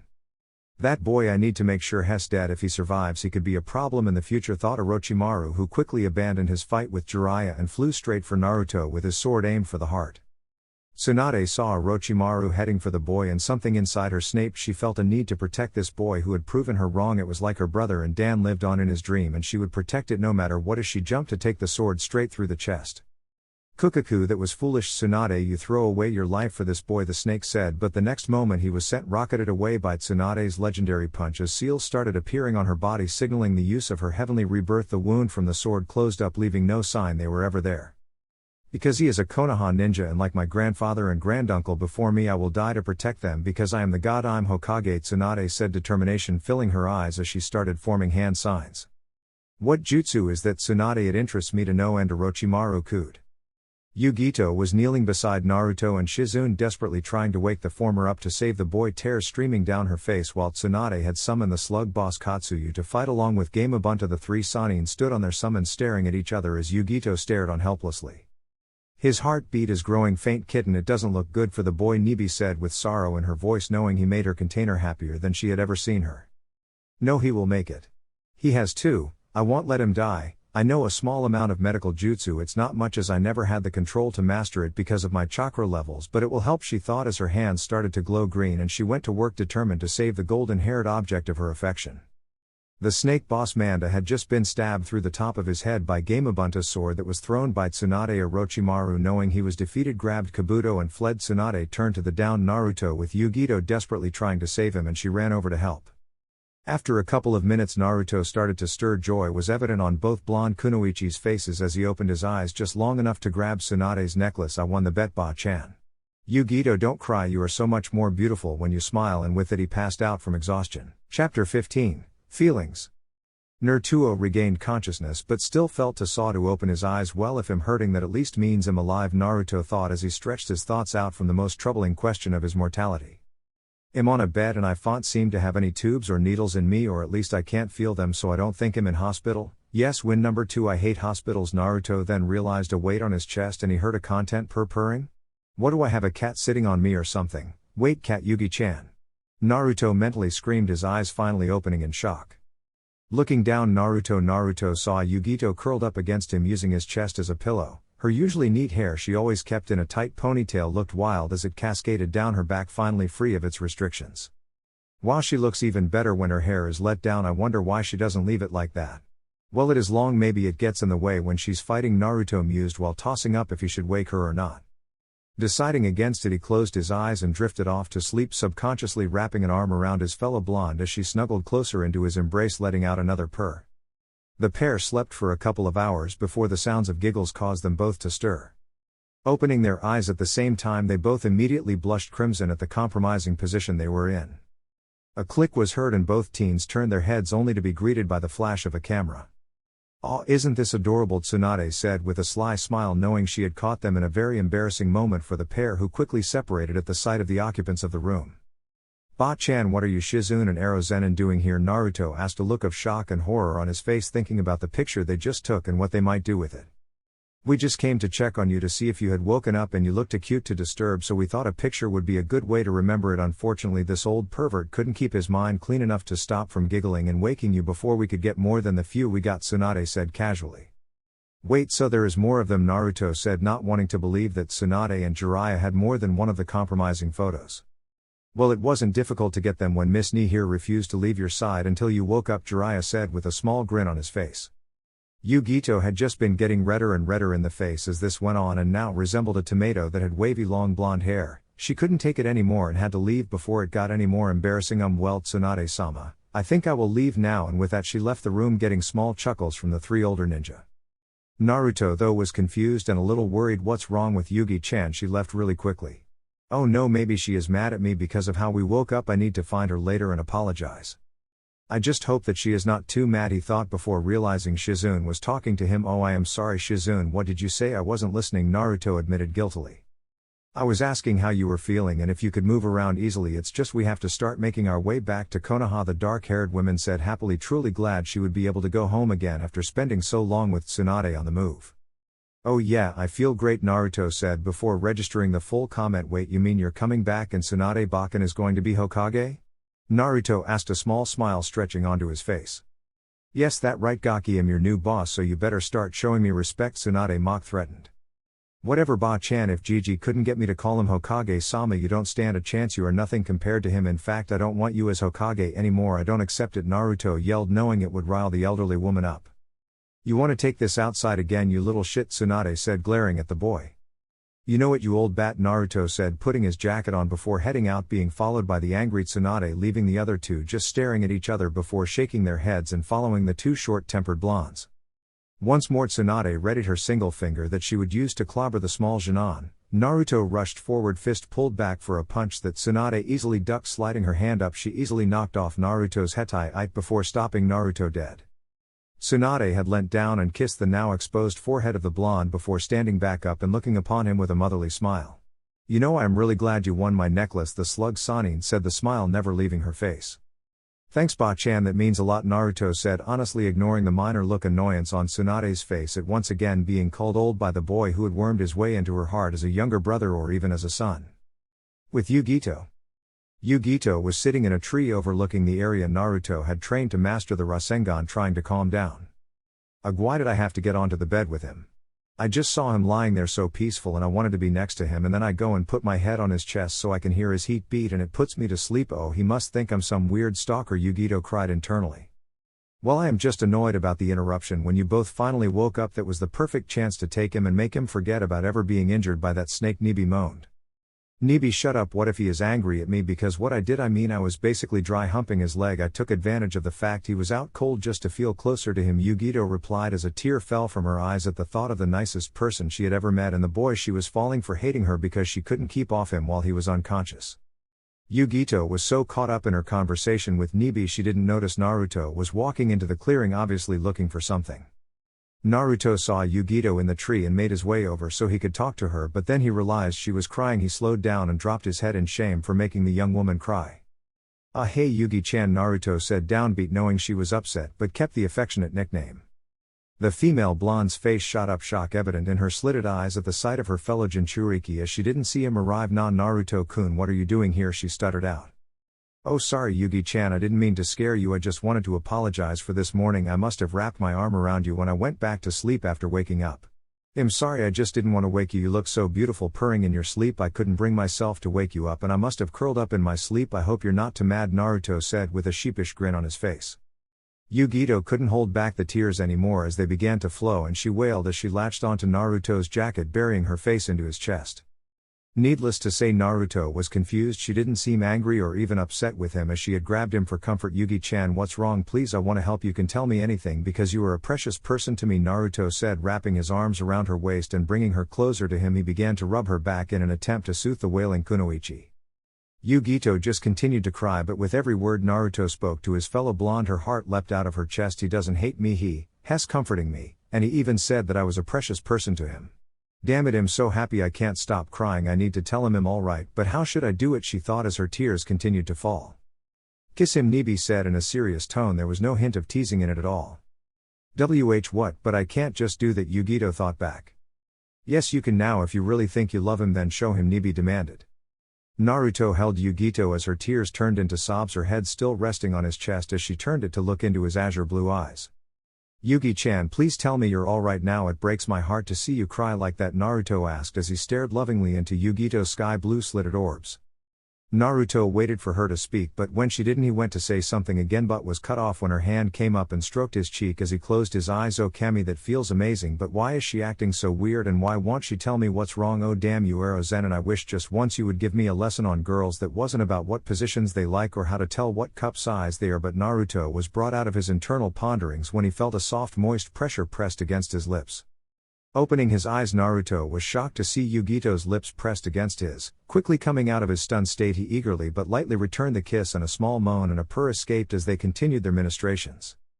Yugito felt like she'd die happy when Naruto had returned her kiss. It may have been a soft light kiss, but it lasted for what felt like hours and was filled with so much love and longing that tears threatened to escape her eyes once again. When the pair eventually separated for air, Yugito leaned back into the Jinan's ear. "I really like you, Naruto-kun. You are the first person who has accepted me for who I am, and you have shown me more affection in a week than I have received my whole life. I don't like it when you're not around anymore. That's why I got into your bed while you were unconscious. I just wanted to be closer to you. When we woke up like that, I thought you would be mad at me for what I did, so I left as soon as I had the chance." She was stopped here by Naruto pulling back and giving her another kiss just as intense as the first. "Yugi-chan, when I woke up I thought how lucky I was to be able to wake up and see an angle. I could never be mad at waking up next to the most beautiful girl I have ever seen, and just so you know, I really like you as well. You are one of my most precious people," Naruto whispered after they once again pulled back from the kiss. They sat and talked after that, Yugito explaining that she was crying because she was so happy that he wasn't mad and considered her precious to him, until Naruto remembered the other reason he came to find his fellow blonde. "Oh yeah, Yugi-chan, I forgot to tell you, we are heading back to Konoha later today because Tsunade Bakken is going to be the new Hokage, and you are allowed to come with us under the protection of the Sannin, so you don't have to wait for her to be summoned in as Hokage for you to go there, but you will still have to wait till she is official Hokage before she can make any decisions on whatever treaty or agreement the Raikage is offering. Anyway, it means you get to come back to Konoha with us, and I can introduce you to all my friends that I have been able to make," Naruto said, eager to both get back to Konoha and spend more time with the Kumo Kunoichi. "Really, that's great. Come on, let's go get my stuff from my hotel room," and with that the pair ran back to the town. Just outside Konoha several days later. During the days since Naruto and Yugito's encounter in his training ground, the pair had become inseparable. The only time they weren't together during the days were when Jiraiya would take Naruto to spar, and even then the Toad Sage would often ask the young Kunoichi to join them, with the elderly man stating that he wanted her to help him with teamwork. In truth, Jiraiya had been curious as to how they worked as a team since he saw them perform a flawless collaboration jutsu first time in perfect sync. The two young blondes were currently talking to Shizune about what it was like growing up with Tsunade away from the village since she was 10. The young couple walked hand in hand, occasionally glancing at each other from the sides of their eyes. Naruto had come to see Shizune as a big sister, caring and gentle unless you mentioned anything to do with Bacon and Tauntaun, her pet pig. "Remind you of Minato and Kushina after he saved her back when they were just little gakis, don't they?" Tsunade said to Jiraiya, walking behind the other three just out of hearing range. "Yeah, they sure do. Even their teamwork, they flow together like they're one person. It's such a shame for them both. They're from separate villages, but there are always ways around that. If this treaty to combat the Akatsuki works, we could even get an alliance out of this, and then we have a ready-made political marriage," the Toad Sage said, for once not going to his notepad, highlighting how serious he was. The group walked for a few more minutes before the gates of Konoha could be seen easily. Upon arriving, Naruto saw the two Chunin who were in henge to weed out the people who couldn't see past genjutsu in the Chunin exams. Izumo and Kotetsu were having their usual day, cursed by whatever ungodly force handed them the job of yet another rotation on gate guard duty. They had just been dazing off to sleep when they saw a familiar tuft of blonde spiky hair. "Hey Naruto, where have you been? This job sucks without your pranks to keep us entertained watching the other Chunin try and catch you. The only thing that made us glad we had gate duty was the fact we didn't have to try and catch you," Izumo said, causing a giggle from Yugito, who had gone unnoticed until this point. Excuse me, miss?" Kotetsu said, getting her attention. "Oh, it's Ni Yugito," she said formally. "Well, Miss Ni, I'm afraid you can't enter the village at this time because we don't have a Hokage at the moment, and you being here could cause problems," Izumo said, subtly taking in the fact she was holding Naruto's hand and they had interlocked fingers. "Lucky bastard, she is so hot," he thought. "Yeah, that won't be a problem. Me and Erozenin brought Tsunade Bakken back to the village to be the next Hokage, and Yugi-chan here is under their protection," Naruto said, indicating the two Sannin casually walking over to the gate guards. Izumo and Kotetsu could only dumbly nod, allowing them all to pass. "I am never going to complain about this job again if I get to see shit like that.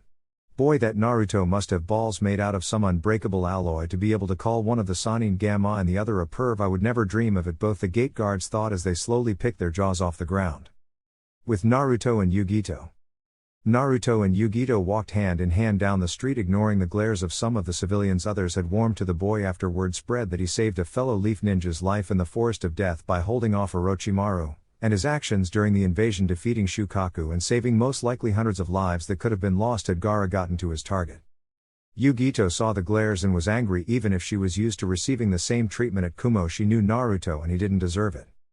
"Come on Yugi-chan, let's go. This is the time of the week all the rookies who are not on missions meet up at this awesome barbecue place. They don't serve ramen or sushi, but the food's still good. Do you want to go? I would love for you to meet some of my friends," the spiky-haired blonde asked.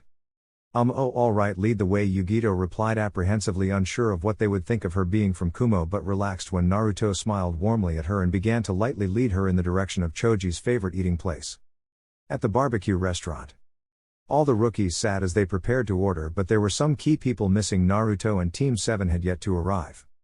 Hey, do you guys know where Naruto, Sakura, Sasuke and Sai are? I thought all out-of-village missions were cancelled for Jinan until we got a new Hokage, Kiba said. Well, Sasuke-kun is in the hospital. I tried to ask what was wrong, but they just said they were unsure, some kind of psychological attack or something like that. Naturally, Forehead hasn't left his side, saying he would want her there when he woke up. Sai, well, the thing I heard was he quit Team 7 for another team, but I haven't seen him around since then. And Naruto, who knows what he and Jiraiya-sama get up to? Has probably not even in the village. I haven't seen him in 3 weeks, not since the funeral. Ino said, going through her latest gossip on the missing members of their group. She didn't see the 2 new arrivals, although many of the others did.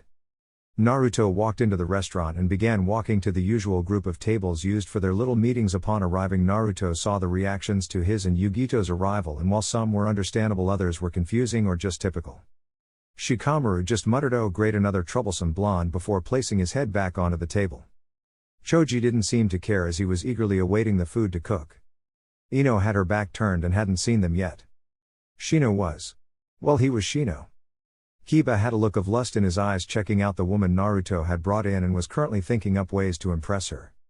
Hinata looked almost broken and defeated, and Naruto didn't understand why he had thought she was getting over her lack of confidence. Yugito, on the other hand, took one look at the Hyuga heiress's expression and knew what it was. She likes him, but judging by her timid attitude, she has not told him or even had a real conversation with him. Maybe I should try to talk to her. I feel bad seeing her like that when her feelings for Naruto-kun are obviously genuine, but I am not going to give him up. He's all mine and I don't like sharing, she thought. Aw, not even with me, Nibi teased. Nibi, how would you be able to be with Naruto-kun? First of all, you're stuck inside a seal on my stomach, and secondly, you are a 20-foot-tall demon cat with no gender. You're a massive condensed chakra, she thought in reply. We would find a way, Nibi huffed. Naruto was shaken from the sad Hyuga when he saw Neji. Neji was glaring at Yugito with nothing but pure hate in his eyes. Naruto could understand Neji feeling this way towards Kumo, them being responsible for the death of his father, but Yugito had nothing to do with that, and he made a mental note to talk to Neji, and soon. Moving on, Naruto saw that Lee was his usual self despite being in crutches since the preliminaries. Nothing could keep him from trying, causing Naruto to take another mental note to ask Tsunade to look at his injury, although he was sure that Guy would already be at her desk begging her, even though she had only just arrived a few hours ago. Tenten stared at the Kumo Kunoichi with what appeared to be interest and a hint of jealousy displayed towards the well-developed and shapely Yugito. Ino then turned around to see what everyone was staring at, and her mouth hit the ground. This Kunoichi had the exact type of look she was going for and had pulled it off even better than she had imagined. Granted, she was 1, maybe 2 years older than Ino. She couldn't help but be extremely envious of the curves and ample bust of her fellow blonde, and the slitted eyes added a wild side she could never achieve. Hey Naruto, who is the hottie? Kiba leered with almost drooling eyes back in their sockets. Dog breath, Naruto snapped, immediately becoming defensive and possessive of his companion. Not that she minded, in fact she loved the fact he wanted her for himself. Guys, this is Yugito Ni. She is from Kumo and came here with Erozenin, Tsunade Bakken, and Shizune Nichin to organize some sort of agreement for cooperation between our villages. She is also a good friend of mine, Naruto said, causing a light blush to appear on the cheeks of both Naruto and Yugito that went unnoticed by all except Hinata and Shikamaru. Hey, Konoha will never work with Kumo. She is wasting her time. You should go back where you belong, Neji sneered. Neji, that's enough. She hasn't done anything wrong, Tenten said. I'm sorry, Yugito-san, my teammate is a bit bitter towards Kumo ninja. It's quite alright, I understand perfectly. As a Hyuga, Neji-san, was it? Has a perfectly justifiable reason not to trust of like me, and please no formalities, just Yugito is fine, the female Jinchuriki replied. You don't understand anything, you filth. Konoha would never do anything like what Kumo does to get what it wants, Neji spat. Suddenly the temperature around the table dropped and Naruto stared, glaring at Neji, his blue eyes gone, replaced by red with slitted pupils. The killing intent he was giving off was shaking all the Jinan. You don't know anything, Neji. I thought you learned not to judge people when I beat you in the Chunin exams, but I guess I was a fool. Konoha has used underhanded means in the past. Gigi once told me about his old rival who ran his own section of Onbu called Root, but he ordered the program to be disbanded after he found he had used them to target civilians during the Second Great Shinobi War in order to kidnap children so he could turn them into weapons. But he told me he always suspected he still ran the program in secret, so don't go saying Konoha is innocent. We are ninja, and even though I don't like it, these things happen. Just because Yugi-chan came from a village doesn't mean the village's sins are hers. That thinking is what causes wars. Naruto spat out, furious at the attack on what he hoped would would be his future girlfriend. Come on Yugi-chan, I'm not hungry anymore, he finished and turned to leave. Wait. Neji called. Yes, Naruto responded, turning to look passively at the normally calm Hyuga. I'm sorry, please forgive me Yugito-san, I let my prejudice get the best of me, please forgive my rudeness and stay for our lunch, Neji said with a bow, receiving a nod from Yugito and squeezing Naruto's hand to show she was okay. The couple returned to the table and began to chat happily with the other rookies. Most were still having thoughts about Naruto's outburst. He was usually so carefree and relaxed unless he was in a fight, but he blew up to defend his friend, something they all knew he would do regardless of who threatened them. Naruto would always protect his precious people. The group chatted quietly amongst themselves and Yugito subtly made her way over to talk to the blue-haired heiress with confidence issues. Hello, your name is Hinata? Yes. Look, I know it's not much, but I am sorry, the blonde said. What are you sorry for? You haven't done anything to me. I hold no grudges against you or Kumo for what happened to me all those years ago, Hinata said. Whilst I am happy to hear you hold no ill will against me for that, I did not apologize for that. I came to say sorry because you obviously have feelings for Naruto-kun, Yugito stated bluntly, causing Hinata to go red and splutter. I'm saying sorry because I like him a lot and I will not let you or anyone else have him. Not when I just got him, but I also feel bad because you genuinely care for him and I am glad that there are people like you who can see what a great person he is despite what he has gone through, and I would very much like us to be friends, Yugito finished with a warm smile, receiving the same from the shy Hyuga. I too would like to be your friend, Yugito-san, but know that I will not give up on him, but I also will not get in your way. I am just glad to see Naruto-kun happy, Hinata said.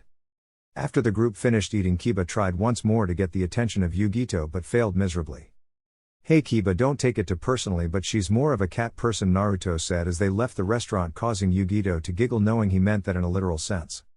So Naruto-kun, what are we going to do now? I should really get to the hotel and drop off my stuff. I know you sealed it in these weightless sealing scrolls, but still the longer I carry them the more chance I have of losing them, don't you think? Yeah, you're right, I'll walk you there. How about we meet up for dinner tonight? But I gotta have an early night. Aerozenin wants me at training ground 7 early in the morning, something about helping my wind manipulation. I also want to go check on a team who tried to bite off more than he can chew and ended up in hospital over the next few days, but we can still do stuff when I'm not working. And with that the couple walked slowly towards the diplomatic hotel, Naruto talking about his friends and what they're usually like when she isn't around. Chapter 16, Promotion and Desertion. Naruto arrived at training ground 7 to see Jiraiya standing next to a tall Anbu in a bird mask. Curious as to why he was here, Naruto wasted little time heading over to find out. Oh good, Naruto, you're here. Like I told you yesterday before you ran off with your little girlfriend, I have found a way to help you with your cutting the waterfall exercise, Jiraiya informed Blonde, who began to look excited at finally being able to complete wind manipulation, but then he looked around confused. That's great and all, Aerozenin, but shouldn't we be at our usual training ground for this? I mean, there isn't a waterfall anywhere around here, it's only an open field, Naruto said. Well yes, but this is where Sparrow here comes in. He has an unnaturally high affinity for both Doton and Suten, and he is going to create you a large enough waterfall so you can train with your clones effectively, Jiraiya said as a large cliff rose up in the center of the training ground before water cascaded down the sides, producing the largest waterfall Naruto had ever seen. But what intrigued Naruto was the wooden pillars that created the platform for him to do the training, but he quickly shrugged it off. Wow, that is amazing. I hope I can do awesome stuff like that once I finish with my training, Naruto said, jumping up onto the platform and creating hundreds of shadow clones. Okay guys, time to get to work. And with that they started pushing their chakra into the waterfall in an attempt to stop the flow of the water. Meanwhile, Yugito was standing in front of Tsunade's desk waiting to hear what she thought on the proposal to deal with the Akatsuki. These are quite fair. Free movement within borders but no entrance into the other village unless escorted at all times or personally cleared by the cage. All information gathered that deals with the Akatsuki is shared between villages, and should there be an emergency and aid is required, one team will be sent as aid. This treaty will last until the threat of the Akatsuki are no longer operational. Yes, this is quite reasonable. I agree to all terms, but I would like to propose adding Suna to the agreement. They have just signed a new treaty with us and paid compensation to the village after the attack as they were manipulated by Orochimaru. Yugito nodded, not seeing a reason why the Raikage would disagree, but was slightly upset that it wasn't a more permanent agreement, but was not going to complain. She just hoped she would still be able to see Naruto when they lived so far apart. Well, Yugito-san, this just has to go through the council so they know what is going on, then I can give you a formal reply to deliver to Raikage Dono. You can probably leave in a week, Tsunade said, taking note of the younger blonde's crestfallen expression. Hi Hokage-sama, I will gladly deliver the message, Yugito said in an attempt to hide her disappointment she would be leaving so soon. No need to look so down, Yugito-san. I am going to make a request that you become the official envoy between the two villages, so we will be seeing a lot of each other, or should I say you will be seeing a lot of a certain spiky-haired Gaki, Tsunade said, smirking when she saw Yugito's face change from depressed to overjoyed.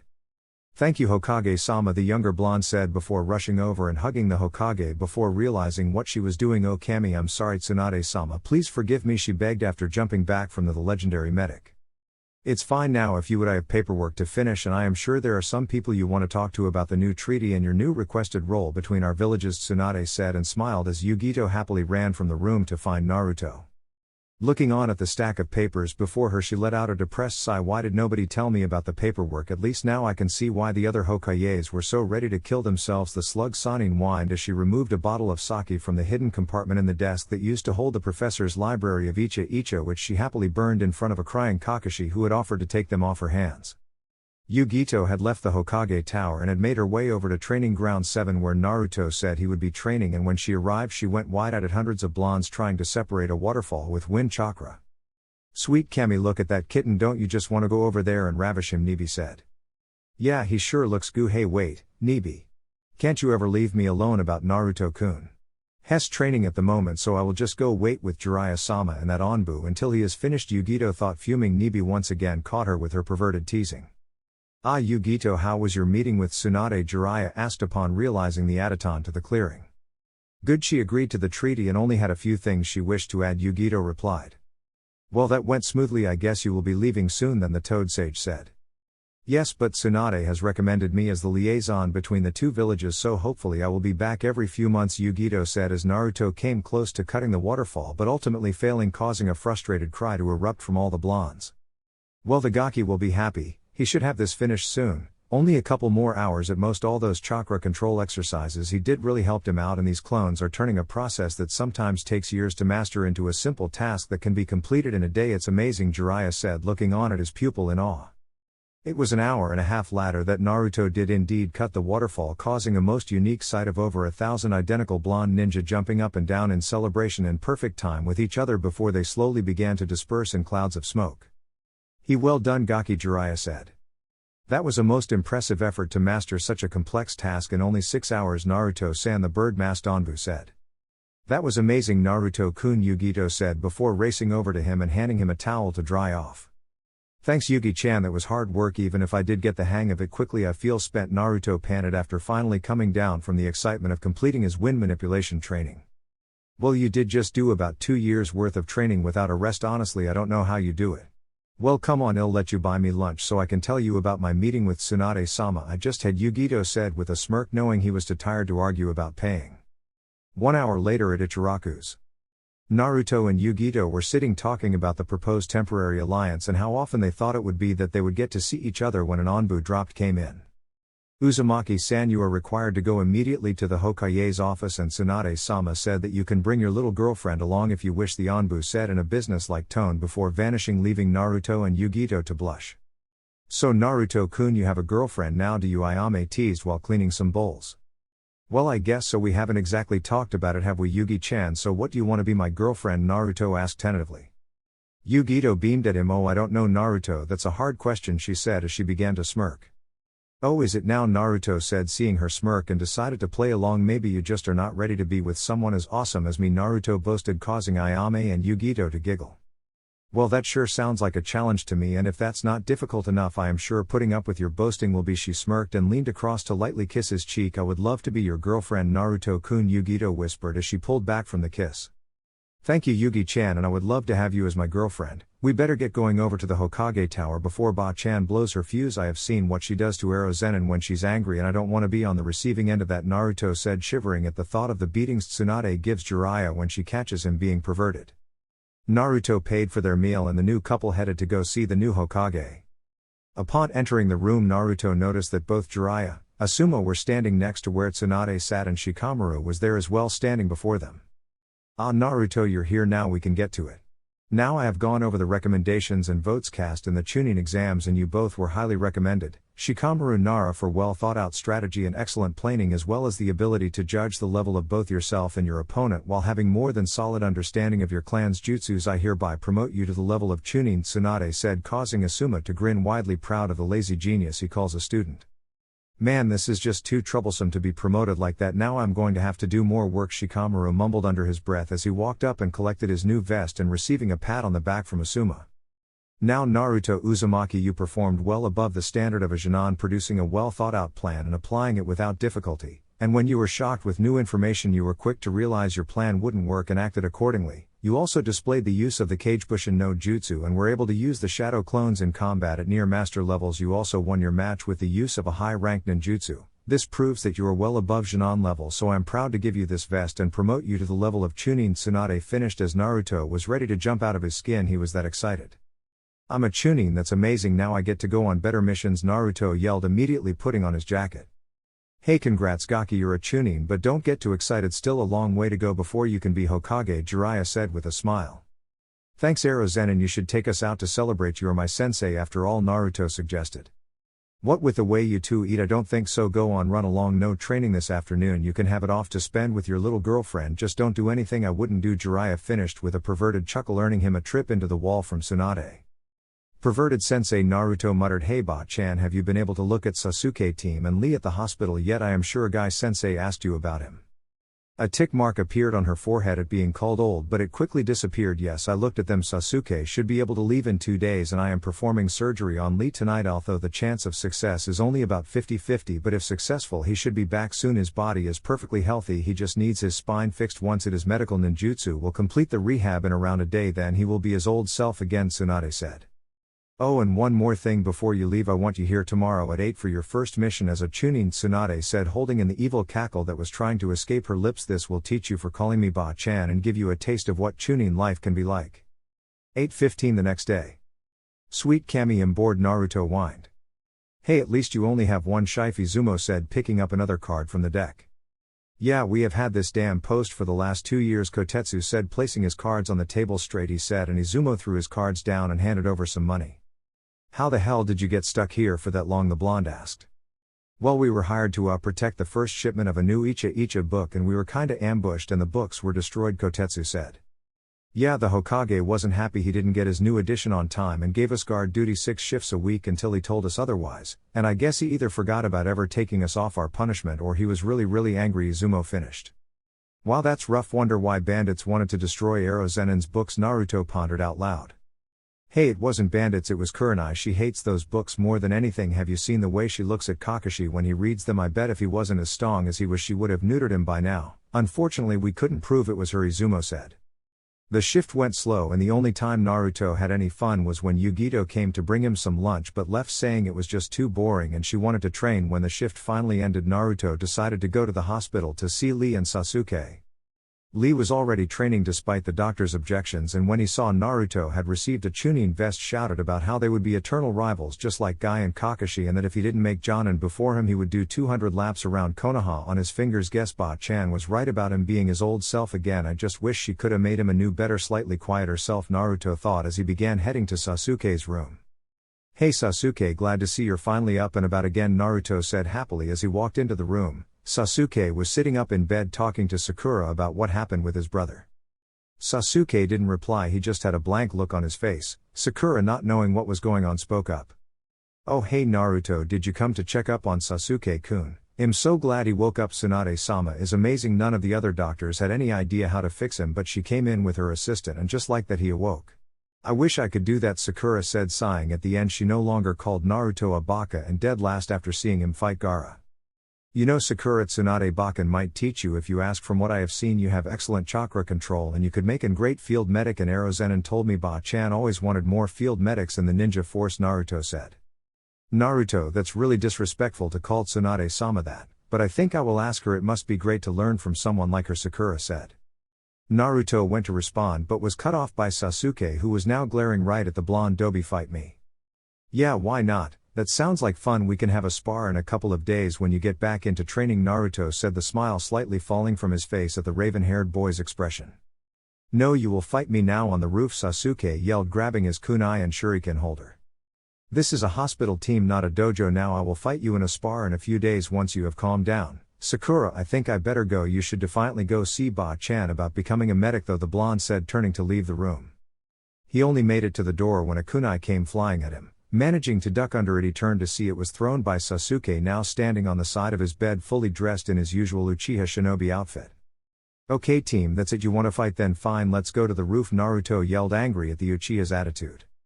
"Naruto, Sasuke-kun, don't do this," Sakura pleaded as the boys left and began heading upstairs. "Sorry Sakura, but I need to do this now, someone needs to put him in his place before his head gets any bigger," Naruto said. Said Sasuke, ever the conversationalist. When they arrived on the roof, Sasuke headed to the far side before turning around, activating his Sharingan and getting into the traditional Uchiha interceptor stance. What did Erozenin say about the Uchiha taijutsu style? Oh right, that's it, involves being able to predict the attacks of their opponents and use them against you, aided by the Sharingan's ability to see what moves are coming next, and involves eye contact. Guess it's a good thing I am known for my unpredictability, Naruto thought, sliding into his stance. Sasuke rushed forward with speeds far faster than the average Genin and attempted to kick Naruto in the ribs. Naruto easily blocked the punch and attempted a leg sweep, but Sasuke jumped over it and kicked Naruto in the side of the head. However, Naruto was able to duck before jumping back. Damn it, it is hard to guess his movements without looking him in the eyes. The damn hypnotic effect of the Sharingan really screws with the Toad style. Guess I could use the Goken, but Sasuke knows that style too well after he copied it of bushy brows and Kakashi-sensei taught him to use it properly, Naruto thought, narrowly dodging another punch before being kicked to the side behind several sheets. Naruto then jumped up over the sheets using them as cover and went to deliver axe kick to the Uchiha, but it was a feint. Seeing an opening, Naruto flipped around and delivered a 3-punch combo to Sasuke's chest before pushing him back. Not wanting to give Sasuke any time to recover, Naruto went on to press his advantage, kicking Sasuke to the side before knocking him into the air. Sasuke had finally recovered from Naruto slipping through his guard and was angry. Turning in mid-air, he saw Naruto jump up to kick him back to the ground. Reacting in time, Sasuke repositioned himself and caught Naruto on the side of the chin with a spin kick, grinning gleefully when he craked into the ground. The smile soon turned to a scowl, then to shock, as the Naruto he had been fighting puffed into smoke. He was a clone. When did he make a clone? Sasuke seethed in his head before he felt a powerful kick hit him in the back. Sasuke coughed up a little blood as he shakily got to his feet. When did you make a clone? The raven-haired ninja demanded. When you kicked me behind the washing on the line. I knew if you would see through any ninjutsu I used, so I waited until you couldn't see me. I have got to say though team, you're good. I almost had to release my gravity and restriction seals, Naruto said, a small smile on his face. You dare taunt me? I'm an Uchiha, an elite. You're nothing but a clanless nobody who wants to be something is not, Sasuke yelled, finishing some hand signs, and lightning began to form around his hand. Chidori. That's an assassination technique team. Are you really trying to kill me? Naruto said in shock as Sasuke began to run forward. Very well then, I guess I have no choice, he finished as he began to gather chakra in the palm of his hand. Rasengan. The Rasengan was formed and he was about to charge when Kakashi and Jiraiya arrived. Kakashi grabbed Sasuke and threw him into a nearby water tower, but Jiraiya just placed his hand on Naruto's shoulder, causing him to relax and allow his Rasengan to fade away. Sasuke, I am very disappointed in you. When I taught you that jutsu, I did not expect you to attempt to use it on a comrade, Kakashi lectured, receiving only a HN in response. Now go home and calm down, Kakashi ordered, and Sasuke walked off. Sorry Kakashi-sensei, I shouldn't have let him talk me into fighting him, said Naruto. It's okay, I think he is just a bit jealous at how much you have improved. I will talk to him again tomorrow to make sure everything is okay, Kakashi said with an eye smile. Come on Gaki, let's go have a spar. I bet you have some frustration to take out on something, and it may as well be me, said Jiraiya. Several buildings over. So that's the kid Orochimaru-sama wants, is it, said one of the 4 people sitting watching the fight between Naruto and Sasuke. Yeah, although I have no idea why he would want some pathetic piece of shit like that Uchiha. He was getting easily beaten by that blonde kid, the red-headed girl of the group said. Who cares why he wants him? Let's just go confront him and get him to come with us, said another. Fine, let's just go grab the fucking piece of shit and leave, the girl said. No Tuya, we need him to come with us by himself. We just have to show him the power Orochimaru-sama can offer, the final member of the group spoke before they each jumped away. The following morning. Naruto currently walking to the Hokage office after he had been given a summons by an Anbu. Upon arriving, he found Shikamaru about to enter as well. Hey Shikamaru, you get the summons too? I wonder what Ba-chan wants, Naruto said in greeting. Yeah, I got the message. Sounds like it's going to be troublesome. I heard all the Jonin are out on missions today, so it's probably going to be some mission what will require us to lead. It's just way too troublesome, Shikamaru said as the pair walked up the stairs and arriving at the Hokage's office. Walking in, they saw a very business-like Tsunade sitting behind her desk waiting for them. We don't have much time, so I'm going to be quick. Late last night Sasuke Uchiha left the Hidden Leaf Village, Sakura came to me this morning and told me about Sasuke's desertion. It is believed that he is with a team from Sound and is heading to Orochimaru. I need you to gather several of the Genin and retrieve him, Tsunade said. Ba-chan, why Genin? This sounds like a job for Jonin and Chunin, not two Chunin and a couple of Genin, Naruto said reasonably. I understand that, but all Jonin are currently on or are leaving today on missions, and the majority of the Chunin force are away as well or still helping with the rebuilding, Tsunade said. Well, what about Erozen? And he could probably get them back himself without us, and I know he does not have any missions, Naruto demanded. That is a good idea. Unfortunately, Jiraiya disappeared last night and I have not been able to find him. No reports say he left the village, but he is almost defiantly not in it. He must have been reverse summoned to Myobakuzen. I am sorry, but this is all I can give you. Now your mission is to track down and return Sasuke by whatever means necessary. Now go, you can assemble your own team, Tsunade said, and the boys quickly made their way to the door. So who do we get? You're the smart one after all, Naruto said. Well, we need a tracker.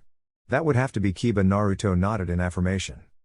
Then we need a scout, someone to watch out for attacks. We can't use Shino as he is working with his father improving his bugs, so it is either Neji or Hinata. I would say Neji as he is better in combat, Shikamaru said. Then we need a fighter, someone tough, and that's where these come in, Shikamaru said, taking out a packet of chips and opening them, taking a handful before offering Naruto some. How are chips going to help us? Naruto said, taking a few chips. Oh, you will see, Shikamaru said. Eventually they got down to the last handful, and just as Shikamaru was about to eat the last chip, a large blur flew out of the house they were standing in front of. The last chip in the packet is always the nicest, said Choji, rubbing his belly in delight. Hey Choji, we need you for a mission, Shikamaru said. Okay, I will go get Kiba. You find Neji or Hinata, Naruto said before he ran of his mind, however, was on another topic. How the hell did Choji know that was the last chip in the packet? Chapter 17, Leaf vs. Sound. Naruto ran towards the Inuzuka compound to find Kiba, but he luckily found him walking towards a nearby training ground. Hey Kiba, Naruto yelled, vaulting a fence to land next to the dog trainer. Oh hey Naruto man, say, where is that hot chick you were with the other night? Kiba said, a small perverted grin on his face. Kiba, this isn't the time for that, I need you for a mission. Sasuke team left the village and we think he is heading to Orochimaru, Naruto said, urgently choosing to ignore Kiba's perverted thoughts towards his girlfriend. What I mean, I know Hasa asked, but that is just unforgivable, Kiba yelled. So where are we meeting? North Gate. 1 hour, come on, let's get going, I need to go home and get my stuff. I will meet you there, Naruto said before taking off towards his apartment.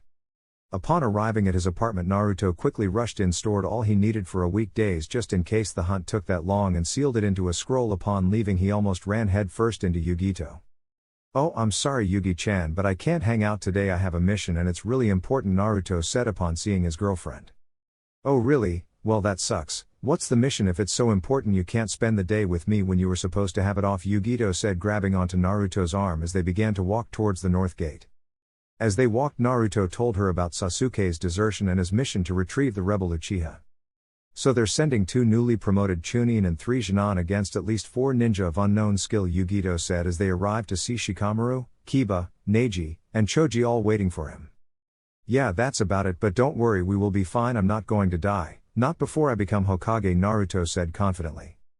Okay, now Naruto is here, we can head out. Kiba, I want you in front because you're out. Tracker, I will be right behind to direct you when we find something. Naruto, I want you in the middle because of your speed and reaction time. You can send aid to where it is needed fast. Choji is up next, you're the main support for fighting, so you will be there to guard our scout Neji, who will be last in line using his Byakugan to cover us and look out for attacks, Shikamaru said as they started to head for the exit.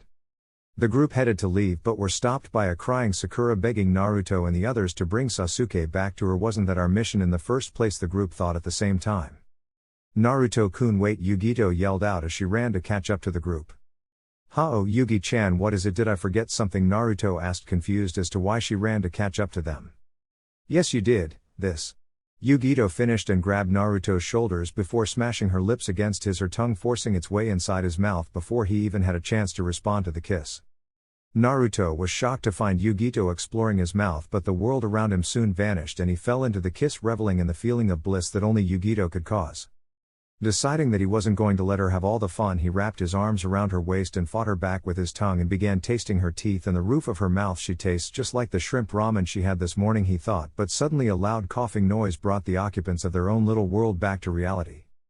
The faces on his fellow Genin were what would have been expected. Shikamaru looked bored, Choji just looked on eating his chips, Neji looked as stoic as ever, and Kiba had a perverted grin plastered all over his face. I'm sorry about that guys, I guess I just got lost in my own little world, Naruto said with a small smile. I'll say you were eating each other's faces, Kiba joked, causing the two blondes to blush. Yugi-chan, I really have to go, but I will be back, Naruto said, reluctantly letting her out of his embrace. You better come back. Because I love you, she said, quickly giving him another kiss. I love you too, Yugi-chan, Naruto whispered into her ear as he slowly walked back into formation and left. Please be alright, Naruto-kun, you can't leave me when I just found you, the kunoichi with slitted eyes thought as she watched the young man she loved leave. That night, the group had run non-stop since they left the village and were finally having a small break. We have to be getting closer, the scent of the group is much stronger, there's 4 of them plus Sasuke, if we rest here I say at the speeds we are going we can catch them well before they get out of fire country, Kiba informed the group. Indeed, but how strong are our opponents? This is a dangerous situation indeed, I say we keep going and try to sneak up on them during the night, Neji reasoned. That is a good idea, but we don't want to be too tired to run the next day. We will push on a few more hours then stop. It will bring us closer to them so that we can scout out and maybe get an idea of how skilled they are, Shikamaru said. The others nodded and they moved off before setting up a camp for the night several hours later. The next day. I can see the sound team but I can't see Sasuke. Wait, no, he is there but he is inside a coffin and he seems to be changing, his hair is longer and there are weird marks all over Haas' body, Neji said, shocking the others. It must have something to do with that permanent hickey that snake pedophile gave him, Naruto said. Well, they are performing some sort of ritual now, would be the perfect time to attack, informed Neji. You're right, everybody get ready, we need to act quickly, Shikamaru said, and they readied their ambush. Unfortunately, just as they were about to attack, Kiba sneezed from a flower Naruto kicked, releasing its spores. Ah shit, Kiba said as the sound team realized they were being followed. Well, if it isn't a couple of piss weak leaf ninja, run on home you fucking pieces of shit, you can't beat us and we are not in the mood to play with you, Tuya said. Fuck you bitch, we have to get back the bastard in that coffin and you are not going to get in our way, Kiba yelled. Enough of this, Jirobo, stop them here, we need to keep moving and we still have to carry Sasuke, a tall boy with light blue-gray hair with what looked like a puppet on his back said. Why do I have to do all the work, Sakon, Jirobo said. Oh, just shut the fuck up, fat ass, and do your job, Tuya yelled, grabbing a corner of the coffin. Jirobo performed several hand signs then slammed his hand to the ground, creating a massive dome around the group of leaf ninja as the other sound ninja took Sasuke and left. What the fuck is this? I can't break out of this damn dome even when I use my Gatsuga, Kiba moaned after trying his move and finding the dome repair itself. So it repairs, huh? I could use a Rasengan, but there is no guarantee that the hole I punched through is gonna be big enough for all of us. Guess I just have to hope Shikamaru comes up with a plan, Naruto thought. After a while Shikamaru did indeed come up with a plan, and using Choji they busted out. Choji said that he would deal with Jirobo and the others headed on. Once the group caught up to the sound team and they split up again, this time the 6-armed man Kitamaru broke off from the pack after a failed attempt to henge into Jirobo. Kitamaru managed to hold Shikamaru, Kiba, Naruto and Neji with his chakra silk threads, but he taunted the trapped leaf ninja and Neji figured out how to break the strings in time to free his comrades and sent the others on their way. He would deal with Kitamaru. Naruto, Shikamaru and Kiba caught up to the 2 remaining Sound 4 members. They used a well-thought-out plan to have Shikamaru's cage main jutsu on Tuya to attack Sakon, and they managed to get the coffin and began to make their way back to the village. Kiba stayed behind to stall and Sakon stayed behind while Tuya followed them. They didn't get very far when another Sound ninja showed up. You were taking too long, Tuya, the newcomer said. Kimimaro, what are you doing here right now? You shouldn't be able to move, Tuya said. Kimimaro grabbed the coffin and jumped off towards the Sound. Hey Naruto, we need to get him from that guy. You go on ahead, I will stop this girl, Shikamaru said, and Naruto jumped off to follow him. Kimimaro stopped in a field when he heard a noise coming from behind him. When he turned he saw an angry Naruto releasing the seals on his body. You freaks have gone too far. That curse mark of the heavens is clouding Sasuke's judgment and you offered him false hope at power, playing on the fact that he wants to kill his brother. That's pathetic and I won't let you get him, Naruto yelled, standing up and stretching. While it is true we want Sasuke, we are giving him a great honor by him joining Orochimaru. He will become Orochimaru's next vessel, the Sound ninja with red markings around his eyes said. Vessel, you mean what exactly? Orochimaru is going to live inside him? Naruto asked. Well, essentially yes, Orochimaru-sama will suppress all that is Sasuke and replace him with all that is Orochimaru, leaving only the body, and once that body finally rejects him and breaks down he will be replaced by a new one and Orochimaru-sama will go on and live forever, Kimimaro said. Okay, I get it, he wants Sasuke's body because it has the Sharingan. Well, I guess I'm just going to have to spoil your party, Naruto said before pushing off in a blur. He's fast but not fast enough to escape my Keki Genkai, thought Kimimaro. Naruto went in for a punch, but to his shock the body of his target distorted and claws of bone extended from his chest and caught the fist. Oh shit, new kind of hell is this? His body manipulates bones, the blonde thought, just managing to escape with his hand. No use using taijutsu, gotta go for ninjutsu. Well, as good a place as any to check out my new control over wind. I shouldn't need many hand signs now, if any, to use what jutsus I know, he thought, jumping back, making some distance from the sound ninja. Naruto created a shadow clone and had it throw a shuriken, then he thrust his palm out without making any hand signs. Fyuten, gale palm. The strong gust of wind hit the shuriken and caused it to turn into a blur of speed, and it hit its mark dead on his chest, but it bounced off. What, that's impossible, how did he do that? There's no way, nothing has ever stopped that combo if it's hit, Naruto thought, stunned before he noticed a thin layer of bone covering the area where the shuriken hit. It's no use, you know you can't defeat me, and look, the transformation is complete, Kimimaro said as the coffin exploded into a cloud of smoke. Out of the smoke stood a changed Sasuke. Long dark hair spiked down his back and small markings of a cross in black were on the bridge of his nose. His eyes were no longer black, they were yellow, and the whites were the same dark gray as his hair. Sasuke, is that you? Naruto asked, but Sasuke didn't respond. He just began to head in the direction of Orochimaru. Well, I guess I'm going to have to beat your ass first so I can stop him. Then, taking up his battle stance, Naruto performed the required hand signs and began firing compressed wind bullets at his opponent. Kimimaro was dodging but only just and didn't notice the clone of Naruto come up from behind him. Fyuten, great breakthrough, the clone called out before he blew a massive gust of wind into Kimimaro's back. The white-haired ninja flew forward before being kicked into the air. Several more clones appeared and kicked him further into the air. Uzumaki Naruto barrage, the clones called out, slamming Kimimaro into the ground before jumping back. Kimimaro got up and coughed up a small amount of blood. So you can be hurt, huh? Well, that is reassuring, Naruto said, but Kimimaro burst forward with great speed that matched Naruto's own, and the pair began trading blows in taijutsu. Damn it, I am going nowhere and Sasuke keeps getting further and further away. What am I supposed to do? Naruto thought, but then a small smile crept on his face when he felt something move behind him. Hey, bushy brows, they let you out already, he said. Why, yes they did, but I think you should be catching Sasuke. I will deal with this guy, said the newcomer in the clearing, wearing green spandex and orange leg warmers and had eyebrows the size of large hairy caterpillars. You sure this guy is tough? He uses his bones like some sort of armor or something. Everything I have tried he is blocked somehow, Naruto said. Well, then I will just have to fight harder now. You must leave and catch up to Sasuke. Just go, Lee said. Okay, bushy brows, but you better come back alive, Naruto said before blurring away. Well, it is a shame to see him go. He was tough, but Sasuke will deal. We have more help on the way after all, Kimimaro said. What do you mean help? Lee said. Oh, you don't have to worry about that, the white-haired ninja said as he attacked the green-clad ninja.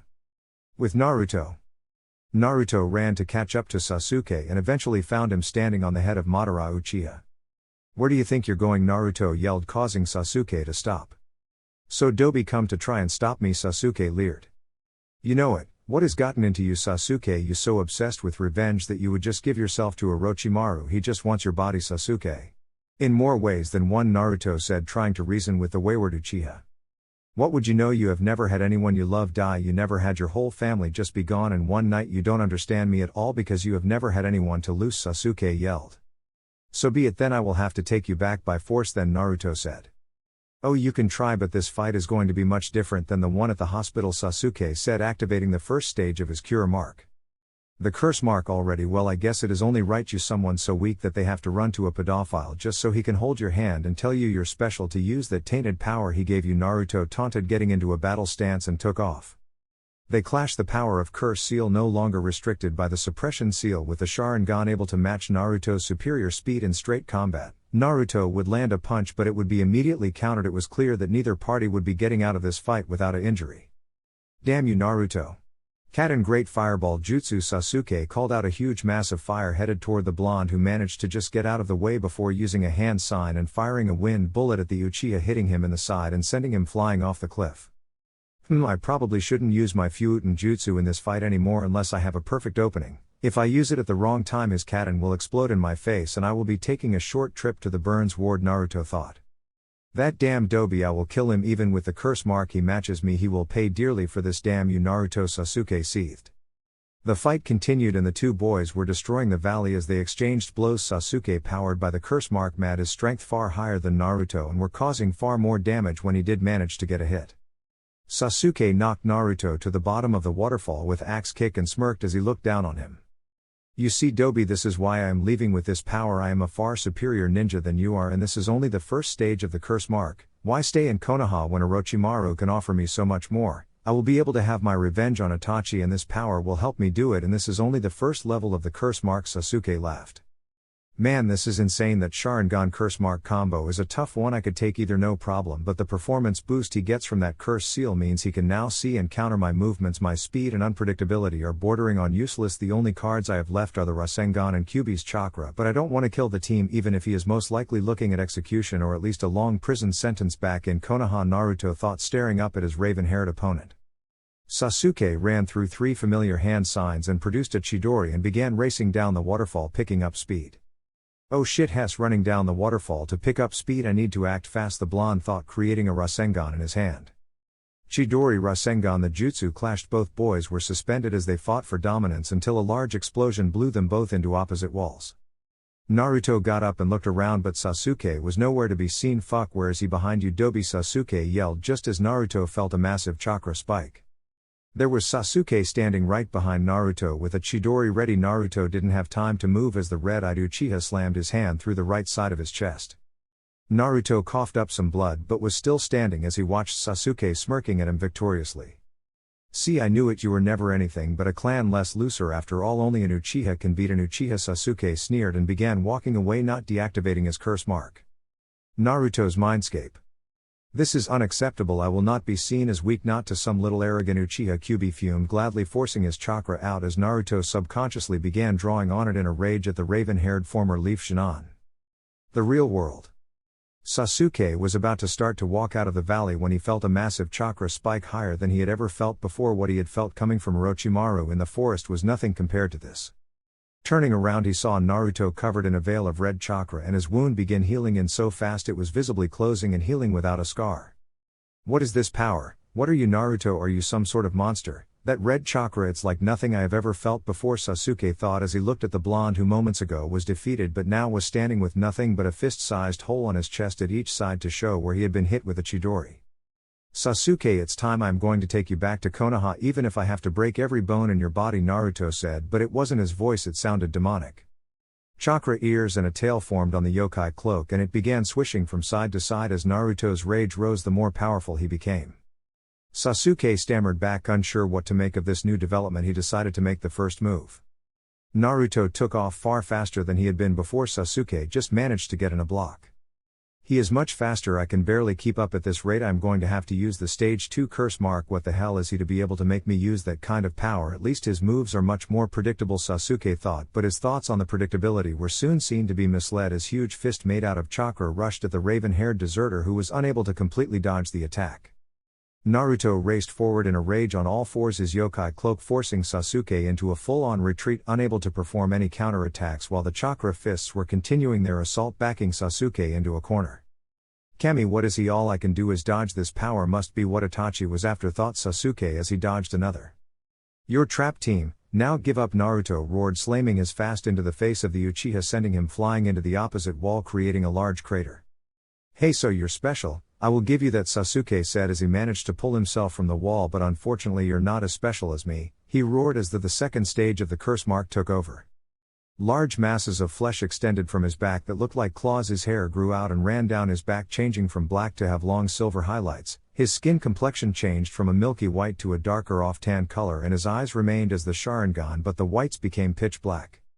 They both acted at the same time, jumping at each other. Naruto's advantage in speed now gone, but he still had the advantage of his chakra arms. The problem was he needed to stay still to use them, which was proving difficult as Sasuke easily weaved around them to get into attack range, forcing Naruto to jump back. The fight war on every attack one of them performed caused another scar landscape, and the fighting could be heard for miles around. Well, let's say we finish this. Hey, Naruto said, Sasuke holding his hand down and forming a Chidori. However, instead of the usual white lightning that formed, this almost looked black and silver. Naruto formed a Rasengan and the pair rushed at each other. They were about to clash when Naruto spun out of the way and kicked Sasuke to the side. You're right, Sasuke, it is time to finish this, but I'm going to show you just how outclassed you really were, Naruto said, his voice still demonic but sounded almost calm as he closed his eyes and focused. Sasuke stared in interest, then in horror, as what looked like a second tail began to form at the base of Naruto's spine, forcing him back onto all fours as it finished forming. A primal roar escaped the lips of Naruto as his hair became even more wild and black line thickened under his eyes as a byproduct of the two tails dancing behind him. Sasuke was scared even in his second stage of his curse mark. The power emanating off of Naruto was terrifying. This is not good, I have to get out of here, but how he thought, slowly backing up. Naruto disappeared. Sasuke didn't even see him move, and before he knew it he was flying back only to be hit from behind in with a kick as he flew into the wall next to the feet of Madara. Sasuke pulled himself shakily out of the hole in the wall and began coughing up blood. The places where he had been kicked and hit looked like burns and were eating away at his skin even in its reinforced state. Naruto looked on in mild interest at the discomfort of the Uchiha before deciding to end it, sending a chakra fist out from his body to hover above the no longer last loyal Uchiha, and he used it to slam down with all his might, forcing Sasuke to be crushed into the ground and the curse seal to disperse. The cloak slowly started to recede from Naruto, who had just regained complete control of his body. To him it had been like watching a movie. He could stop at any time and only kept it going to see the end, but he knew if it lasted much longer his consciousness would be completely gone and the fox would have free reign over his body until it ran out of things it wanted to destroy in the area. There, it's done, Naruto panted, collapsing onto one knee before standing and walking over to Sasuke. He bent over to pick him up but was stopped by the sound of clapping. Looking over his shoulder he saw a ninja with silver blue hair and a pair of horn-rimmed glasses smirking at him. "My, that was quite impressive, Naruto-kun, but I am afraid I can't let you take Sasuke-kun. You see, he is important to Orochimaru-sama," Kabuto sneered with a smirk on his face. "Kabuto, what are you doing here?" Naruto said, glaring at the latest unwelcome arrival. "Oh, you see, Orochimaru-sama thought you might be joining in on this little retrieval of yours and wanted some extra insurance. I guess it was justified, seeing how you would have won if I didn't show up. You must be tired. I doubt you can use that beast's chakra again so soon after using two tails so early in your development," Kabuto said, the smile never leaving his face. "You're not taking him," Naruto said, getting loosely into his stance. "Oh, aren't we the brave one? Your little cat whore isn't here to save you this time," Kabuto said, activating his chakra scalpels. Naruto pushed off at the same time as Kabuto but couldn't keep up with his fresh legs. He was just too tired and sore from fighting Sasuke and running for almost 2 full days. His first exchange ended with Naruto being hit in the ribs and coughing up a small amount of blood before staggering to his feet, swaying from exhaustion. "Well, you are persistent. Guess I will just have to put you down," Kabuto said.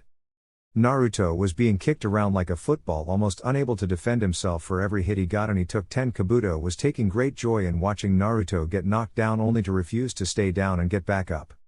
"Well, you do live up to your nindo, never back down, never surrender, was it? But as Sasuke is awake now and I am sure he is angry, so I think it is best that we end this now," Kabuto said, looking down at Naruto, who was on his hands and knees, blood flowing from cuts coming from his mouth, eyes, forehead and arms. Naruto looked up at the crater he left Sasuke in to see him standing holding onto what looked like a broken arm, then to Kabuto, who stood triumphantly over the blonde who now had blood-soaked hair. Kabuto grabbed Naruto by the hair with one hand, lifting him up to stand, although unable to support his own body weight, and began slowly punching him in the gut. Naruto looked on helplessly as Sasuke approached, an evil glint in his eye. He held out his good hand and very slowly a Chidori formed and he stalked closer to the defenseless blonde. "You think you can humiliate me like that, Dobi, and get away with it? I don't think so, Chidori." Sasuke screamed, thrusting his hand into the chest on the opposite side to the evidence of his last Chidori assault. His Chunin vest fell off, no longer having anything to support him, and fell to the ground. Naruto's eyes bulged from the pain and he was losing consciousness fast. The last thing he registered before he blacked out was an order from Sasuke: "Throw him in the river and let's get out of here." Complying with Sasuke's demand, he threw the limp body of the Jinchuriki at the base of the waterfall and watched it flow down river. Chapter 18 Revelations. Kakashi arrived at the valley the boys had battled in and looked at the destruction in awe. The only areas unharmed were the giant statues of Madara, Uchiha and the first Hokage. "I can smell an awful lot of blood down there," Pakken said as they began making their descent into the valley. Kakashi could still sense the tainted chakras of the curse mark and in Kyuubi's yokai. "Can you tell what happened here?" the silver-haired Jonin asked his dog Summons. "Most of this blood is Naruto's, but I can smell a third scent here, one that didn't appear until around the end of the fight," Pakken said, causing Kakashi's eyes to widen. "So Naruto had to fight 2 of them at once?" Kakashi questioned. "No, from what I can smell, the fight caused Naruto to use the fox's chakra and Sasuke to use more power in the curse mark, but Naruto was able to defeat the Uchiha by the strength of the scent. I would say Naruto was using at least 2 taels worth in his chakra cloak." "That's when the third party arrived," said Pakken as he walked around following the scents and stopped at the crater where Sasuke was crushed. "But I would have a hard time facing Naruto using that much of Kyuubi's chakra, and you say the third party only showed up at the end?" Kakashi said, confused how the Jinchuriki could have been defeated with such ease. It seems after defeating Sasuke, Naruto regained control and forced the cloak to recede. Naruto would have been exhausted and unable to draw on that much yokai again so soon after using such high quantities. He is still a child after all, Pakken said. So he was defenseless, Kakashi said as they walked towards the spot of the first exchange between Naruto and Kabuto. Then something hit him. Pakken, do you recognize the scent? Could it have been the Akatsuki? Kakashi urgently asked, knowing that Naruto wouldn't be dead then. At least not yet. I can recall this scent. I am fairly confident it belongs to Kabuto Yakashi. The pair started fighting here, but by the looks of it seems more like a torture session, Pakken said as they followed a trail of blood which was getting thicker. The way the blood pools. Kabuto let Naruto try and stand before he continued his assault. This is sickening, the copy ninja thought as they continued to follow the trail that ended at the side of the river. And this is where it stops. Looks like he was thrown into the river, but it seems Sasuke woke up and left him with a parting blow, Pakken said. Kakashi at this moment noticed the Chunin vest that was on the ground obstructed from vision by some rock that had broken off of the walls of the cliff. Sweet Kami, I can recognize those holes anywhere and all that blood on the jacket. These were caused by a Chidori and there are two of them. Not even Naruto could survive that, Kakashi thought as he leaned down and picked up the jacket, a small tear sliding down his face. Sensei, I have once again failed to protect someone, and this time I failed your only son. I am so sorry. Where is Naruto's body? He finally asked, composing himself. The trail stops in the river. They most likely threw him in there, Pakken said sadly as it started to rain. The rain will wash away the scent soon and Sasuke will be long gone by now. Come on, Pakken, we need to follow this river downstream and see if we can't find him, Kakashi said, still clinging onto the shredded Chunin vest like it was his only lifeline in a violent ocean. The pair searched for hours until they knew that the current was not strong enough to carry him any further and the rain washed away any sense leaving the water, so if Naruto was alive he couldn't be found. Come on, Pakken, we better head back and give our report, Kakashi said, downbeat. He knew even though he had seen the two holes punched through the vest, he had still hoped he would be alive and sprawled out on the riverbank somewhere downstream. Several hours later at Konoha main gate. The gate guards sat and watched as the members of the retrieval team returned, all in a bad way. Only Shikamaru, Kiba and Lee were able to walk, but even then they looked like they were dead on their feet. Choji and Neji were being carried by two of the Jonin that left with Kakashi to check on the group.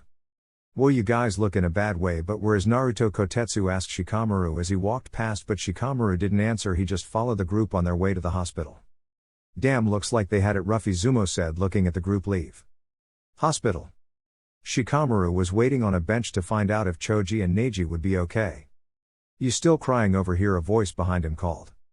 Tamari, what are you doing here? Leave me alone, Shikamaru said, looking downbeat. Oh, I don't think so. So you screwed up and some of your team got injured. That's the life of a shinobi. Now grow up and stop being such a lazy crybaby. At least they're not dead, the Suna Kunoichi said. You know you're really troublesome, you know that, Shikamaru said, leaning back against the wall as Tsunade walked out of the operation room. They are both going to be fine. Choji has extreme chakra exhaustion and Neji has a deep wound on his side, but they will both be fine in a couple of weeks, the Hokage said, walking off to her office. Hokage Tower. Tsunade had just sat down and pulled out a bottle of sake when there was a loud knock on the door. Come in, she ordered, and the door opened to reveal a clearly downcast copy ninja. Kakashi, where is Naruto? She ordered, beginning to fear the worst. All Kakashi did was take out a sealing scroll and unseal Naruto's vest before sitting on the couch, a lifeless expression on his face. Oh Kami, what could have caused this? It looks like it has gone right through his body. Whatever jutsu this was, Tsunade said, tears openly falling from her face. She felt like she had lost it all again. Was she cursed that everyone she loved died unless they were a complete pervert? A Chidori, came Kakashi's hollow reply. It was most unfortunate that at this time Yugito had come in to check on the group that had left to return the traitorous Uchiha Hokage-sama. I was wondering if you had any news on Naruto-kun's group, she said, walking in, but stopped when she saw the crying Tsunade and the torn jacket. Naruto-kun, no, how can this happen? Why did it have to happen to him? I had just told him I loved him. This can't be.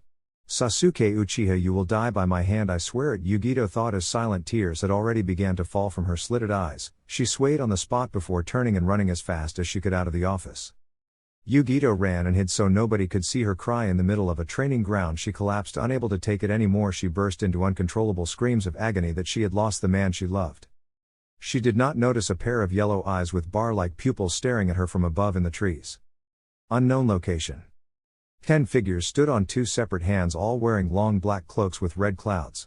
Suddenly a large plant-like creature appeared from a nearby wall. Leader Sama, we may have a problem, the plant spoke as it opened, revealing a man with half his face black and the other white. What is it, Zetsu? said the shadow of a tall man with metallic purple eyes with 4 rings circling a small dotted pupil. It's the QB host. The white half said he was just killed by Sasuke Uchiha and Kabuto Yakashi. The black half finished. This caused the majority of the group to look at their fellow Uchiha.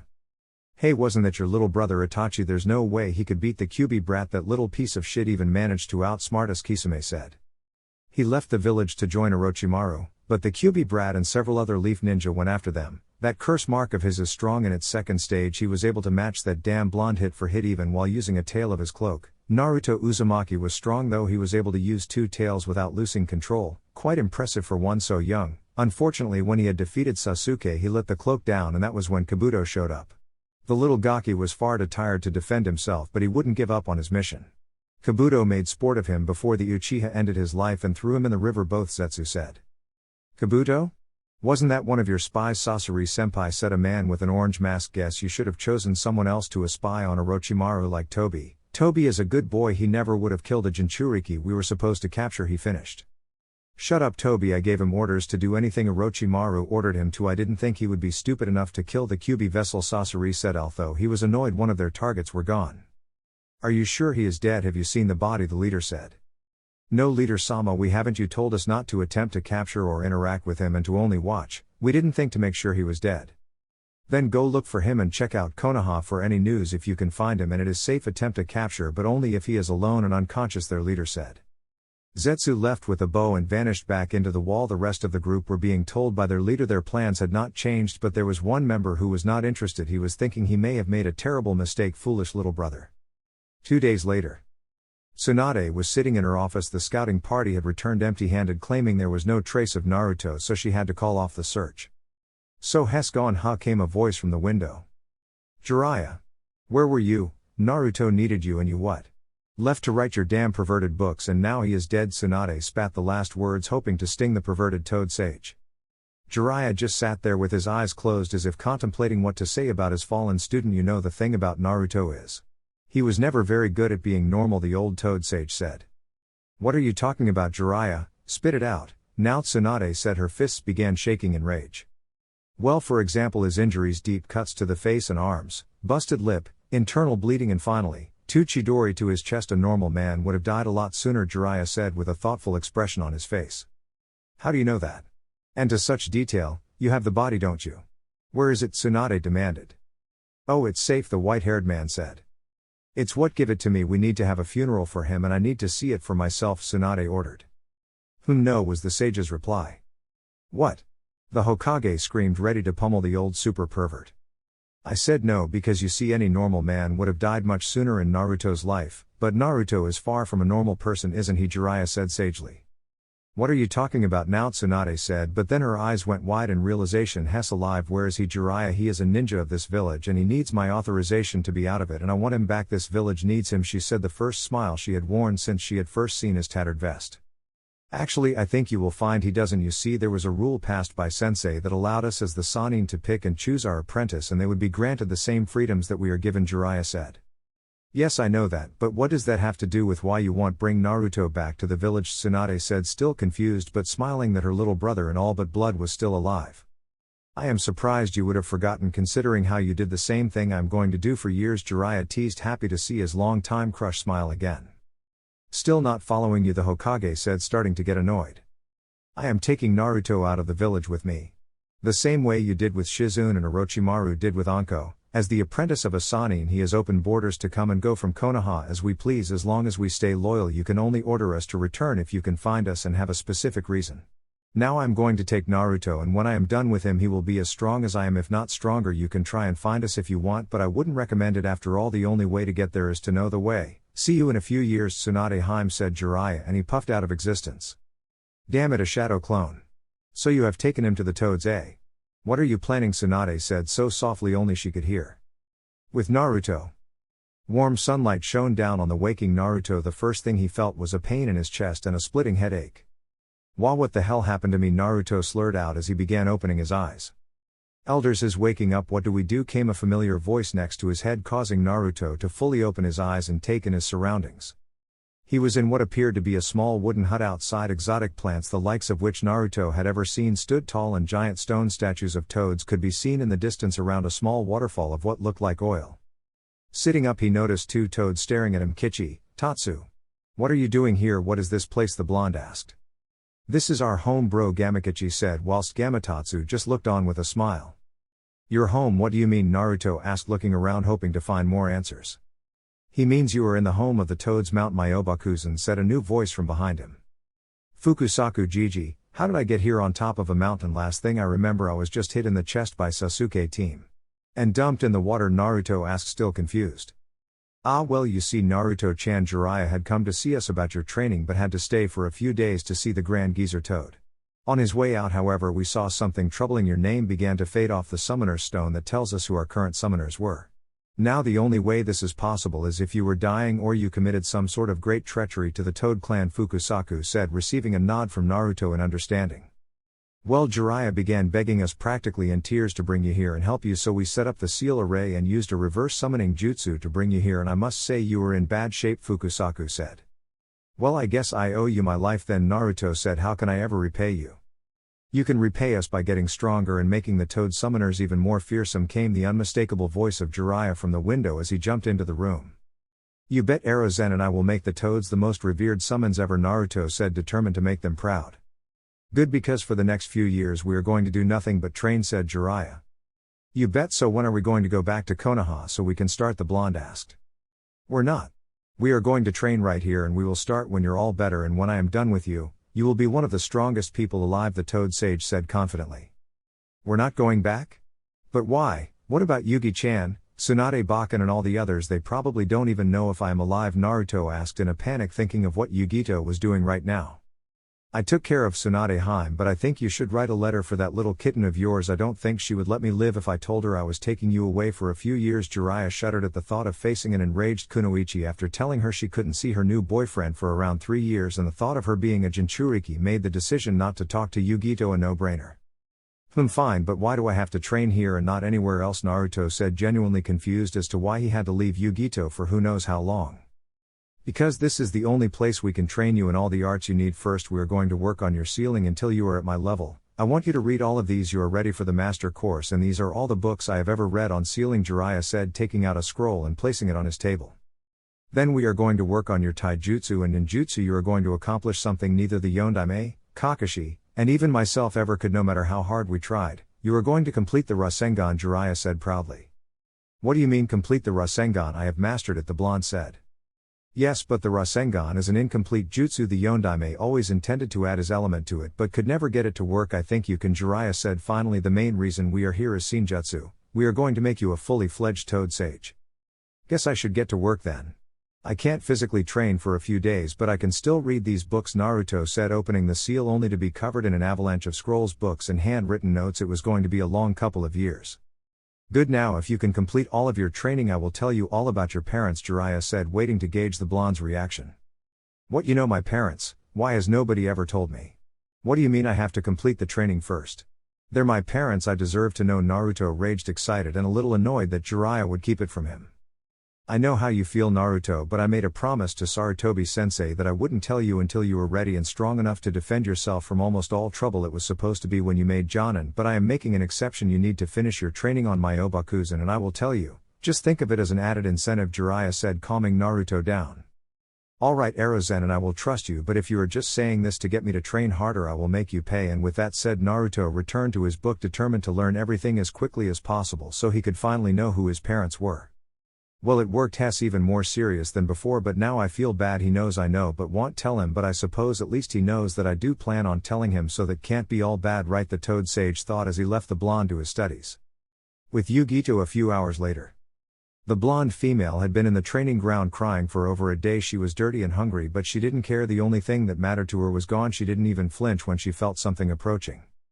A small toad sat beside the crying Jinchuriki, not wanting to startle her but also wanting to get noticed. He wearily croaked, becoming louder and louder until the girl finally turned her head to look at him. Yugito gazed at the toad. It didn't look normal. Then she remembered a time she had spent with Naruto on their trip back to Konoha. Flashback. The group walked along talking about what jutsu they were learning or wanted to learn, still in the early stages of their relationship, when Naruto brought up the subject of summoning to Shizune. Hey Shizune Nichan, I was wondering, I saw Ba-chan summon that big massive slug. I was wondering if you had signed the slug contract, the spiky-haired blonde said. No, I haven't. The slugs are a great asset in medical jutsu, but I do not have the required chakra levels to summon Katsuyu, and she is very picky about her summoners. Only Tsunade-sama has been able to successfully sign the slug contract. The black-haired Kunoichi informed the group. Oh, that's a shame. What about one of the other summons like Kakashi-sensei's dogs or Bushibrow-sensei's turtles? They don't have the massive boss summons that the toads or slugs have, but they're really useful, Naruto said. Well, that is true, but I have never had a chance to sign a contract other than the slugs because I was always on the road, Shizune said. What about you, Yugi-chan? Do you have a summons? Toboy asked his fellow blonde. No, Kumo does not have many summoning contracts. We have the bears and a few others, but I haven't seen them, Yugito admitted. Aw, that's a shame. Summons are awesome. It's like you can call for a friend whenever you need one, Naruto said, running through some hand signs, and a small red toad with a blue shirt appeared. Yo bro, what do you need? The little red toad said. Nothing really, Kichi. I just wanted you to meet a new friend of mine, Yugi-chan. This is Gamakichi. Gamakichi, this is Yugi-chan, Naruto said as the small toad stuck out a small hand to shake, which Yugito accepted, giggling at how stupid she must look shaking hands with a toad. Wow bro, she is pretty. You sure know how to pick them, Gamakichi said, causing the two blondes to blush as they walked down the road. Flashback end. Gamakichi, is that you? Yugito asked, still sniffling and wiping tears away from her eyes. Yo. I got a letter for you. Don't know what it says. I'm just doing my job anyway, see ya, said Gamakichi as he placed the letter down and puffed away. Yugito slowly opened the letter and she burst into tears, although now they were tears of joy. To my beautiful Yugi-chan, I am so very sorry I couldn't return to you and have this conversation in person, but that damn Arozenin says he wants me to stay here until I am strong enough to fight off S-ranked ninja. I guess you must be upset that I made you worry, but I told you before, I won't die, not until I become Hokage, and certainly not before I see you again. There are so many things I want to tell you, but I can't, like where I am, when I am coming home. But once again I am not allowed, stupid safety precautions. I just want you to know that I am alive and I love you with all my heart and always will. Yours forever, Naruto. Peace. I will send Kichi with new letters so we can keep in touch every week. Goodbye and be safe, beautiful. Yugito read and reread the letter, tears of joy still falling from her face as she slowly stood up and made her way back to the village. You better get real strong fast, the Naruto-kun. I don't want to have to wait too long to see you again. Unknown location. The next day. The group of 10 appeared on the fingers of the statue again and waited for Zetsu to, were not waiting long as he grew out of the ground. Zetsu, what do you have to report? The leader ordered. The Kyuubi Jinchuriki is alive, Leader Sama, however we do not know where he is. He was taken by Jiraiya of the Sannin and has not told the Hokage or anyone in the village where, Zetsu said. Very well, find him and watch. Now the rest of you get back to collecting funds. We need to be ready to mobilize in just over 3 years, the leader said just before his image faded from existence. Alright everyone, that's it for the video. I hope you enjoyed it. I will try to post more as soon as possible. I have already posted the full story over on my Patreon if you are interested in that. Link to that is in the description. Anyways, until next time, peace.